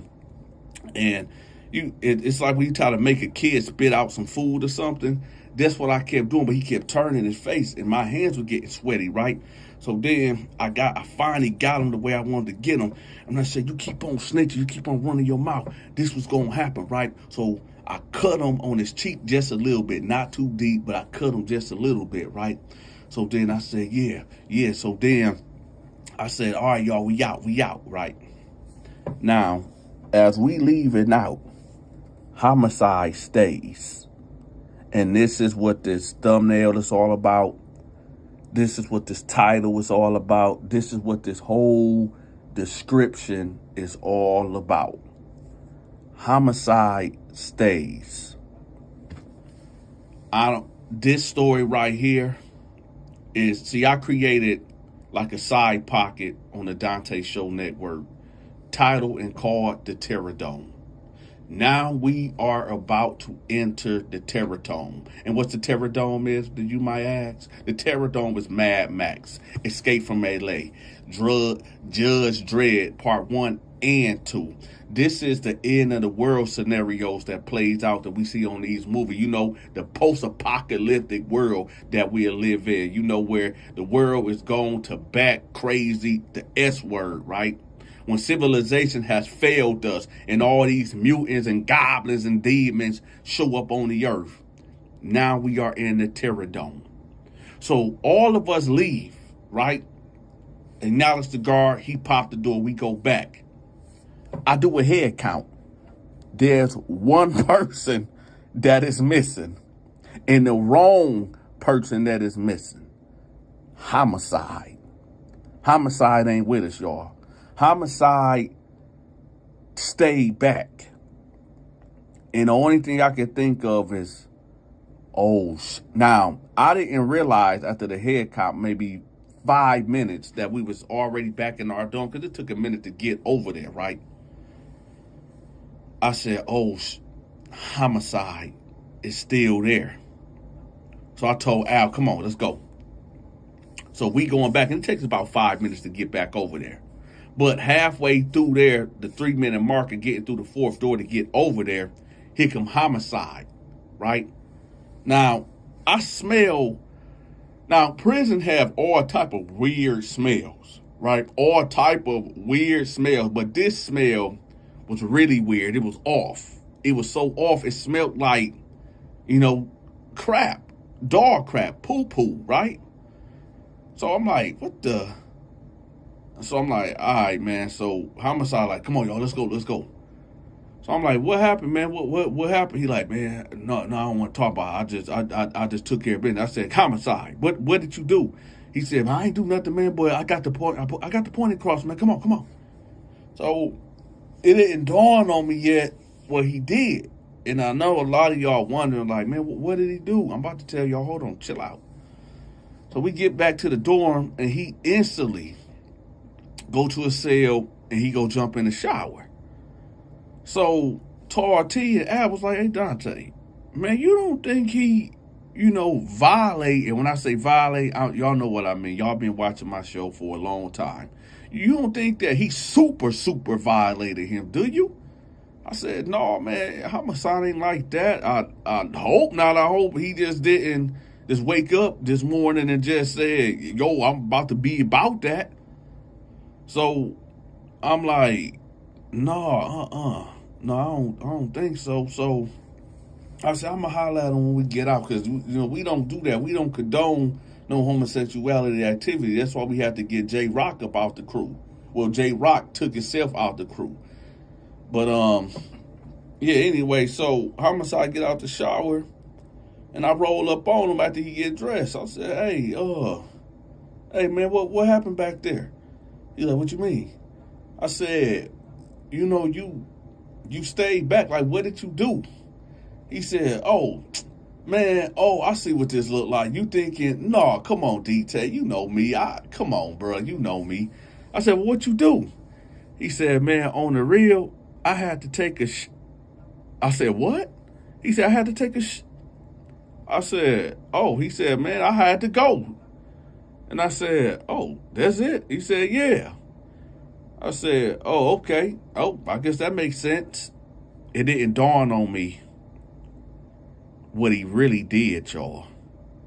Never, look, I've been on this earth, at that time, I've been on this earth for 26 years. Never in my life Never. I mean, I done seen some foul things. I done heard foul things. I done seen things that would make Jason Voorhees, Freddy Krueger, and Michael Myers blush. Okay. Never in a million years would I would have expected to come to the knowledge of what homicide did to this man in that cell. Y'all ready? Well, I'm gonna let the leader of the organization tell y'all. 3 hours later, they come down there. It's about 10 of them. And they come in with the commissary bags, right? They got 5 bags of commissary, you know, chips, ramen noodles, honey buns, candy, summer sausages. Y'all know my favorite, Mountain Dews, right? 5 big old bags. That's my payment, right? So I'm divvying it up amongst the homies, right? And the leader of this organization pulled me to the side like, man, DT, man, y'all, wow, man, y'all, hey, man, what's up with y'all, man? You think y'all took that a little bit too far? And he was joking when he said that, right? I said, nah, man, the job got done, right? He said, yeah, but man, y'all sick. And when he said that, I'm just thinking like, what do you mean we sick? We ain't do nothing out of the ordinary. You know, pants got laid on him. I cut him a little bit on his cheek to let him know. He was like, man, y'all taking, oh man, y'all some dogs. I said, what? Why you keep saying that like that? He said, nah, yeah, I mean, but good job, man, good job, good looking out. Then he walked off, right? Then the rumor started. Next thing you know how guys is. They be whispering and don't really want to say, out loud because they don't want to talk too loud about it because don't nobody really supposed to be in people's business. But Al come to me, Al like, hey man, you hear what's going on? I said, what's up? He like, man, they said that after we took care of that business, homicide, put in his mouth. I said, well, excuse me? He said, yeah. Word is, homicide took a dump in homeboy mouth. Then it hit me, y'all. Yeah. I know, y'all. Welcome to the Terror Dome. I don't know if y'all realize, we are in the Terror Dome for real. I said, nah, no, then I thought about it. I had a flashback. I said, he did stay back. He did say he had to take a dump. But I didn't know that he did that. If you enjoyed this story time, make sure you leave a comment, hit the like button, and share the video. Until next time, take care.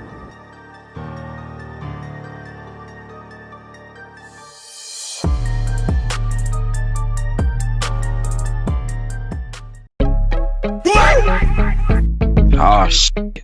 Here we go again.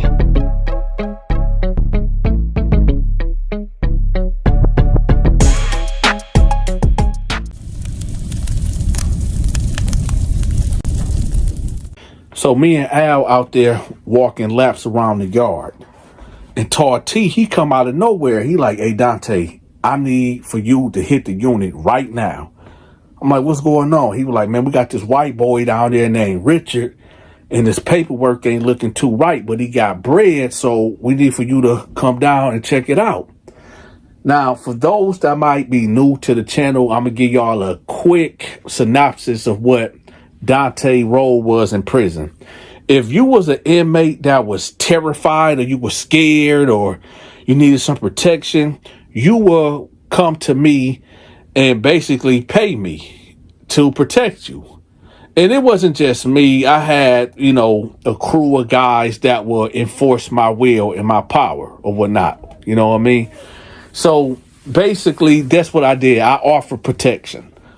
So I tell Torty, like, I'm finna hit another lap right quick. So he's like, all right. So me and Al walk in the yard again. So we go ahead and go hit the unit, right? So I come in there.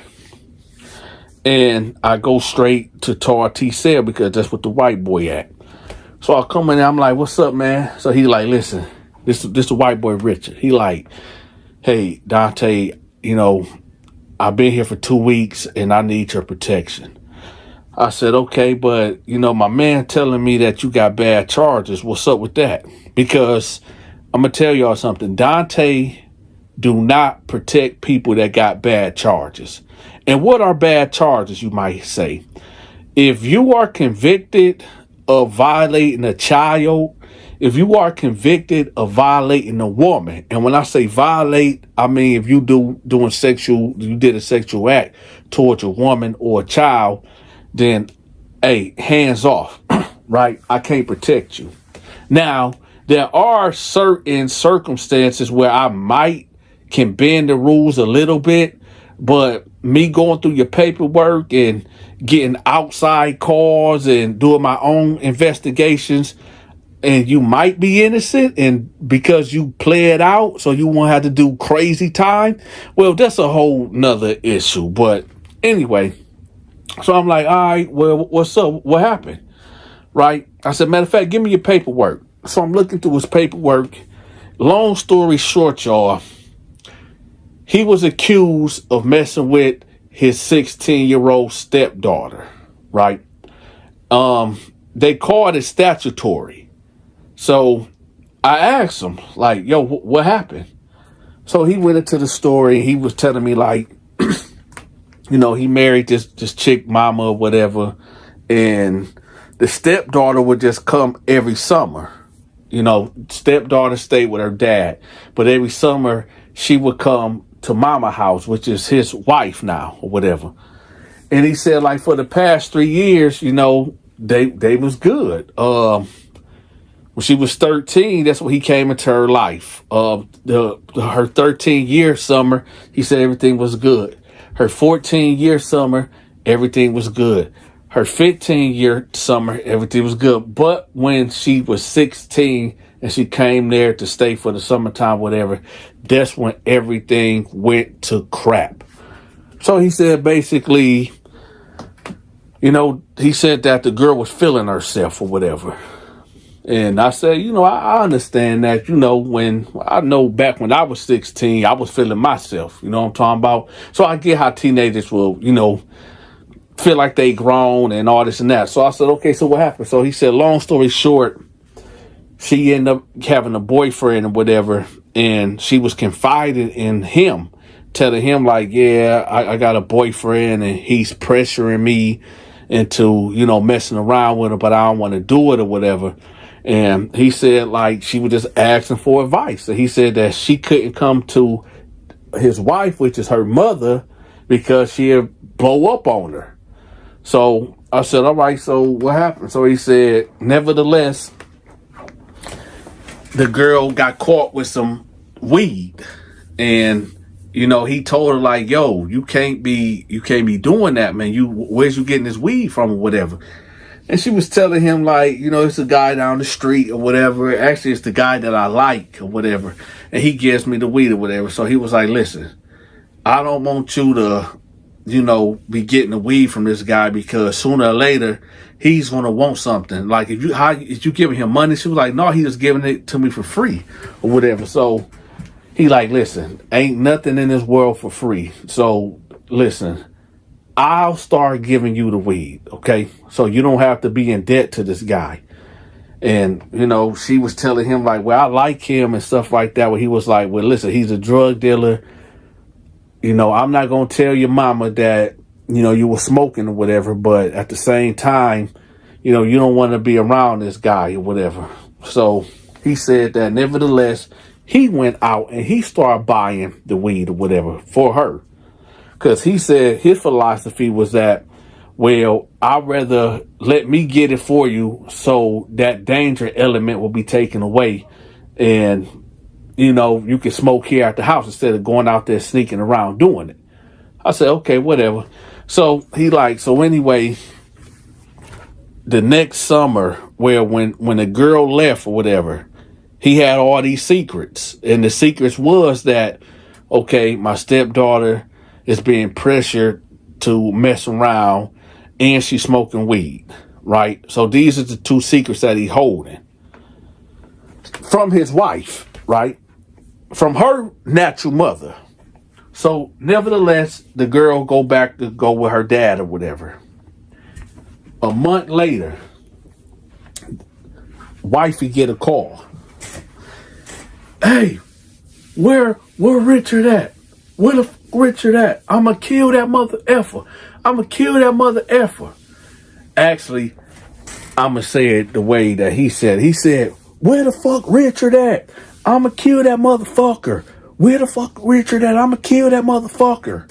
Right? So the wife like, yo, what's going on? Like, what you mean, what Richard at? What did he do? He got our motherfucking daughter pregnant. That song bitch got our motherfucking daughter pregnant. She only 16. How did you allow this to happen? So wifey like, what? What you mean what? Ain't no way Richie did that. Richie ain't do that to our daughter. Our daughter ain't pregnant. What are you talking about? Hey, listen. Our daughter is pregnant. She said Richie is the one that got her pregnant. So she said, hold on, let me call you back. So he said, he was downstairs in the den, stretched out on the lazy boy, taking a nap.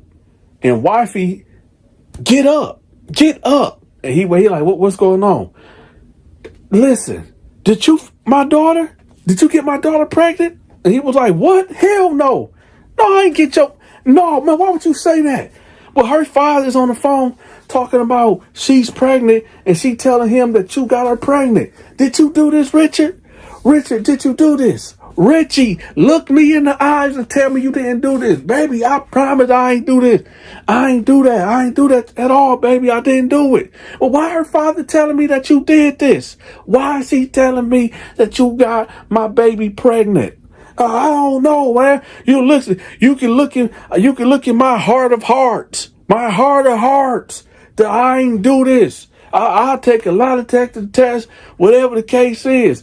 So she like, Richie, tell me the truth. I need to know right now because I don't know what to do. He like, baby, I didn't do it. In my heart of hearts, I didn't do this. So she like, well, Richie, you need to tell me everything. Did anything happen in the summertime? He said, no. Okay, wait. Okay.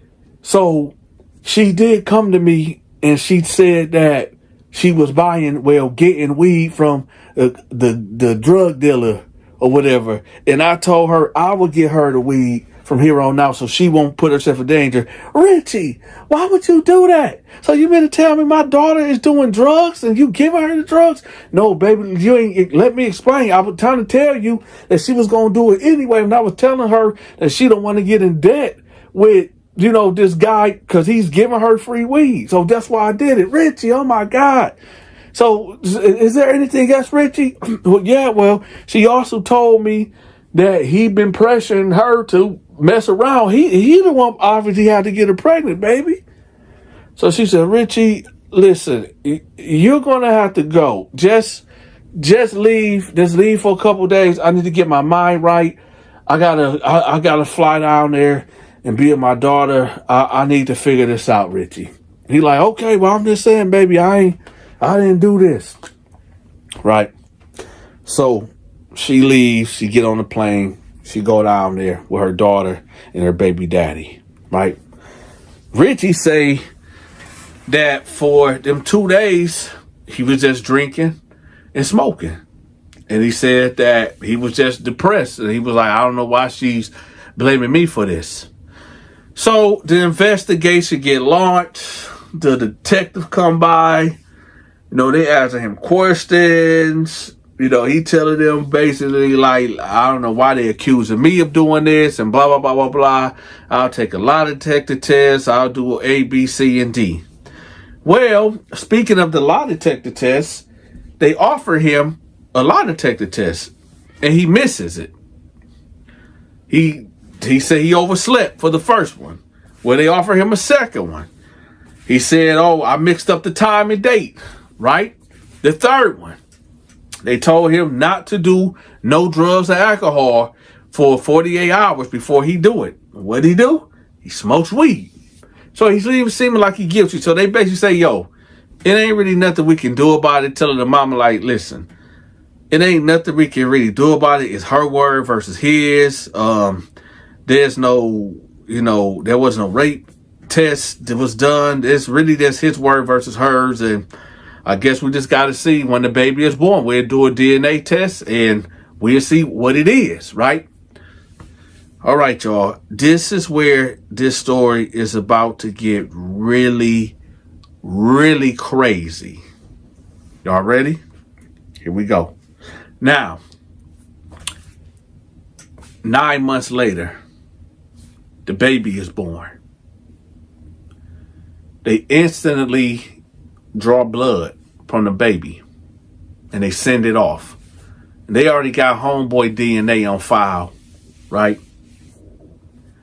It turns out to be his. Y'all want to know what his excuse was? Do y'all really want to know what his excuse was? Now, what I'm about to tell y'all, when I heard this, a load of crap. A load of crap. Now, I'm not no medical physician. I'm not no doctor. I'm not no OBYN specialist. I don't know nothing about this, okay? But this is what his claim was. He said that him and his wife was intimate, right?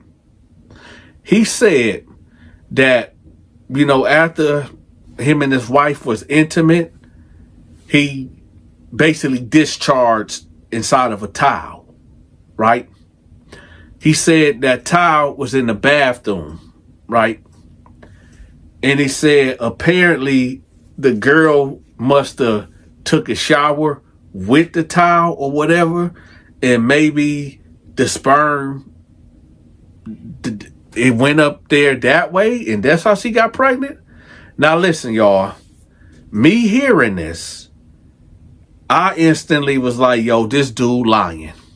I don't believe it. I don't believe homeboy at all. So you mean to tell me, and I could be wrong. Hey, Richie could be innocent. I don't know. Y'all let me know in the comment section. I don't know. Maybe somebody can do some quick research. How long can sperm live on a towel, I guess? I don't know, y'all. I'm just blown away just as y'all. But anyway, so that was the story. He said, long story short, him and his wife was messing around. He ejaculated inside of a towel. He put it in the shower or whatever, the bathtub or whatever on the side. And I guess the daughter thought it was her towel, washed up with it, and she ended up pregnant. Hey, this is what I was told. I'm telling y'all, I don't know. So they hit him with a 4 to 8 year. Minimum 4 years, 8 years max. Boom, bam. Right? So I'm like, all right, okay. So I tell him, like, listen, I'm gonna be real with you, Richie. I'm gonna be real with you. I don't believe your story.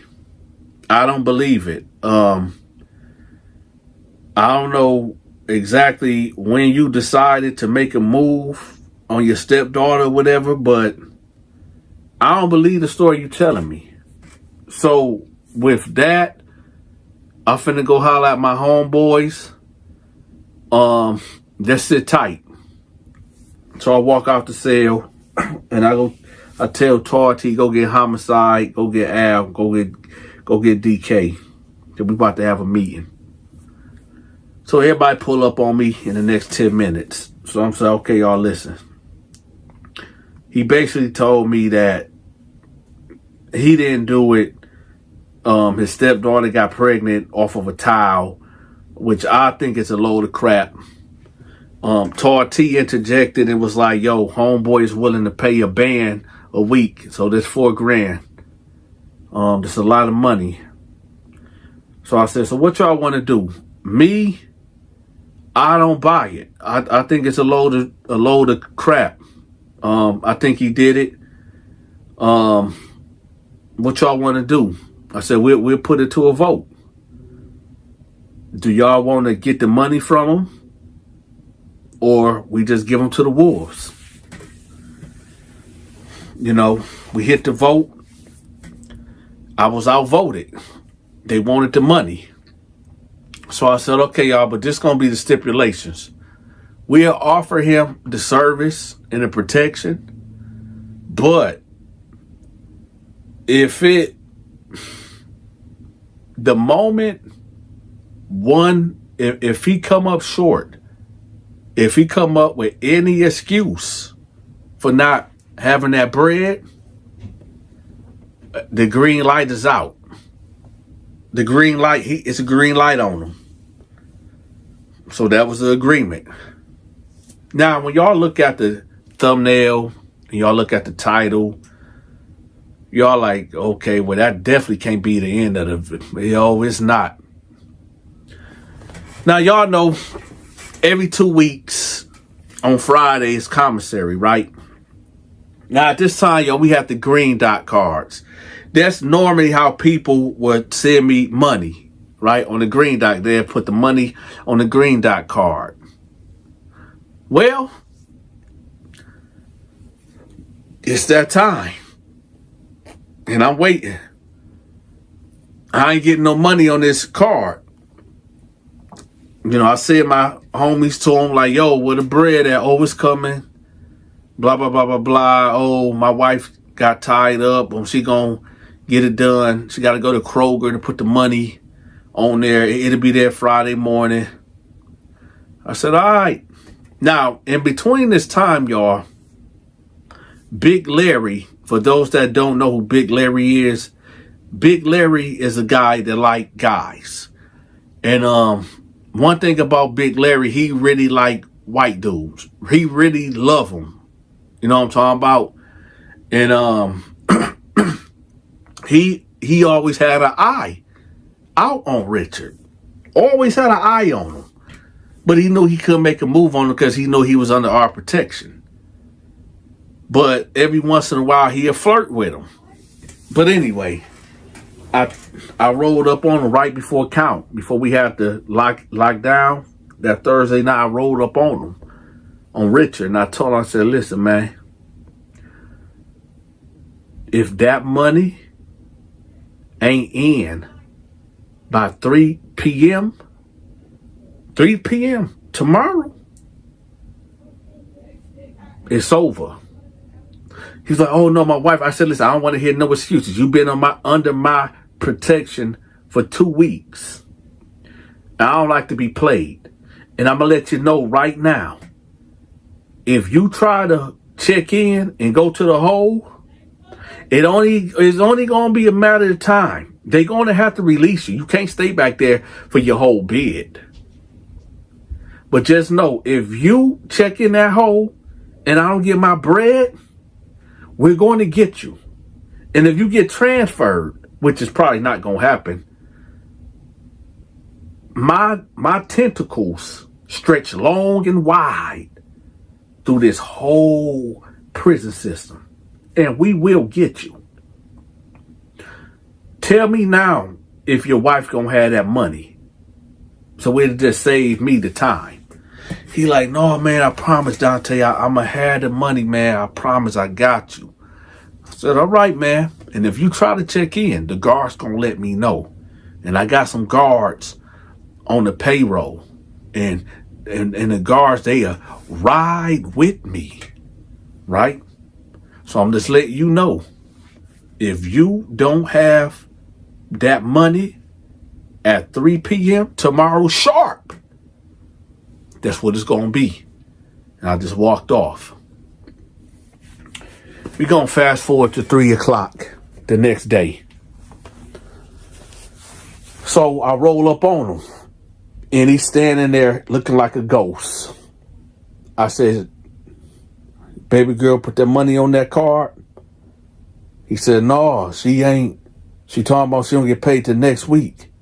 I'm sorry, Dante. I'm sorry. Right? I said, nah, we good. We straight. We straight. So then I walked off and Big Larry popped up. Now, for those that might be wondering, oh, Dante, did you set Richard up with Big Larry? No. Word went around the whole facility that if this money ain't paid by 3 p.m., it's a green light for whoever, whenever that want to get at him. He could have checked in for sure. He could have disregarded everything I said, but he didn't. He decided to, I don't know what was going on through his head, but I know when I walked off, Big Larry stepped up, right? Now, for those, I know a couple of y'all like, well, Dante, that's kind of wrong, man. Why you ain't protect him? What, this supposed to be a charity case? Well, I'm supposed to protect everybody in here? Prison is a business inside of a business. If I start protecting everybody for free, how I'm going to eat? It ain't like we often to be in here kumbaya and everybody sharing spreads and cook-ups. Nah. When I came to lockdown, I only had 2 things, right? My balls and my word. And what came out of that was fear tactics, intimidation tactics, and offering the service to weaker inmates that couldn't hold their own. And well, I gave this man 2 weeks of protection. What, I'm supposed to wait another week, another 2 weeks of excuses? Me getting into it with other gangs or organizations? Nah, it ain't worth it. Let me tell y'all something, because I know what y'all want. I know this is what y'all came here for. When I walked off, him and Big Larry went into his cell. And the white sheet came up. I don't know what was said in there. I don't know what was done in there. But I do know this for a fact, that Richard, aka Richie, he wasn't walking the same. He wasn't walking like a man the next time I seen him. In fact, Richard, aka Richie, his new name was Regina. Hey, yes you. Are you a member of the Donta Show Network? If not, I got you. I will have the link to my members only videos pinned at the top of the comment section. You'll get access to my exclusive videos, which is my skits and my movies. Also, when you become a member, I'll give you a special shout out on the 15th of every month. Again, the link to the members only videos will be pinned at the top of the comment section. I drop a brand new video every day at 5 p.m. Standard Eastern Time. If you want me to promote your business, your social media channel, your products, your storefront, if you got a song, if you got a book, get in contact with me at 313-452-8981. That's 313-452-8981. Or email me at TheDontaShow88@yahoo.com.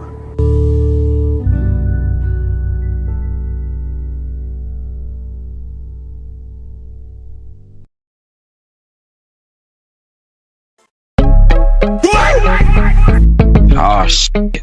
Here we go again.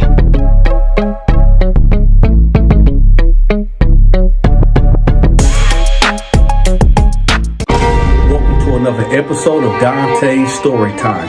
Make sure y'all hit the like button, leave a comment, and share this video. Let's get to it. In prison, you run into all type of people. And when I say all type of people, I literally mean all type of people. And sometimes you run into people that is from your city. Sometimes you might run into people from your neighborhood.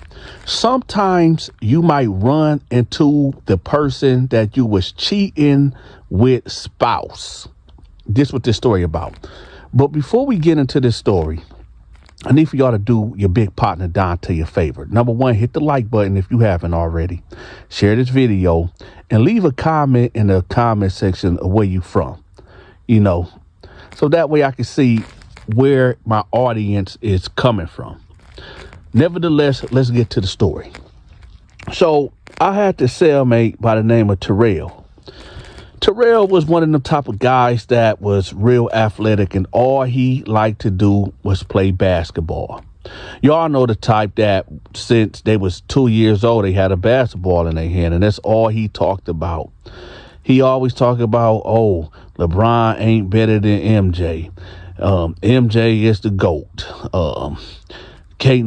His top three is MJ, LeBron, and Wilt Chamberlain, right? Side note, y'all. Side note. Who do y'all think is better, LeBron or Mike? Me, I'm gonna reserve my judgment till later. I'll let y'all know how I feel. But who better, Mike or LeBron? So anyway, so that's all. That's him. That's all he do. All he do is talk about sports, NBA particularly, right? So one day, I asked him, because it's not polite to ask somebody what they in there for, right? Unless you in there with them and y'all done spent some months together or whatever, or you just get the vibe that you could just ask them, like, just straight up, right? So one day we kicking it. I said, man, what you do to get in here, man? You supposed to be in the NBA or somewhere, man. Like, what you get in here for, man? He was like, well, I ended up killing my wife. I said, what? He said, yeah, I killed my wife.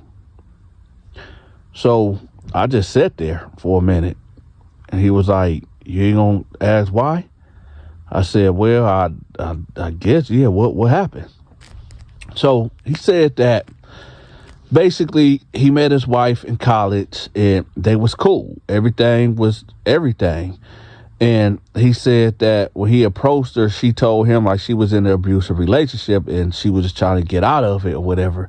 So he basically rolled up on the guy and told him like, hey, she with me now, and if you want to have an issue, we have an issue. But turns out that, her abusive boyfriend was not built like that. He was like a punk. He'd bark on a woman, put hands on a woman, but if a man confront him, he gon' try to cop a plea, and he cop pleas. And he wasn't even gonna try to fight for her. And, he said, he told him, like, don't call her no more. You better not write her no letter. You better just, when you see her coming, you better go the other way. And that's just what it was. Dude complied, right? So he said ever since then, she looked at him like her knight in shining armor or whatever. So he said it was rocking for about 5 years. They graduated college, they settled down, and everything was good. Now, here's the problem. Now, they settled in her old hometown or whatever. And he said everything was good. They both was working. They had a kid together, whatever.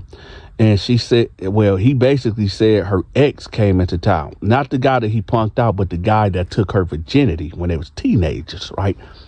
So he ended up working she was working at a group home, right?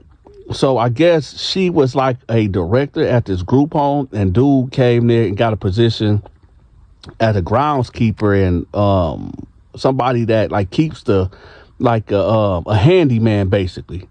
So long story short, they end up rekindling, and she started a affair with the guy that she lost her virginity to. Now, he said he was working so much because he became like this sports director at this high school or whatever. And he said he was just consumed with his life, so he didn't notice the cheating or whatever. Until one time, he said that they end up, they haven't been intimate for like 2 weeks, right? And she'll be making excuses like, oh, I don't want to, I'm on my cycle, or I'm just too tired, I'm just too busy. But he said prior to that, they used to get it on all the time. So he said finally, she got in the shower or whatever, he seen that she didn't have no pad on, and she had no pad. So he's like, why would she lie about being on her menstrual cycle or whatever? So he said he just got in the shower with her, and he was like, yo, I want some basically. And so they got the hug and the kiss, and then they end up, doing what grown folks do, right? But he said when he got in it, it was different. Yeah. He said that it was, how can I put this without being too descriptive? He said that it was basically blown out. He said usually when he get in it, it be tight. She'd be gasping and whatever, but he said he just fell off in it, and he like, oh, no, man, something ain't right here. So he said, he was like, hey, man, what's up? Like, you cheat on me? And she's like, no, why would you say that? He's like, man, no, I'm not stupid, man. No, what you... So he said he got out the shower, and he telling her, like, man, no, let me see your phone, man. Because he said he didn't suspect nothing at this point at all. So he said he got her phone. He going through it, and he like, who is this right here? And it was the guy. Then she was like, no, just one of my workers. And then he just called the phone. And when he heard the voice and he talking to him, he like, hold on, is this the guy that you lost your virginity to? She was like, yeah, but it ain't nothing. He like, hey, man, hold on. So, then they got him and the guy was arguing. They got off the phone. He said, hold on. So you've been cheating on me with the guy you lost your virginity. Like, when did this start? So she just started crying. And, well, it wasn't like, I didn't know that I had these feelings for him. And I just messed up. And he like, listen, man, we are a family. We are family. I married you, and we graduated college. We got our daughter. We got our careers. And this is what you gonna throw this away for this guy? And she like, I'm sorry. I just had a weak. He like, what you mean you had a weak moment? What did I do? What did I do? What do you mean you had a weak moment? What happened? And she was like, I don't know. I just don't know. I don't know. So he like, you know what? Okay, you know what?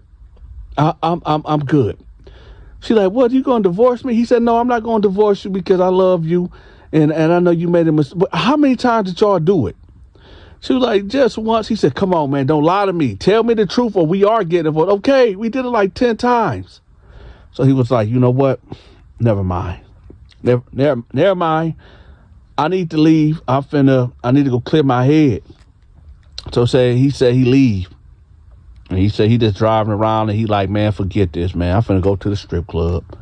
I need to be around some women. I need to clear my head. So he said he pull up to the strip club, and he go in there, get him a couple of drinks. And he said he see this chick, and she wasn't even gnawed after him, but he just told like, hey, how much is it, for us to mess around or whatever. And she told him the price. They went outside to his car, and they did what they did, right? So he said it didn't make him feel better at all. He said, in fact, it just made him feel more worse. So he said, you know what?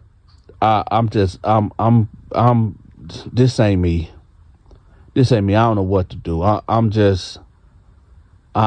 know. I don't know if I can forgive this woman. I'm just going to go home and just go to bed, man. Forget it. So he stopped at the liquor store, get him a fifth of Henny. He drinking, he driving, he pull up to the house. She like, are you okay? He just walked past her. He get in the bed. He go to sleep.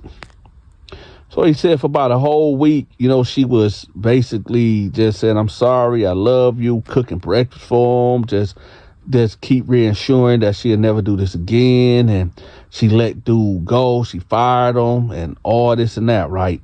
Cool. So he like, man, he really giving her the cold shoulder because he was really hurt behind us, because he like, yo, what did I do? I didn't even do nothing. You know what I'm saying? So he said when he was out, it was this chick that he seen.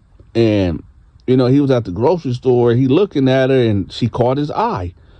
And I guess she looked at him. I guess they was playing eye tag in the grocery store or whatever. So I guess he walked up on him like, is you following me? And she was like, no, I'm not following you. Is you following me? And he was like, I might be. And I guess they started laughing and joking. And from there, they exchanged numbers, right? So he said maybe like 2 weeks, they were just talking on the phone, texting, and he wasn't even studying his wife. His wife was like, who was that on the phone? He was like, nobody important, nobody you need to know. So he said like, she'd be like, man, so is you talking to another woman? He like, if I was, I ain't effing them. I ain't effing him like you did. So, you know, she was like, all right, man, whatever. And then she'll keep kissing his butt and, you know, that jazz. So he say one day the girl didn't know that he was married though. She didn't know that. So one day the wife say, okay, listen, I'm gonna give you some time. I'm gonna go move in with my sister. I'm gonna take our daughter and I'm just gonna give you some time to clear your head. And he like, all right, bye, whatever. So she said, I'm gonna leave for about 3 or 4 days. So he said, okay, whatever. Kissed his daughter. The mama, them left, right? After 3 days, she was like, you know, I'm just going to stay here for 2 weeks, you know, to get my mind clear and stuff. And he was like, all right, whatever. So now it's in his head that, you know, the wife gonna be gone for 2 weeks. So old girl called him like, hey, I want to see you or whatever. He like, matter of fact, yeah, come on. This is my address. Come on through. Right. Come on through. So she come over. They have a nice dinner.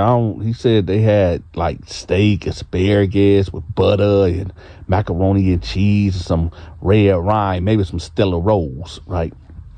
So he said, you know, they sitting there and they chilling, they talking. So they end up, you know, moving the conversation from the dining room to the couch. And, you know, he said they sitting there, they watching TV and, you know, they looking in each other's eyes. And, you know, first they got the touching and kissing and, well, that led into something else. And they end up doing it right there on the couch. Right. So he said like, yo, he woke up and she was standing in front of, you know, I guess he had like this fireplace and his pictures on there. And she was standing there. She was like, this your wife? And he was like, yeah, that's my wife. She was like, why you didn't tell me you was married? And he was like, we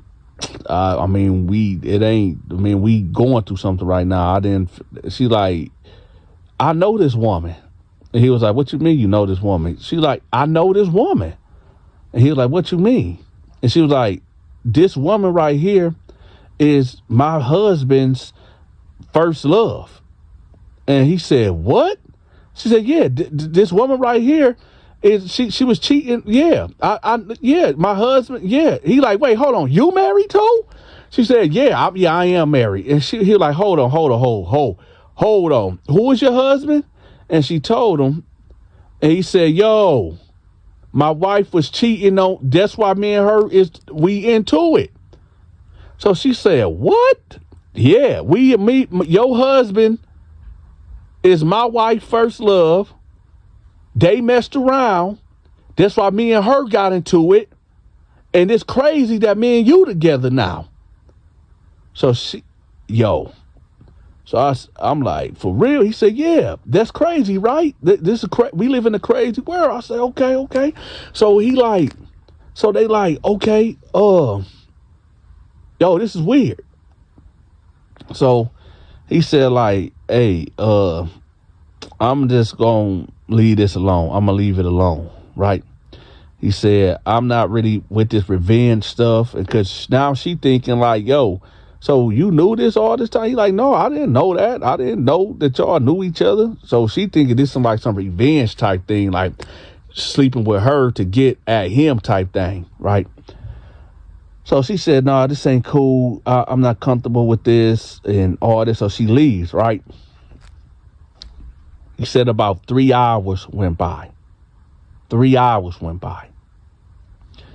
He said that he get a bang at the door. It's got to be like 3 o'clock in the morning at this time. He get a bang at the door. Boom, boom, boom, boom. Right? It's dude. Right? It's his wife, first love. Boom, boom, boom. Hey, bro, you F my wife? You F my wife, bro? He said he ain't waste no time. He said he snatched that door open and they got the brawling. He said he put all hands and feet on this man. He said he beat the living dog crap out of him. Right? He said as he's beating his man, beating him. Now keep in mind, though, his wife, right, the dude that I'm locked up with, his wife that went to stay with mama, is only 40 minutes away. So dude called her and told her, like, yeah, your husband slept with my wife. He need to get to this house. So his wifey is already on the way to the house. And she sees her first love getting whooped out by her husband. And she get over there, get off of him, stop hitting him. She done called the police and everything. And he snapped out. He said, hold on. I'm your husband. And you taking up for this dude? So he said he grabbed her by her hair, dragged her into the house, went into a drawer. He grabbed that 380. And he said he put 2 on her head. He said the police came. He was sitting on the stoop. Dude was beat to a bloody pulp. He survived. But his wife didn't make it. Now he in here with me. Check this out, y'all. If you're not happy in your relationship and you thinking about stepping out, or you done been in a relationship with somebody and it didn't work out and you see that person again, just go back to the day why it didn't work out. Or you might find yourself on the Donta Show Network being the subject of a prison story. With that, y'all, I got another hot one that's going to drop tomorrow at 3:45 p.m. Stay tuned. Hey, yes, you. Are you a member of the Donta Show Network? If not, I got you. I will have the link to my members only videos pinned at the top of the comment section. You'll get access to my exclusive videos, which is my skits and my movies. Also, when you become a member, I'll give you a special shout out on the 15th of every month. Again, the link to the members only videos will be pinned at the top of the comment section. I drop a brand new video every day at 5 p.m. Standard Eastern Time. If you want me to promote your business, your social media channel, your products, your storefront, if you got a song, if you got a book, get in contact with me at 313-452-8981. That's 313-452-8981. Or email me at TheDontaShow88@yahoo.com.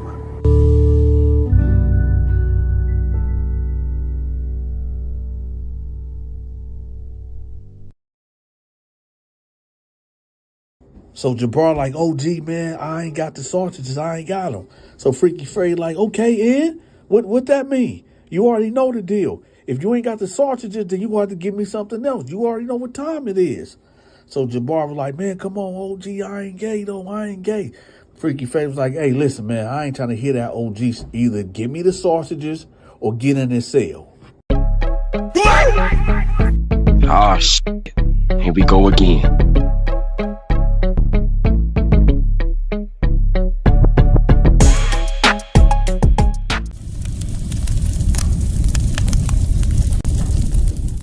This story is about when my homeboy Jabar from Detroit, Michigan, ended up selling his man card for 2 packs of summer sausages.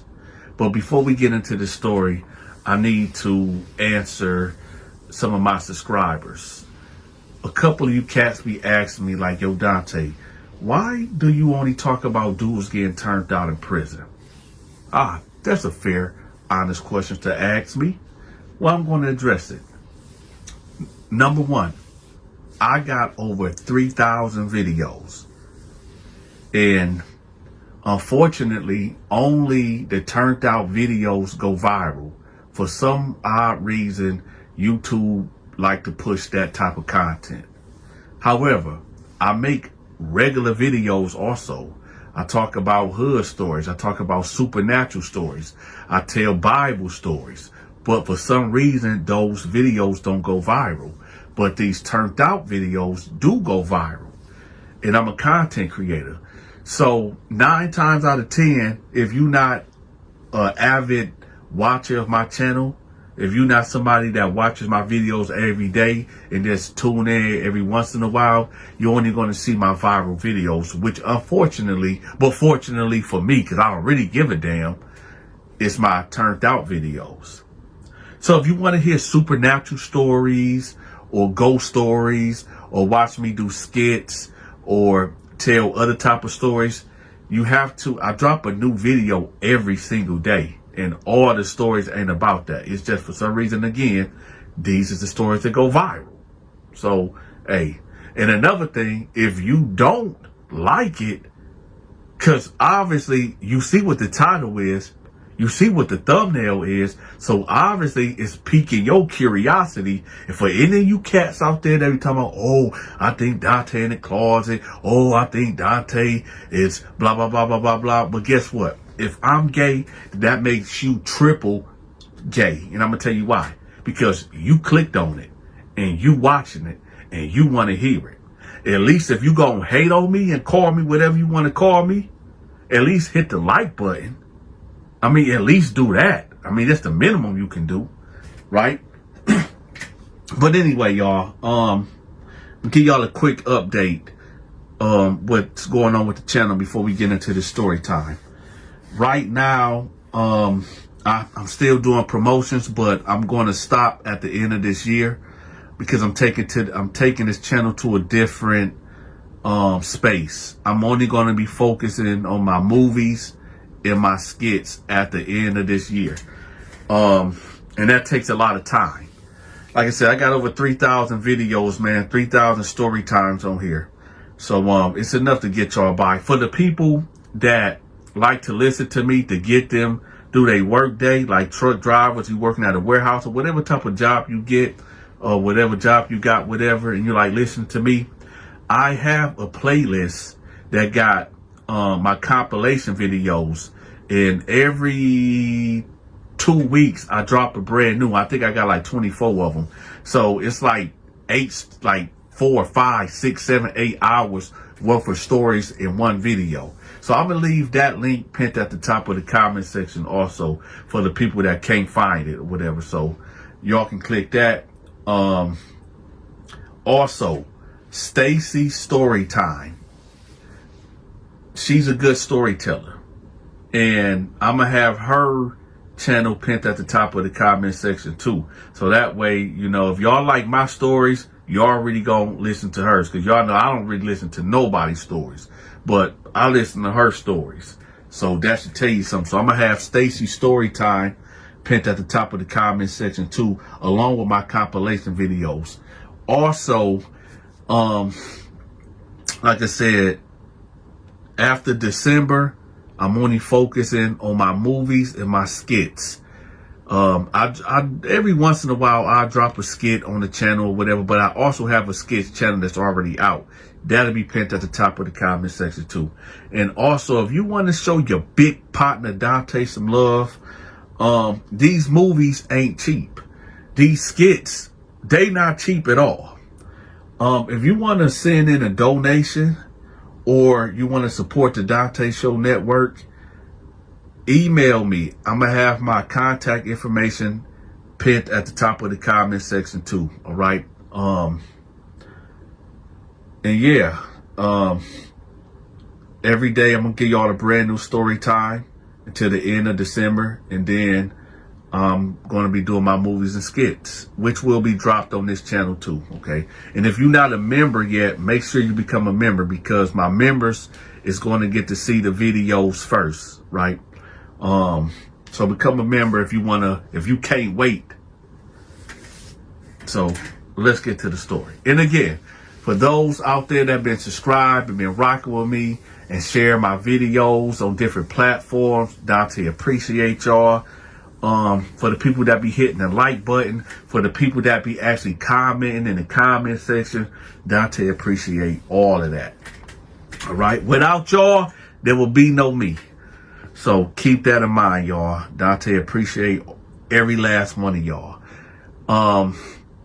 What else before we get into the story? What else? What else we got on the agenda? Oh, also, y'all, I'm only gonna be uploading story times Monday.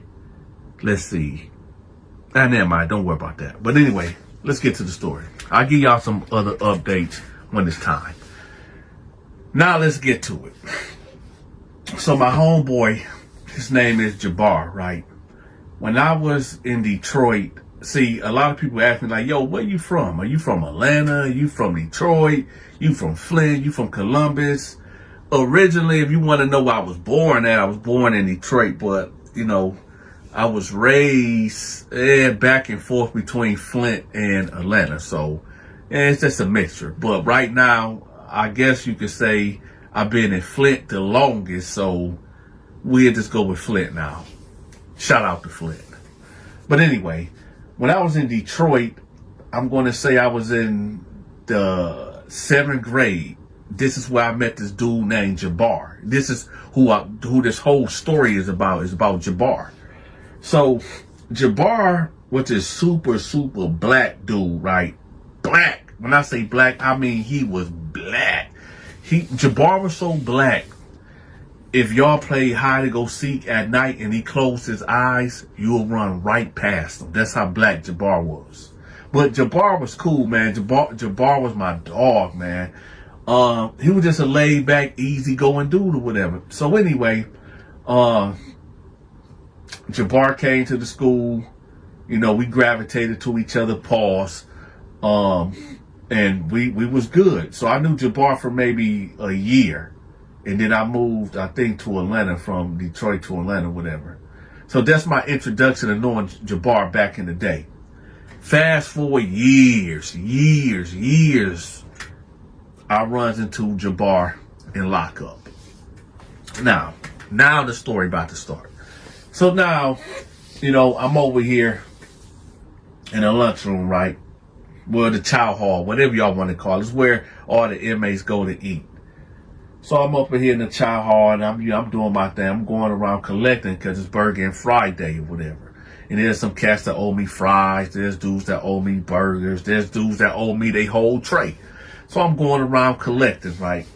And Jabar walks in. Now, at this point, y'all, I ain't seen Jabar in, let's see, okay, I got locked up when I was 23. I ain't seen Jabar in 10, that make me 13, 11, 12. I ain't seen Jabar maybe 13 years, y'all. But you know, you never really forget a face, and he just looked familiar. So I see him when he came in. I'm looking like, man, I know that dude from somewhere, right? So he go over there and he go sit over there with these Crips or whatever. I guess Jabar was a Crip or whatever. So nevertheless, I see him, and I'm scratching my head. I'm thinking to myself like, man, I know dude from somewhere. So after, you know, chow or whatever, he leaves out. You know, I leave out and I pull up on him. I'm like, hey, where you from? He was like, I'm from Michigan. I said, what part of Michigan? He was like, the D. I said, the Detroit? He was like, yeah. I said, what side? He was like, the west side. I said, okay. I said, hey, did you ever go to Tricks? He was like, Tricks? I said, yeah, the middle school. He was like, yeah. Did you ever go to Nolan? He was like, yeah. I said, man, hey, your name Jabar, right? He was like, yeah. I said, man, I'm Dante, man. He was like, Dante? I said, yeah, man, you don't remember me from Nolan? He was like, yeah, on the east side. I said, yeah, Nolan Middle School. He was like, oh, yeah, man, what's up, man? I said, yeah, man, what's good, man? How you been? He like, man, shit, I've been here. So I ain't been doing too good, but, man, I always wonder what happened to you. I said, yeah, man, my mama, man, she was always moving, man. We moved to Atlanta. We was there for a couple years. And after that, man, we moved to Flint. And, you know, we came back to Detroit here and there. But we just always been moving, man. He was like, oh, okay. I said, hey, man, Jabar, what the hell you doing in here? How long you been in here? He was like, man, I just got here 2 days ago, man. I just got out of intake. I said, all right. I said, you bang? It was like, yeah, I bang, but, you know, I'm trying to really get out. I'm trying to chill. That's what got me in here. I said, how much time you got, G? He was like, the guy got 20 years. I said, 20? He said, yeah. I said, what's your minimum? 10. Dang. For those that don't know, just because you are sentenced to 20 years, you also have a minimum also that, you know, you can be sentenced to 20 years, but after, let's say, 3 years, you can be eligible for parole. His was 10. He have to do 10 years, period, in order for him to get eligible for parole or whatever. So he like, yeah, man, I'm in here, man. I got a whole dime.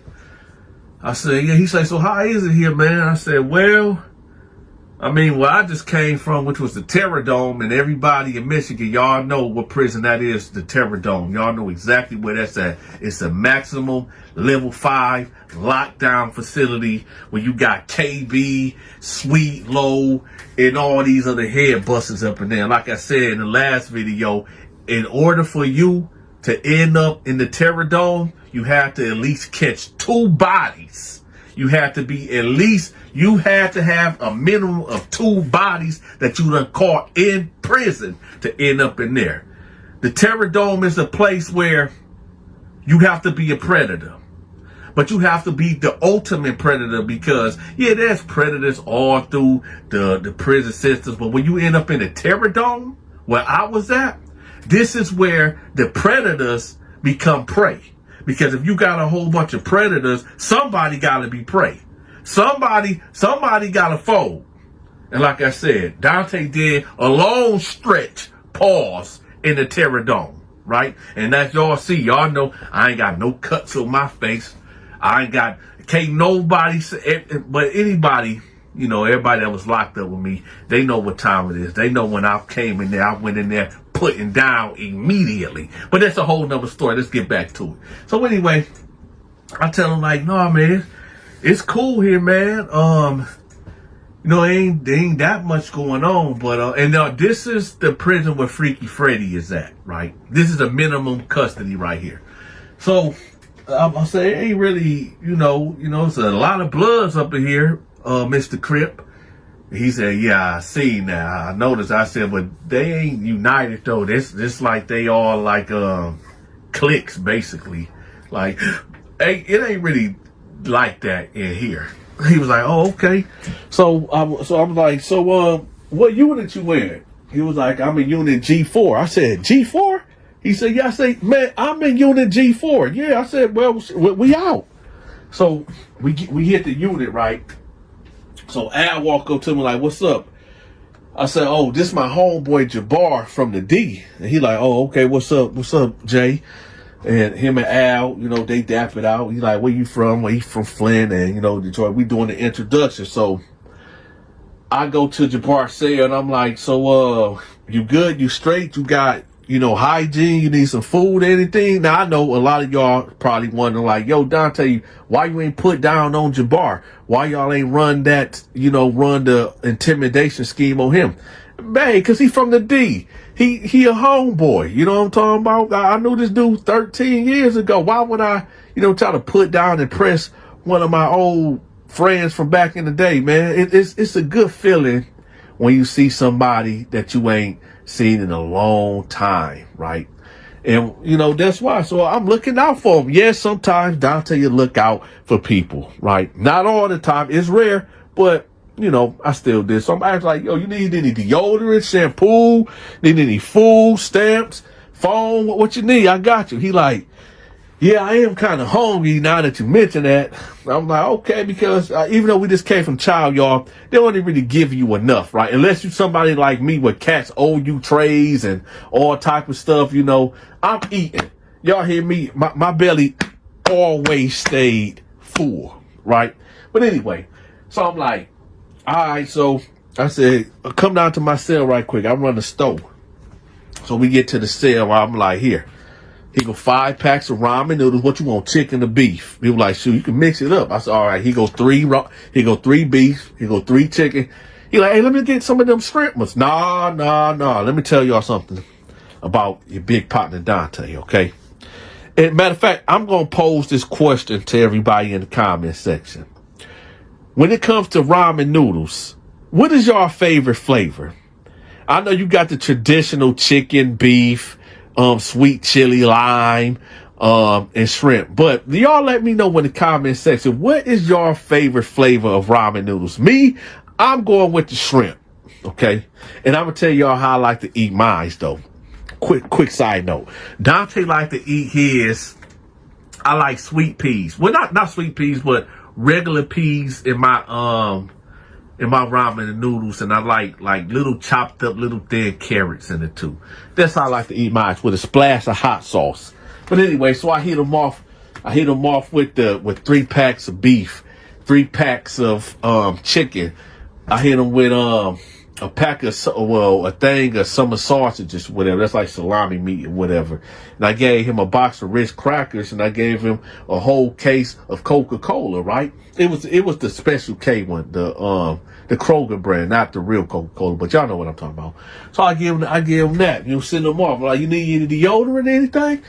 He was like, yeah. So I hit him with the speed stick. Boom, bam, right? So I hooked my man up. He bounced out. So as he walking out, he like, do I owe you for anything? I said, no, man, you good people. You good.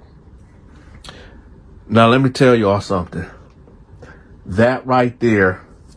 Now I did that out of love, but this is where this got me in trouble in the long haul, and I'm gonna tell you why. Just because you know somebody from back in the day, years ago, they can change. I mean, for God's sake, I knew this dude in middle school. I didn't grow up with him. I didn't know that this dude had a habit. I did not know that this dude had a heroin habit. You understand? This dude was a full-blown drug addict, and I didn't know that. To the point, everything that I gave this man, and keep in mind, y'all, this is him being here for 2 days. This man sold all this that I gave him. Right? So we gonna get to that. So, I see him in the child hall or whatever the next day. This is when because word travels fast.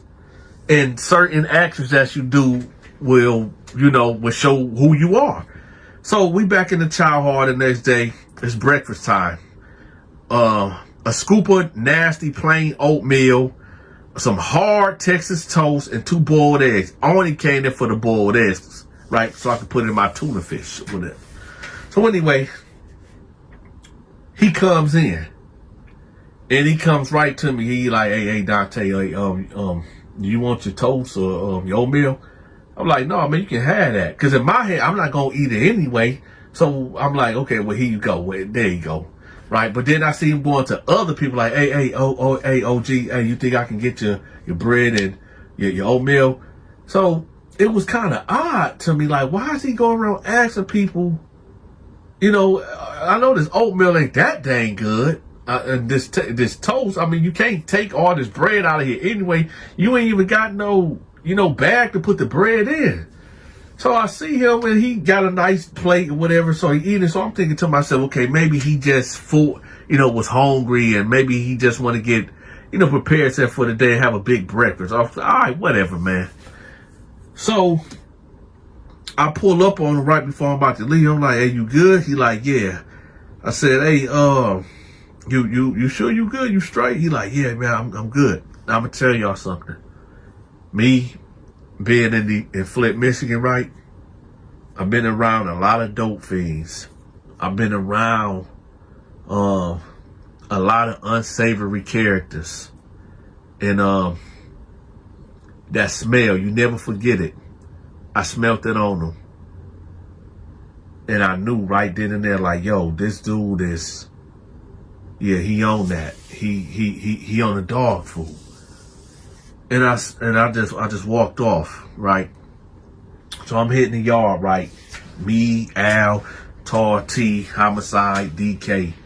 We over here doing our morning meeting, right? And the morning meeting is basically like, yo, did you get anybody new in the unit? Do we got any more clients? Just giving a rundown of the day.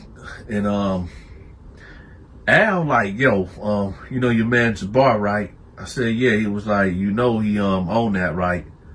I said, how you know that? He was like, who you think he got it from?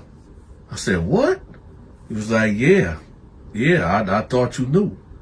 I said, no, I didn't know that. He was like, yeah, all that you gave him, I put it back on your bed, man. I said, wait, what happened? He was like, he came with all this that you gave him. He gave it to me, and I gave him some, you know what? I can't say what it is, you know, due to YouTube policies, whatever. And I said, okay. And he said, yeah, I just took all this and just put it on your bed, and I'm just hollering at you about it right now. I said, okay. I said, well, yeah, he cut off. So I was like, you know what? Yeah, that's crazy. But anyway, so that was the conclusion of that meeting. Now we about to get to what y'all clicked on the video for. Now we about to get to the situation at hand. We're going to say about 2 weeks go by, right? 2 weeks go by. And slowly, but surely, but fast, this dude is doing dope fiend moves. He's stealing. He talking that Detroit jank talk. You know what I'm talking about? Where he you know, on the real, I really don't even feel like telling this story right now because I'm kind of angry now that I'm really thinking about it. Like how many times I stuck my neck out for this dude, but then again, when you're an addict, it's like, what can you really do? I don't know. But anyway, Freaky Freddy hit the scene. Now, from my understanding, this is how this went. He came to do proposition him and tell him like, listen, I can't give you no, I ain't got no. Freaky Freddy, he didn't sell drugs in prison. He just ran the store. And that's how he would get cats to, you know, do what he want to do for him, you know, feed them or whatever. But from my understanding, you know, Jabar came to Freaky Freddy a couple times like, yo, you know, can I get some food or whatever? I pay you on store day or whatever, you know, they basically get the drugs or whatever. And Freaky Freddy would hit him off, right? But at this point, I don't think they messed around at all until this, or what I'm about to tell y'all. So let's establish the timeline. He went to Freaky Freddy for about 2 weeks and borrowed things from Freaky Freddy to give to the guy that was, you know, pushing drugs or whatever. And he had paid Freaky Freddy back on store day or whatever. I guess somebody was sending him money in, and, you know, the debt was good until it wasn't good. So this is how the story went. One of my homeboys that was, you know, pushing narcotics or whatever, he come to him because I guess the other guy cut him off and was like, yo, I need that. You know, I really need this. And my homeboy was like, nah, I ain't giving it to you, man. You owe too many people. No. He like, man, please, man, I need something, right? So my homeboy told like, nah, if you ain't got, you know, in hand, no, I'm not serving you or whatever. So Jabar goes to Freaky Freddy in desperation, and that's how Freaky Freddy like it, when you desperate. And well, yo, hey, man, I know I owe and this and that, but man, I really need this, man. I really need a hit. Well, y'all know how Freaky Freddy is. This is what he was waiting on. Now, I'm not gonna go into detail of how it happened and where it happened, and just know Freaky Freddy got what he wanted and Jabar got what he wanted. And you know, this story, I know it sounds like I'm dragging it out, but I'm really kind of angry a little bit, because it's like, it's one thing, yeah, we see drug addicts and we see people on a decline or whatever, but it's like, damn, like I knew this dude, like I knew this cat, whatever. just thinking back, the old times back in middle school or whatever. But I just seen his decline and just doing a lot of dope fiend type stuff, man. And yeah. But I'm gonna end the story right there. My bad, y'all. I know that y'all wanted more for it to be more extreme or whatever, and y'all wanted me to get into detail, but I can't do it. Not on this video, because this one right here hit home all the way, and yeah. But I will tell y'all this though. Jabar, he been released. What year we in?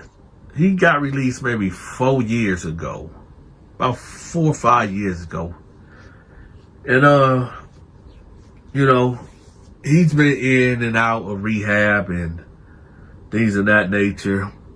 A couple months ago, me and my wife was in Detroit, and my wife's friend and her husband, and we went to go see the Shanti concert at the Little Caesars Marina.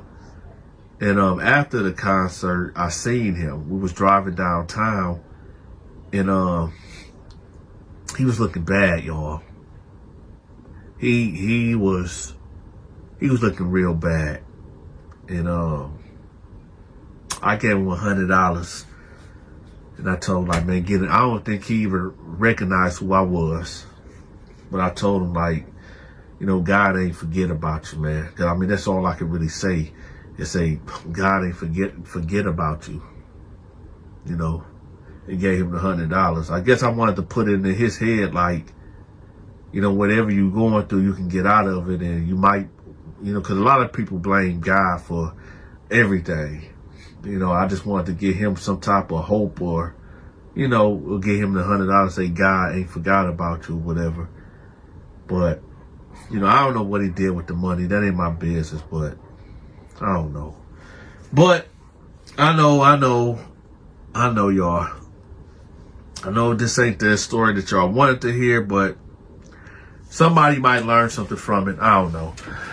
But again, y'all, this Saturday, I got a crazy story that's dropping at 5 p.m. So y'all make sure y'all set y'all alarm, whatever. Saturday, 5 p.m. Eastern time, y'all gonna see Dante in rare, raw form, right? So y'all make sure y'all check it out. Saturday, 5 p.m. Y'all be in the building. With that, y'all, I'm gone. Ah, shit. Here we go again.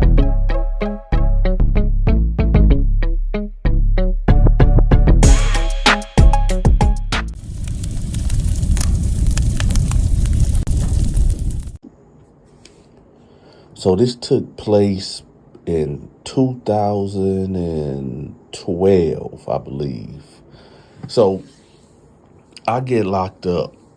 So in prison, when you get locked up in prison, it's called the hole of the shoe. So it's basically a jail inside a prison. But the incident that took place, they had to get me up out of there. They said, no, you too of a high risk. You got too much power in here. You got to go.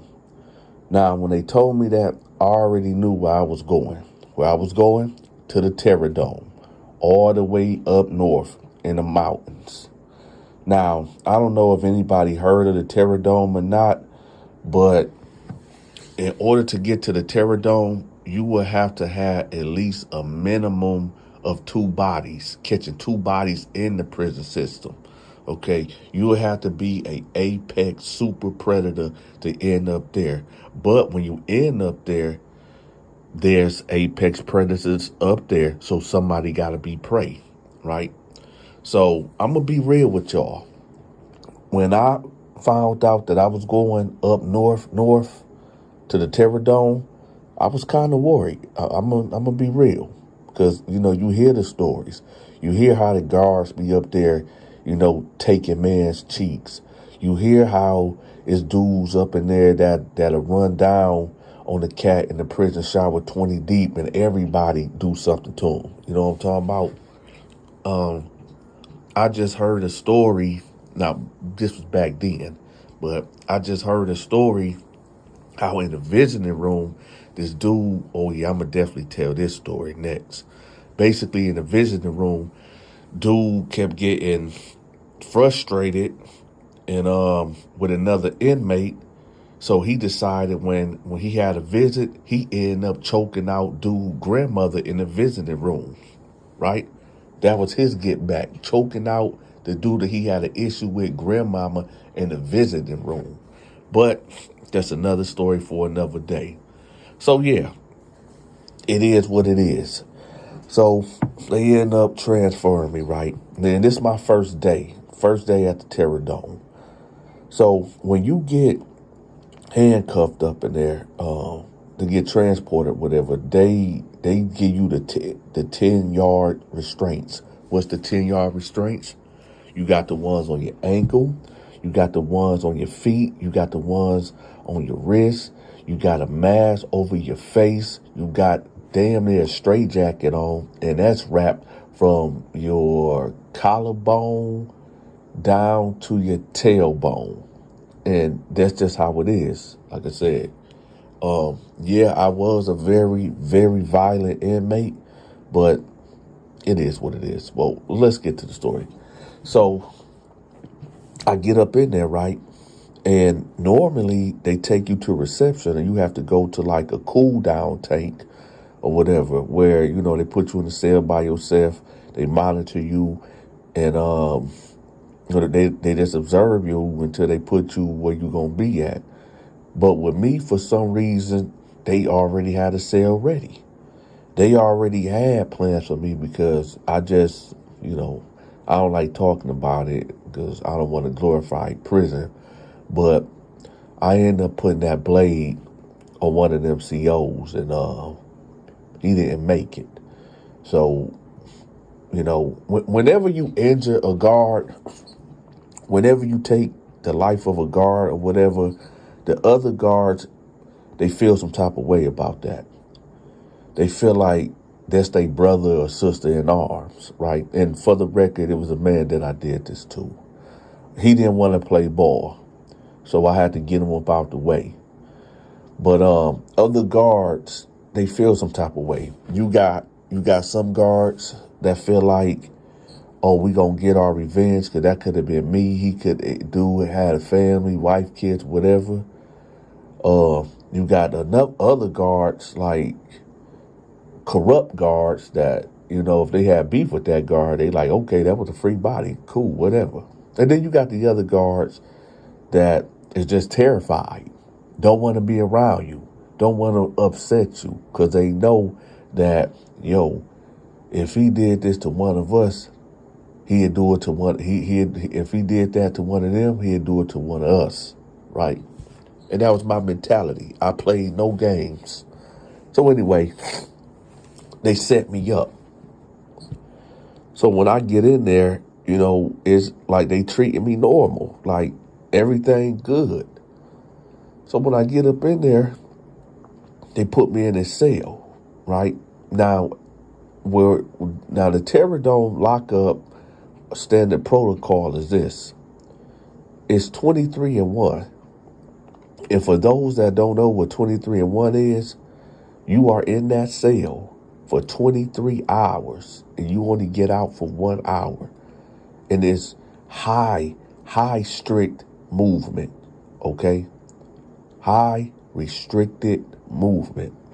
Meaning every time you come up out that cell, you are in handcuffs on your ankles and your wrists, okay? You and your cellie. So, like I said, I knew it was kind of a setup because how they just put me right in the cell. Well, here it go. So they bring me to the cell. And they tell the dude, you know, the protocol is whenever you get a new inmate, you got to turn around and put your hands through the slot, whatever, so they can handcuff you. and then you go to the back of the cell, and then the new guy come in, which I'm the new guy.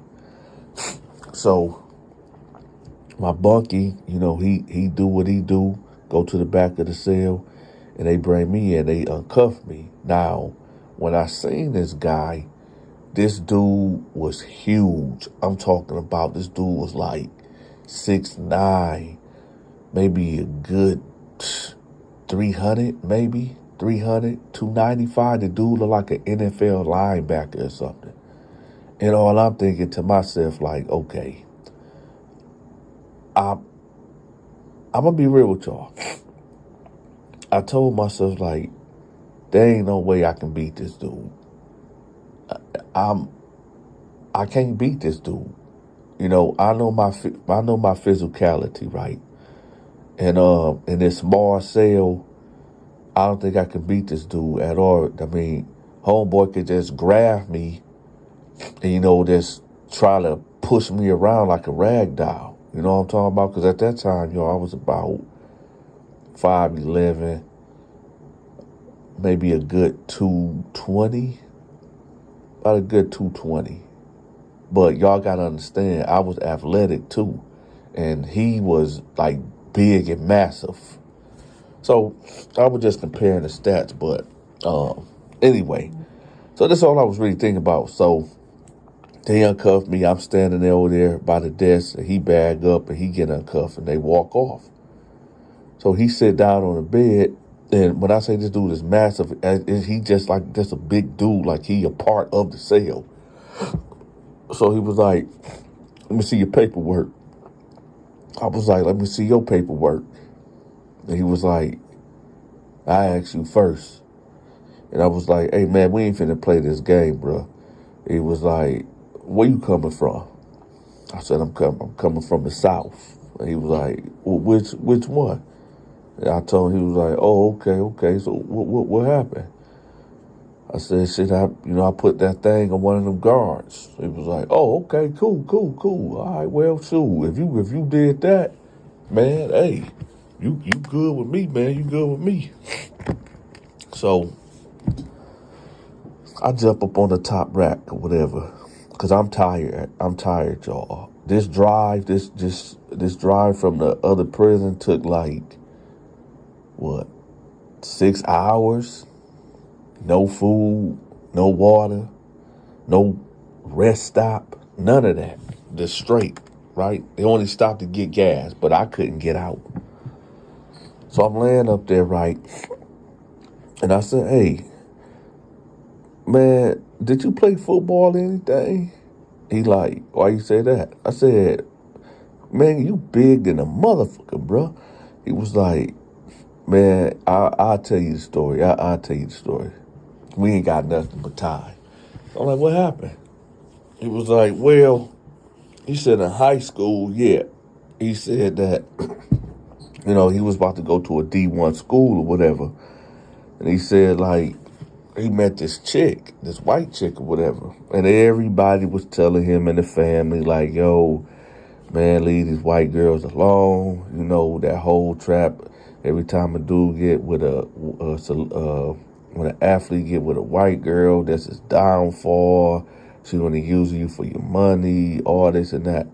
And he was like, I should have listened. And I said, so what happened? He said, so one day he goes to a party, a college party, because at this point he's a senior in high school. So he said he go to this college party or whatever. And he was like, it was this white chick that was just all on him, like all up on him. And he said, like, he always had, like, got female attention, but not like this. So he said that it was actually two white girls that was competing for his attention. So he said, like, they both was fine. They both was sexy to him. So he was like, I can't choose. So he basically asked them, like, hey, y'all think we could do a threesome or whatever? And it was like, yeah, let's do it. Now keep in mind, y'all, this is a college party, right? He is a senior. Nobody checking IDs. Keep that in mind. at these Matter of fact, let me let people know out there right quick too, because I know a homeboy that got caught up in what I'm about to tell you. Never mind, I'll tell you all that later. But anyway, so nevertheless, the two chicks agree. So he said that he ended up getting a hotel room, a ran down hotel. You know, they don't care about ID, they don't care about nothing. All they want is that moolah, right? So he said he go up in there, he pay for the room, and you know the white girls go in there, he go in there, and he said they end up getting it on, right? So after they do what they do, boom, bam, thank you, ma'am, it's over. He said about a week later, the sheriff department pull up at the school, right? He don't think that, you know, he ain't thinking they there for him at all. He thinking like, well, maybe somebody got caught with drugs and they locked her or something, or, you know, he just thinking it ain't for him. But they end up coming in there, 5 of them. And, you know, they go in the classroom, ask for his name, and the teacher point him out. They said, come on, let's go. They put handcuffs on him. He like, what happened? What happened? They told him, you know what you did. You getting charged with, you know, the unthinkable. And he like, what? The unthinkable? Well, like, what you mean? Right? So he said he get down there. Now, they didn't even contact his mama. They didn't even contact his mama, let mama know, like, hey, you know, your son just got locked up. You know, the school didn't even call his mama. So he get in there. And the one thing about it, y'all, a parent, a guardian has to be present in the presence when the police is interrogating a minor. A parent's supposed to be there. So that always remember that, y'all. When they say you have the right to remain silent, be quiet. The police is not there to let you go. They are there to arrest you, to trick you. They are not your friend. Keep your mouth closed. I'm not talking about snitching. When I'm saying you have the right to remain silent, I'm telling you that for a reason. They will lie to you. They will trick you. They will get you to say something, and it will be held against you later on in the court of law. So keep your mouth closed. Nevertheless, he get up in there, y'all, and they calling him, oh, you a apist, and they just call him all type of names, and you did this to these white girls. So check it out, y'all. This will happen. The 2 white girls was actually minors too. They wasn't college kids. Yeah, they was from a middle school. They wasn't even high schoolers. They was middle schoolers, right? In a college party. So you remember earlier, y'all, when I told y'all, like, this happened to one of my homeboys too? People don't be bringing ID. So when they go to these parties. So what I'm telling y'all is this, for new cats that's going to college or high schoolers or whatever that be at these parties, I know it might seem lame to y'all, but it's better than an alternative. Ask for ID. If a girl look too young, or you might be shaking, or even I don't even care what she look like. 'Cause there's younger chicks that look grown, but they young. Ask for ID all the time, because you do not want to. It's so easy to get into trouble, but it's so hard to get out. So this is what I'm telling y'all. Just for anybody out there, man, always ask for ID, so that way you all don't get jammed up. So anyway, this is how it went. After he ended up messing around with the 2 chicks or whatever, the next day at school, right, one chick tells somebody, like, yeah, that girl's a hoe, that girl is a slut or whatever. But she left out the part where she did, right? So rumors start getting spreaded, right? Next thing you know, the girl that these rumors getting spreaded on, she fighting back, she clapping back, and she was like, no, you were H. Yeah, you was there with me, right? I guess the first girl left out that part of the story to the people that she was telling. So they were just going back and forth. The rumors start swirling, people bullying, is people making Facebook posts, just all type of crazy, right? Next thing you know, the teachers get a hold of it. The parents get a hold of it. They go and get put in the office. What's going on? They come up with this concoction to say, yo, we went to this party. This black dude got us drunk. He took us to a hotel and he violated us. And that's what it was. That was their story. He said that didn't happen. He told the detectives while they was interrogating him, like, yo, I didn't, it was all consensual basically, but they weren't trying to hear it. See this big, black, massive dude taking advantage of these two girls, and that's all they said. So with that, they just said, nah, they hung him. They convicted him. Gave that boy 40 years, y'all. 20 years for each count, right? A first degree for both of the chicks. Gave that boy 40 years. Now he here with me. Now, I don't know if he innocent. I don't know if he guilty. I wasn't there. I don't know. A nigga could really did that for real and just trying to make it sound good. You know what I'm talking about? But nevertheless, we here. So I'm like, yeah, that's messed up, bro. He said, yeah, man. I said, shit, how long you been down? He said, man, I've been down here for 16 years, man. I said, damn. I said, do you mind if I ask you what's your minimum? For those that don't know, the minimum is like, okay, yeah, he got sentenced to 40 years in prison, but it could be 2 years to 40 years. You know, he do 2 years, he got good behavior. Parole board feel like he ready to get released or whatever. They let him out after 2 years, but he still got 38 years hanging over his head. No, let me tell y'all, his minimum was 30 years. So that means he got 14 more years to go before he's even considered eligible for parole. So he in here, right? So I said, I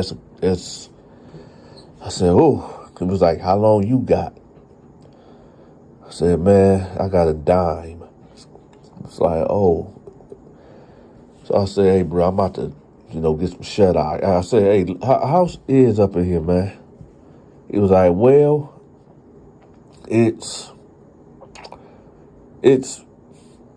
well, you'll see. I said, well, what's the programming like? He was like, well, we in here all day. I mean, we get out for 1 hour, but, they bring our food to us. So, it's just like at the hole, wherever you came from, it's like the hole. I said, all right. Now, this is where this story is about to take a crazy twist. So it's about 2 o'clock in the morning, y'all. My bunkie, now I'm not asleep at all. You've been damn fool to go to sleep, right? Take cat naps. My bunkie, he like, hey, DT. I said, what's up? He said, hey, listen, I got to tell you something. So when he said that, I'm thinking like, oh, shit, here we go again. I said, what's up? He said, look, there's a guard that's about to come through in a minute, right? And they about to take me out.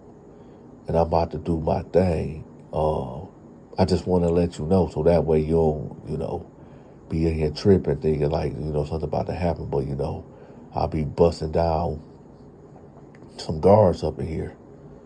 I said, oh, okay, all right. So when he said this, all I'm thinking in my head, no, this nigga lying. He trying to set me up. He trying to line me up. These niggas probably about to try to run up in here and do something to me, right? So I'm like, all right. So about 10 minutes go by, and a guard opened the door, right? Now I'm looking, but I can't see who it is or what it is. So he just dip up out the cell. They close the cell back. He was gone for about 6 minutes, and then he came back. Now I'm really looking because my eyes is adjusted, right? Now I'm really looking because my eyes is adjusted. And as I'm looking, I see him give the person a hug. And remember, this dude like 6'9", he just wide, right? So I can't see who the person he hugging. And then I see it. It was a male guard. So I'm sitting here like, what? What the Yeah, y'all. The rumors was true. Big Ox, they call him Big Ox, was having relations with a male guard in the Terror Dome. If you enjoyed this story time, make sure you subscribe to the channel. If you forgot to hit the like button and share this video, make sure you take care of that. If you want to send a gift to support the channel, we are accepting gifts and donations via Cash App and PayPal.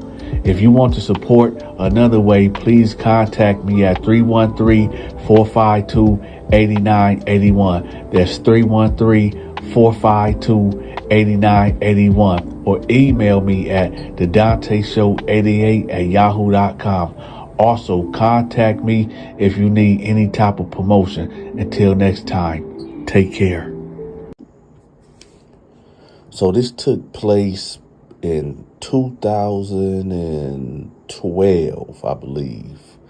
So I get locked up. So in prison, when you get locked up in prison, it's called the hole of the shoe. So it's basically a jail inside a prison. But the incident that took place, they had to get me up out of there. They said, "No, you too of a high risk. You got too much power in here. You got to go." Now, when they told me that, I already knew where I was going. Where I was going? To the Terror Dome, all the way up north in the mountains. Now, I don't know if anybody heard of the Terror Dome or not, but in order to get to the Terror Dome, you will have to have at least a minimum of 2 bodies, catching 2 bodies in the prison system. Okay, you will have to be a apex super predator to end up there. But when you end up there, there's apex predators up there, so somebody got to be prey, right? So I'm going to be real with y'all. When I found out that I was going up north to the Terror Dome, I was kind of worried. I'm gonna be real, because, you know, you hear the stories. You hear how the guards be up there, you know, taking man's cheeks. You hear how it's dudes up in there that'll run down on the cat in the prison shower 20 deep and everybody do something to them. You know what I'm talking about? I just heard a story. Now, this was back then, but I just heard a story how in the visiting room, this dude, oh yeah, I'm going to definitely tell this story next. Basically, in the visiting room, dude kept getting frustrated and with another inmate. So he decided when he had a visit, he ended up choking out dude's grandmother in the visiting room, right?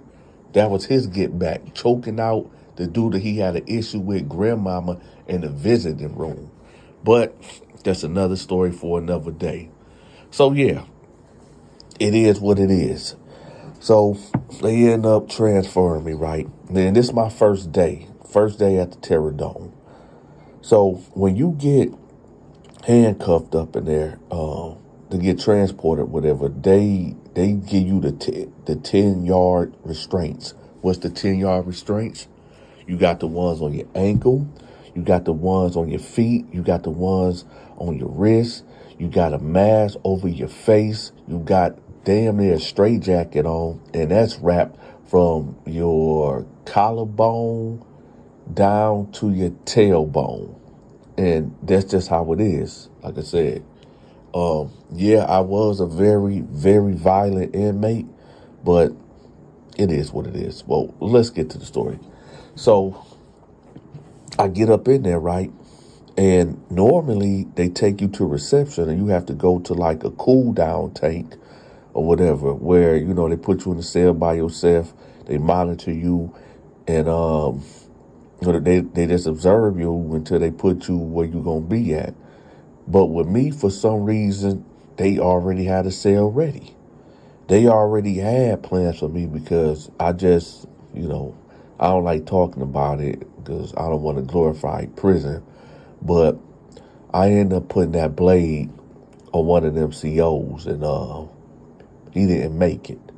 So, whenever you injure a guard, whenever you take the life of a guard or whatever, the other guards, they feel some type of way about that.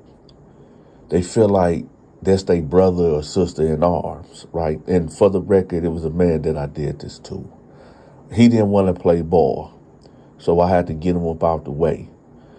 But other guards, they feel some type of way. You got some guards that feel like, oh, we gonna get our revenge because that could have been me. He could had a family, wife, kids, whatever.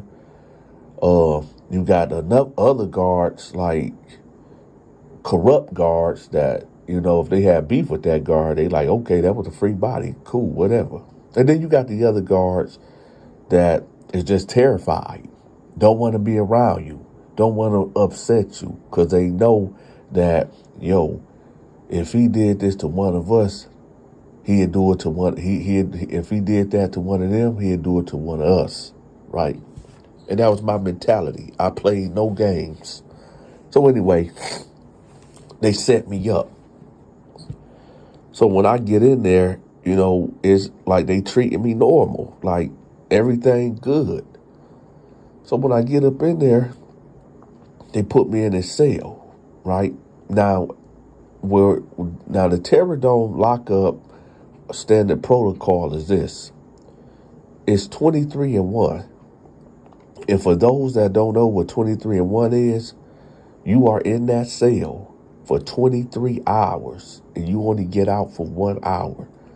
And it's high strict movement, okay? High restricted movement. Meaning every time you come up out that cell, you are in handcuffs on your ankles and your wrists, okay? You and your cellie. So, like I said, I knew it was kind of a setup because how they just put me right in the cell. Well, here it go. So they bring me to the cell, and they tell the dude, the protocol is whenever you get a new inmate, you gotta turn around and put your hands through the slot, whatever, so they can handcuff you. And then you go to the back of the cell, and then the new guy come in, which I'm the new guy. So my bunkie, he do what he do, go to the back of the cell, and they bring me in, they uncuff me. Now, when I seen this guy, this dude was huge. I'm talking about this dude was like 6'9", maybe a good 300, maybe 300, 295. The dude looked like an NFL linebacker or something. And all I'm thinking to myself, like, okay, I'm going to be real with y'all. I told myself, like, there ain't no way I can beat this dude. I can't beat this dude. I know my physicality, right? And in this small cell, I don't think I can beat this dude at all. I mean, homeboy could just grab me and, just try to push me around like a rag doll. You know what I'm talking about? Because at that time, I was about 5'11", maybe a good 220, about a good 220. But y'all got to understand, I was athletic too. And he was like big and massive. So I was just comparing the stats. But anyway, so that's all I was really thinking about. So they uncuffed me. I'm standing there over there by the desk, and he bag up and he get uncuffed and they walk off. So he sit down on the bed. And when I say this dude is massive, he just a big dude, like he a part of the cell. So he was like, let me see your paperwork. I was like, let me see your paperwork. And he was like, I asked you first. And I was like, hey, man, we ain't finna play this game, bro. He was like, where you coming from? I said, I'm coming from the South. And he was like, well, which one? And I told him, he was like, oh, okay. So what happened? I said, shit, I put that thing on one of them guards. He was like, oh, okay, cool. All right, well, shoot, if you did that, man, hey, you good with me, man. You good with me. So I jump up on the top rack or whatever, because I'm tired. I'm tired, y'all. This drive from the other prison took like, 6 hours? No food, no water, no rest stop, none of that. Just straight, right? They only stopped to get gas, but I couldn't get out. So I'm laying up there, right? And I said, hey, man, did you play football or anything? He like, why you say that? I said, man, you big than a motherfucker, bro. He was like, man, I'll tell you the story. I'll tell you the story. We ain't got nothing but time. I'm like, what happened? He was like, well, he said in high school, yeah. He said that, he was about to go to a D1 school or whatever. And he said, like, he met this chick, this white chick or whatever. And everybody was telling him and the family, like, yo, man, leave these white girls alone. That whole trap. Every time a dude get with when an athlete get with a white girl, that's his downfall. She's going to use you for your money, all this and that. And he was like, I should have listened. And I said, so what happened? He said, so one day he goes to a party, a college party, because at this point he's a senior in high school. So he said he go to this college party or whatever. And he was like, it was this white chick that was just all on him, like all up on him. And he said, like, he always had, like, got female attention, but not like this. So he said that it was actually two white girls that was competing for his attention. So he said, like, they both was fine. They both was sexy to him. So he was like, I can't choose. So he basically asked them, like, hey, y'all think we could do a threesome or whatever? And it was like, yeah, let's do it. Let's do it. Now, keep in mind, y'all, this is a college party, right? He is a senior. Nobody checking IDs. Keep that in mind. At these matter of fact, let me let people know out there right quick too, because I know a homeboy that got caught up in what I'm about to tell you. Never mind. I'll tell you all that later. But anyway. So nevertheless, the two chicks agree. So he said that he ended up getting a hotel room, a ran down hotel. They don't care about ID. They don't care about nothing. All they want is that moolah, right? So he said he go up in there, he pay for the room, and the white girls go in there, he go in there, and he said they end up getting it on, right? So, after they do what they do, boom, bam, thank you, ma'am, it's over. He said about a week later, the sheriff department pull up at the school, right? He don't think that, he ain't thinking they there for him at all. He thinking like, well, maybe somebody got caught with drugs in their locker or something, or, he just think it ain't for him. But they end up coming in there, 5 of them. And, they go in the classroom, ask for his name, and the teacher point him out. They said, come on, let's go. They put handcuffs on him. He like, what happened? What happened? They told him, you know what you did. You getting charged with, the unthinkable. And he like, what? The unthinkable? Like, what you mean? Right? So he said he get down there. Now, they didn't even contact his mama. They didn't even contact his mama, let mama know, like, hey, your son just got locked up. The school didn't even call his mama. So he get in there. And the one thing about it, y'all, a parent, a guardian has to be present in the presence when the police is interrogating a minor, a parent's supposed to be there. So that always remember that, y'all.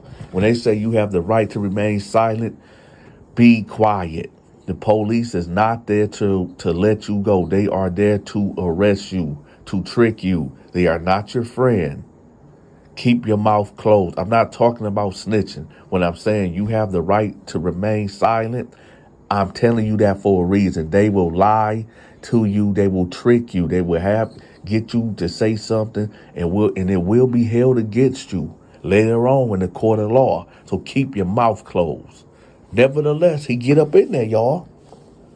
And they calling him, oh, you a apist, and they just call him all type of names, and you did this to these white girls. So check it out, y'all. This will happen. The 2 white girls was actually minors too. They wasn't college kids. Yeah, they was from a middle school. They wasn't even high schoolers.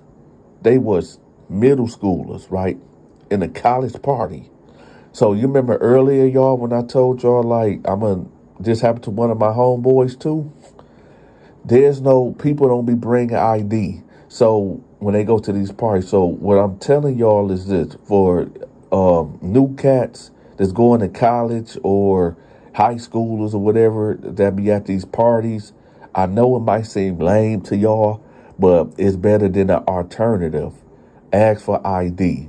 If a girl look too young, or you might be shaking, or even I don't even care what she look like, 'cause there's younger chicks that look grown, but they young. Ask for ID all the time, because you do not want to. It's so easy to get into trouble, but it's so hard to get out. So this is what I'm telling y'all, just for anybody out there, man. Always ask for ID, so that way you all don't get jammed up. So anyway, this is how it went. After he ended up messing around with the 2 chicks or whatever, the next day at school, right, one chick tells somebody, like, yeah, that girl's a hoe, that girl's a slut or whatever. But she left out the part where she did, right? So rumors start getting spreaded, right?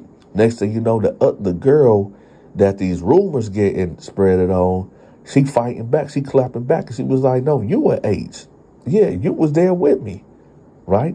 I guess the first girl left out that part of the story to the people that she was telling.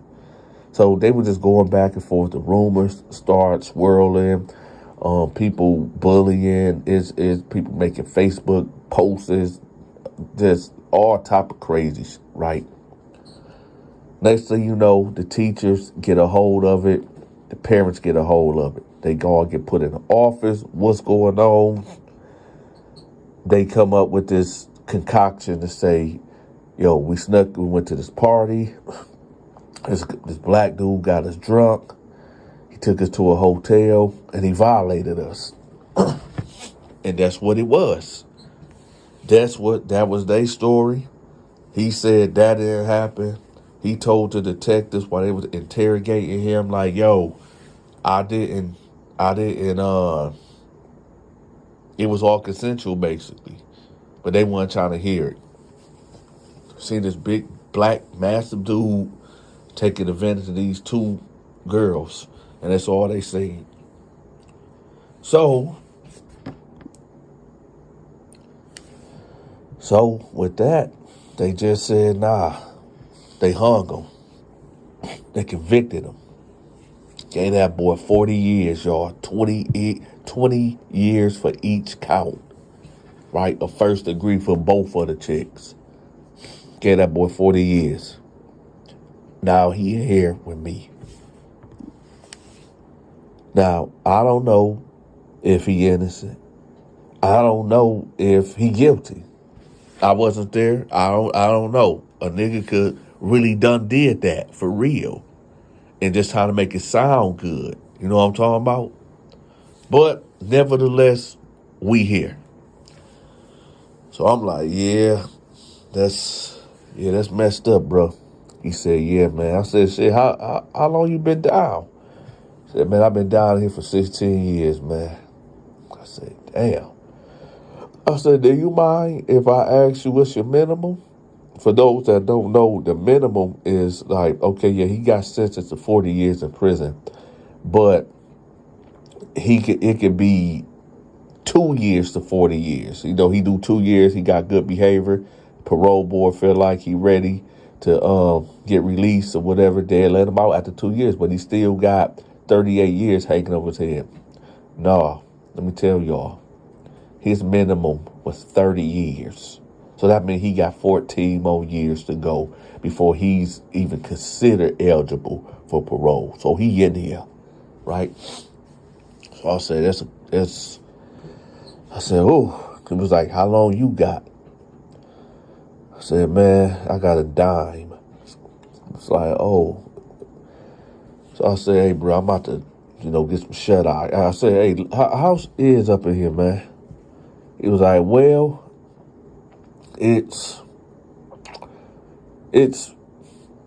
well, you'll see. I said, well, what's the programming like? He was like, well, we in here all day. I mean, we get out for 1 hour, but,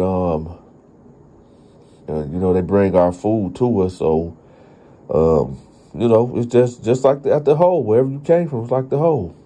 I said, all right. Now, this is where this story is about to take a crazy twist. So it's about 2 o'clock in the morning, y'all. My bunkie, now I'm not asleep at all. You've been damn fool to go to sleep, right? Take cat naps. My bunkie, he like, hey, DT. I said, what's up?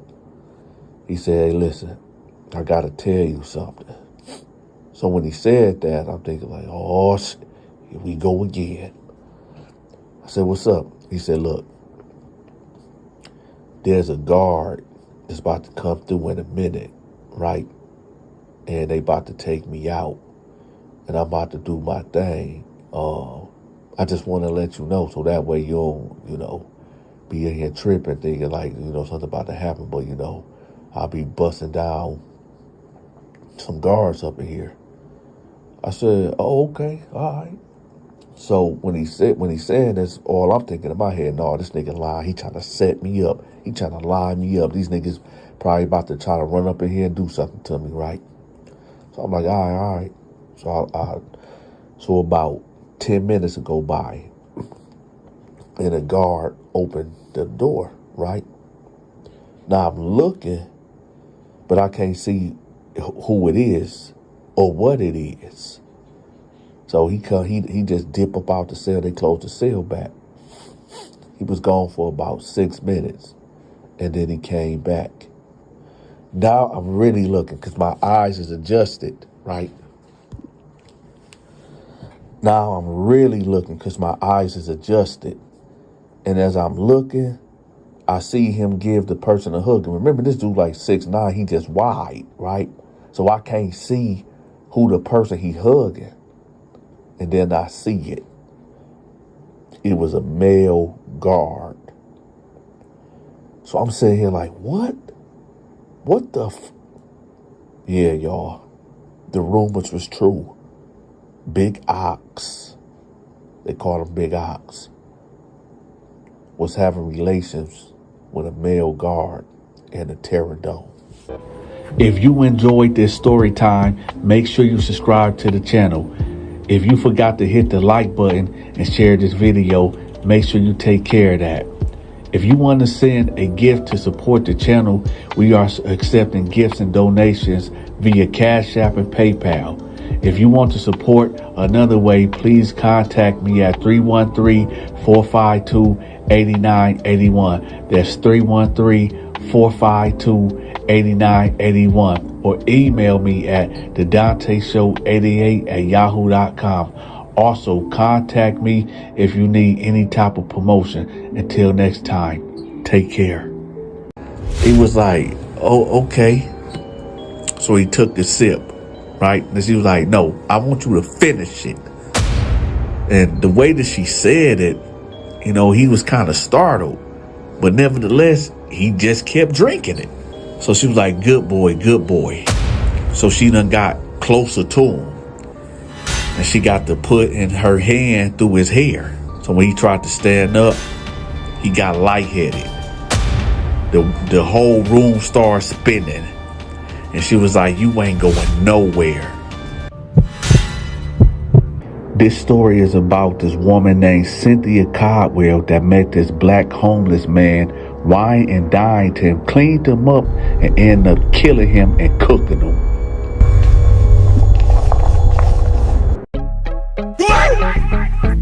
Ah, shit.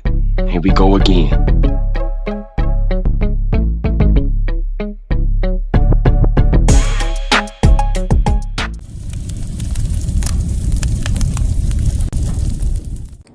Back in 2013, there was a woman by the name of Stephanie Caldwell that lost her husband a few years back.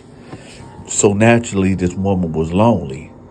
So one day, she was sitting in her house, and she said, you know what? I'm ready to move on. I'm on a man. I'm tired of being alone. So she went upstairs, took her clothes off, got in the shower, got out the shower, curled her hair, put on red lipstick, and put on a red dress.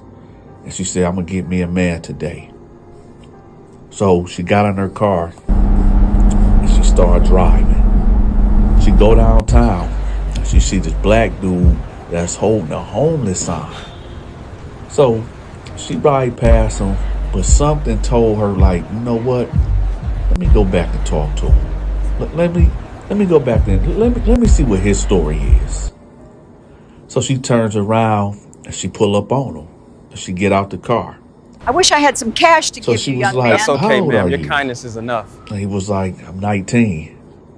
She was like, what are you doing out here living on the streets?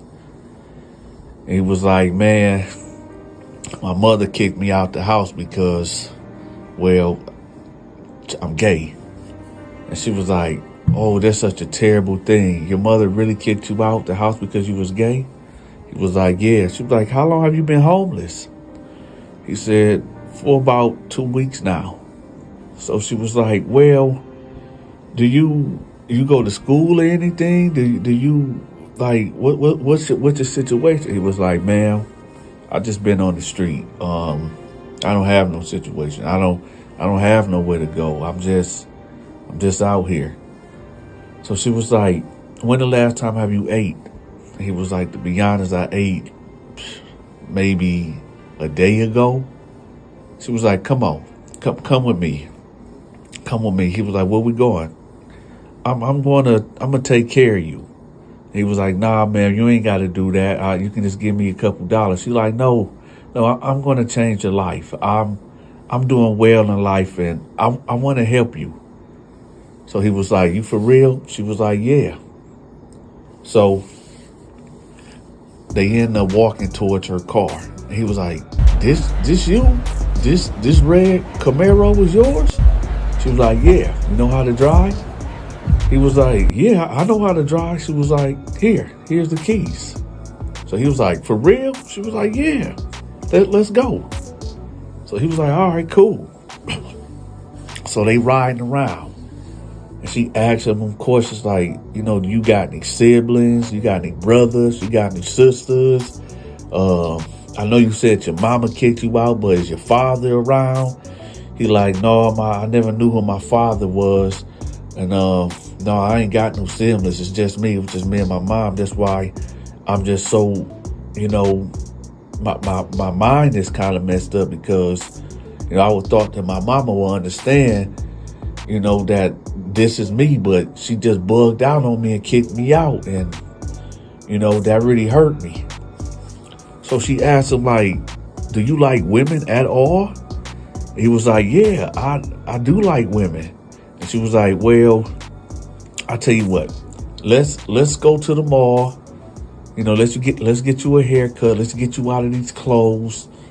And, you know, let's get you something to eat.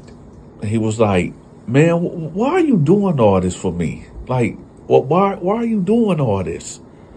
And she was like, I just like you.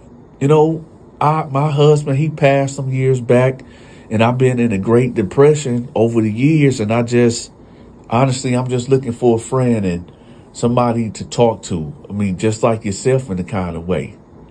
And he was like, word? She was like, yeah. I feel like fate brought both of us together. So she go ahead and take him to the barber shop and to get the haircut. And she telling him like, listen, I'm going to be real with you. I'm going to be honest. I really think you're cute. And I know I'm an older lady and you're a younger man, but I know I'm kind of putting my, my feelings on my sleeve right now. But I think, man, you could really, really, really work out. And he like, listen, lady, you do seem real nice. And I can tell you got a good heart. So you know what? YOLO. You only live once. Let's just see where this can go. Let's just see, how this gonna turn out. Yeah, you older and I'm younger, but hey, shoot, I'm homeless. You got money. And I'm not saying that I'm, want to just be with you because you got money, but I mean, why not? I'm young and, you well experienced. So yeah, maybe you can teach me some things.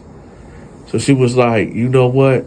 Yeah, I'm glad I stopped and talked to you because, yeah, I can see us going really far.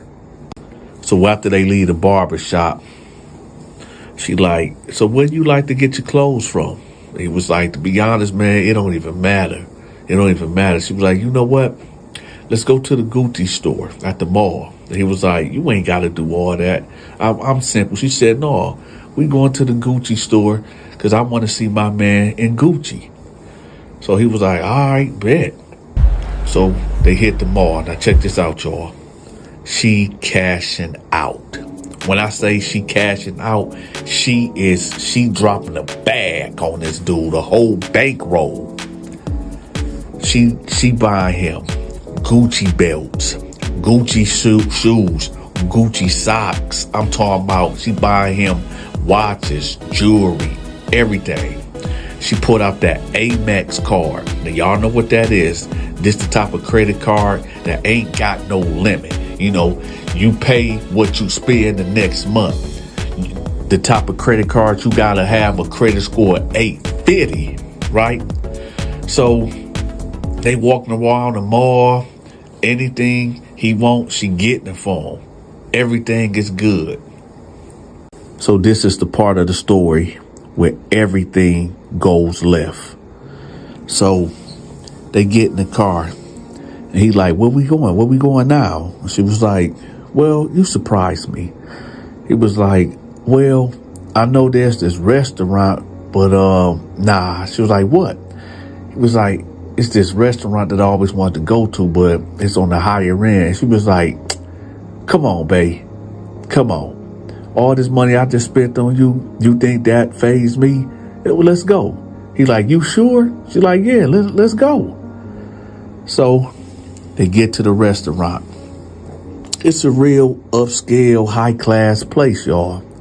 When I say upscale, high class, you talking about the minimum plate is $450. You understand? And that's not with the drink or dessert. So they sit down and they talking. And she was like, do you love me? And he was like, huh? I understand this is a difficult conversation, but we need to address it. I know, It's not easy for me to talk about. She was like, do you love me? He was like, I mean, I got love for you. We just met. It's going to take time for me to love you. But yeah, I got love for you. She was like, that ain't really what I wanted to hear. And he was like, yeah, but I'm saying, we just met. This is our first date meeting. She was like, I know, but I just really love you. I really love you. I don't like you. I love you. And, he's sitting there. He just looking at her. He like, well, I mean, I know eventually, we get there.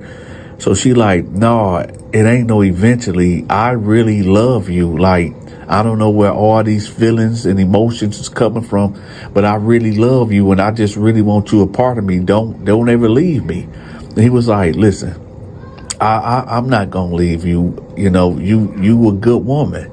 And I know we just met, but I can really see a future, you know, with you. But, you know, like I said, it's only the first day. She's like, I know you keep saying that, but just listen. I know it's the first day. Have you ever heard of true love? You know, meeting somebody and, you know, just falling in love. He was like, yeah, I have, but, you know, I don't want to rush this. And she was like, we're not rushing anything. You know, I just want to give you my all. I just really I don't want to mess this up. I ain't been with a man in years, and I really don't want to mess this. I don't want to mess this up. So, listen, what do you order? What you going to get? So he like, I think I might order the porterhouse with grilled onions, and I think I'm going to get me some red wine. She was like, you're not old enough to drink? He was like, I know, but, you know, I'm here with you, so you could order and I could sip on it. She was like, oh, you're such a bad boy. You're such a bad boy. We're going to get along. So she tells him, like, listen, I want you to hurry up and eat your food. And he like, what you order? She was like, oh, I'm not going to eat nothing. I don't, you know, I'm older, so I can only eat like once a day and eat light. But I want you to hurry up and eat your food because I want to take you home. He like, take me home? Yeah, I want to take you to my house, and I just want to show you. I want to show you my appreciation for you, you know, hanging out with me. And he was like, oh, okay. I guess that sound cool. All right. I'm just not sure what to do. It feels like everything is falling apart. Yeah. I know it seems that way now, but we'll figure this out together. So they leave the restaurant and they head to her house. When she pull up, he like, man, you have a very, very nice home.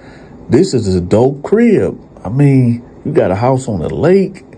Man, this is really nice. She was like, yeah, it's pretty cool. It's cool.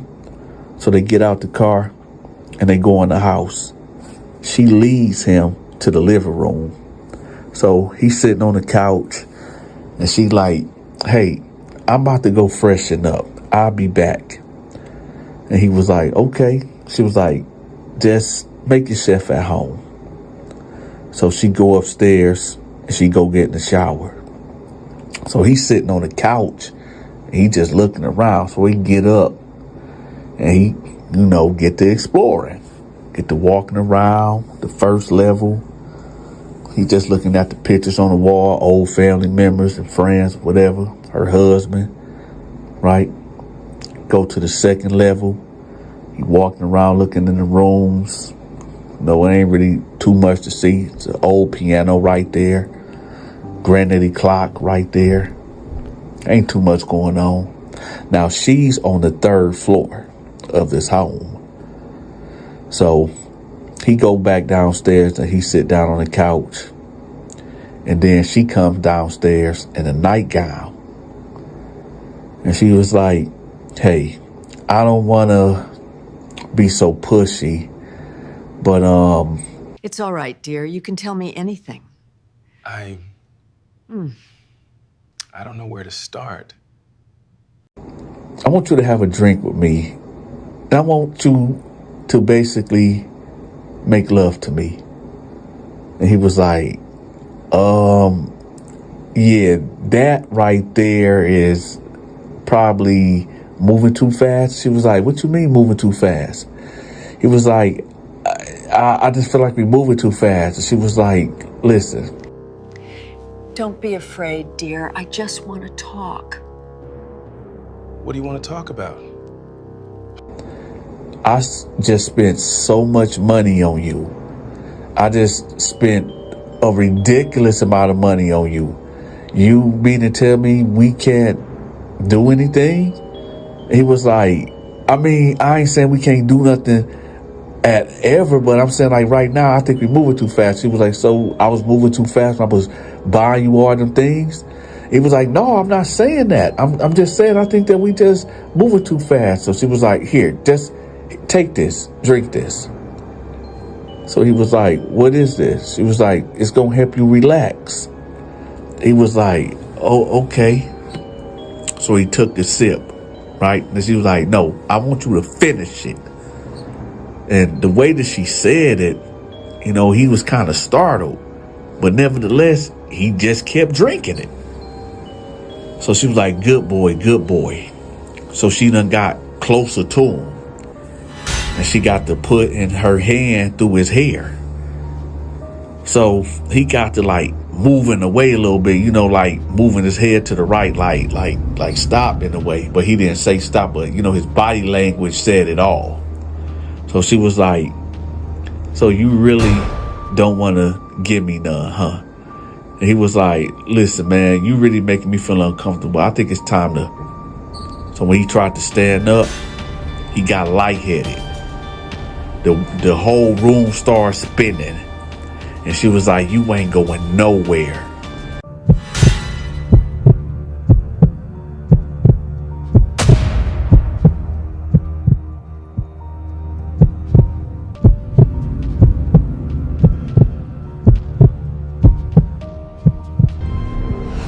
So you think that you just gonna use me and just mishandle me and mistreat me any type of way that you want to?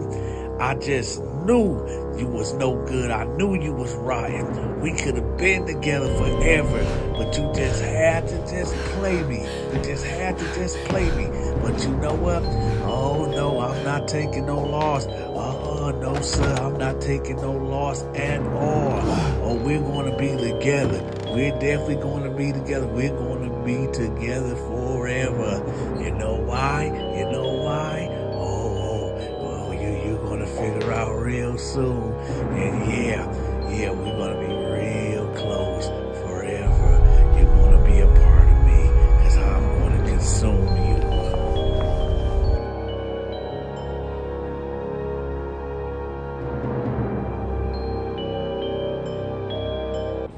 If you enjoyed this story time, make sure you subscribe to the channel. If you forgot to hit the like button and share this video, make sure you take care of that. If you want to send a gift to support the channel, we are accepting gifts and donations via Cash App and PayPal. If you want to support another way, please contact me at 313-452-8981. That's 313-452-8981. Or email me at THEDONTASHOW88@yahoo.com. Also, contact me if you need any type of promotion. Until next time, take care. Oh, shit. Here we go again.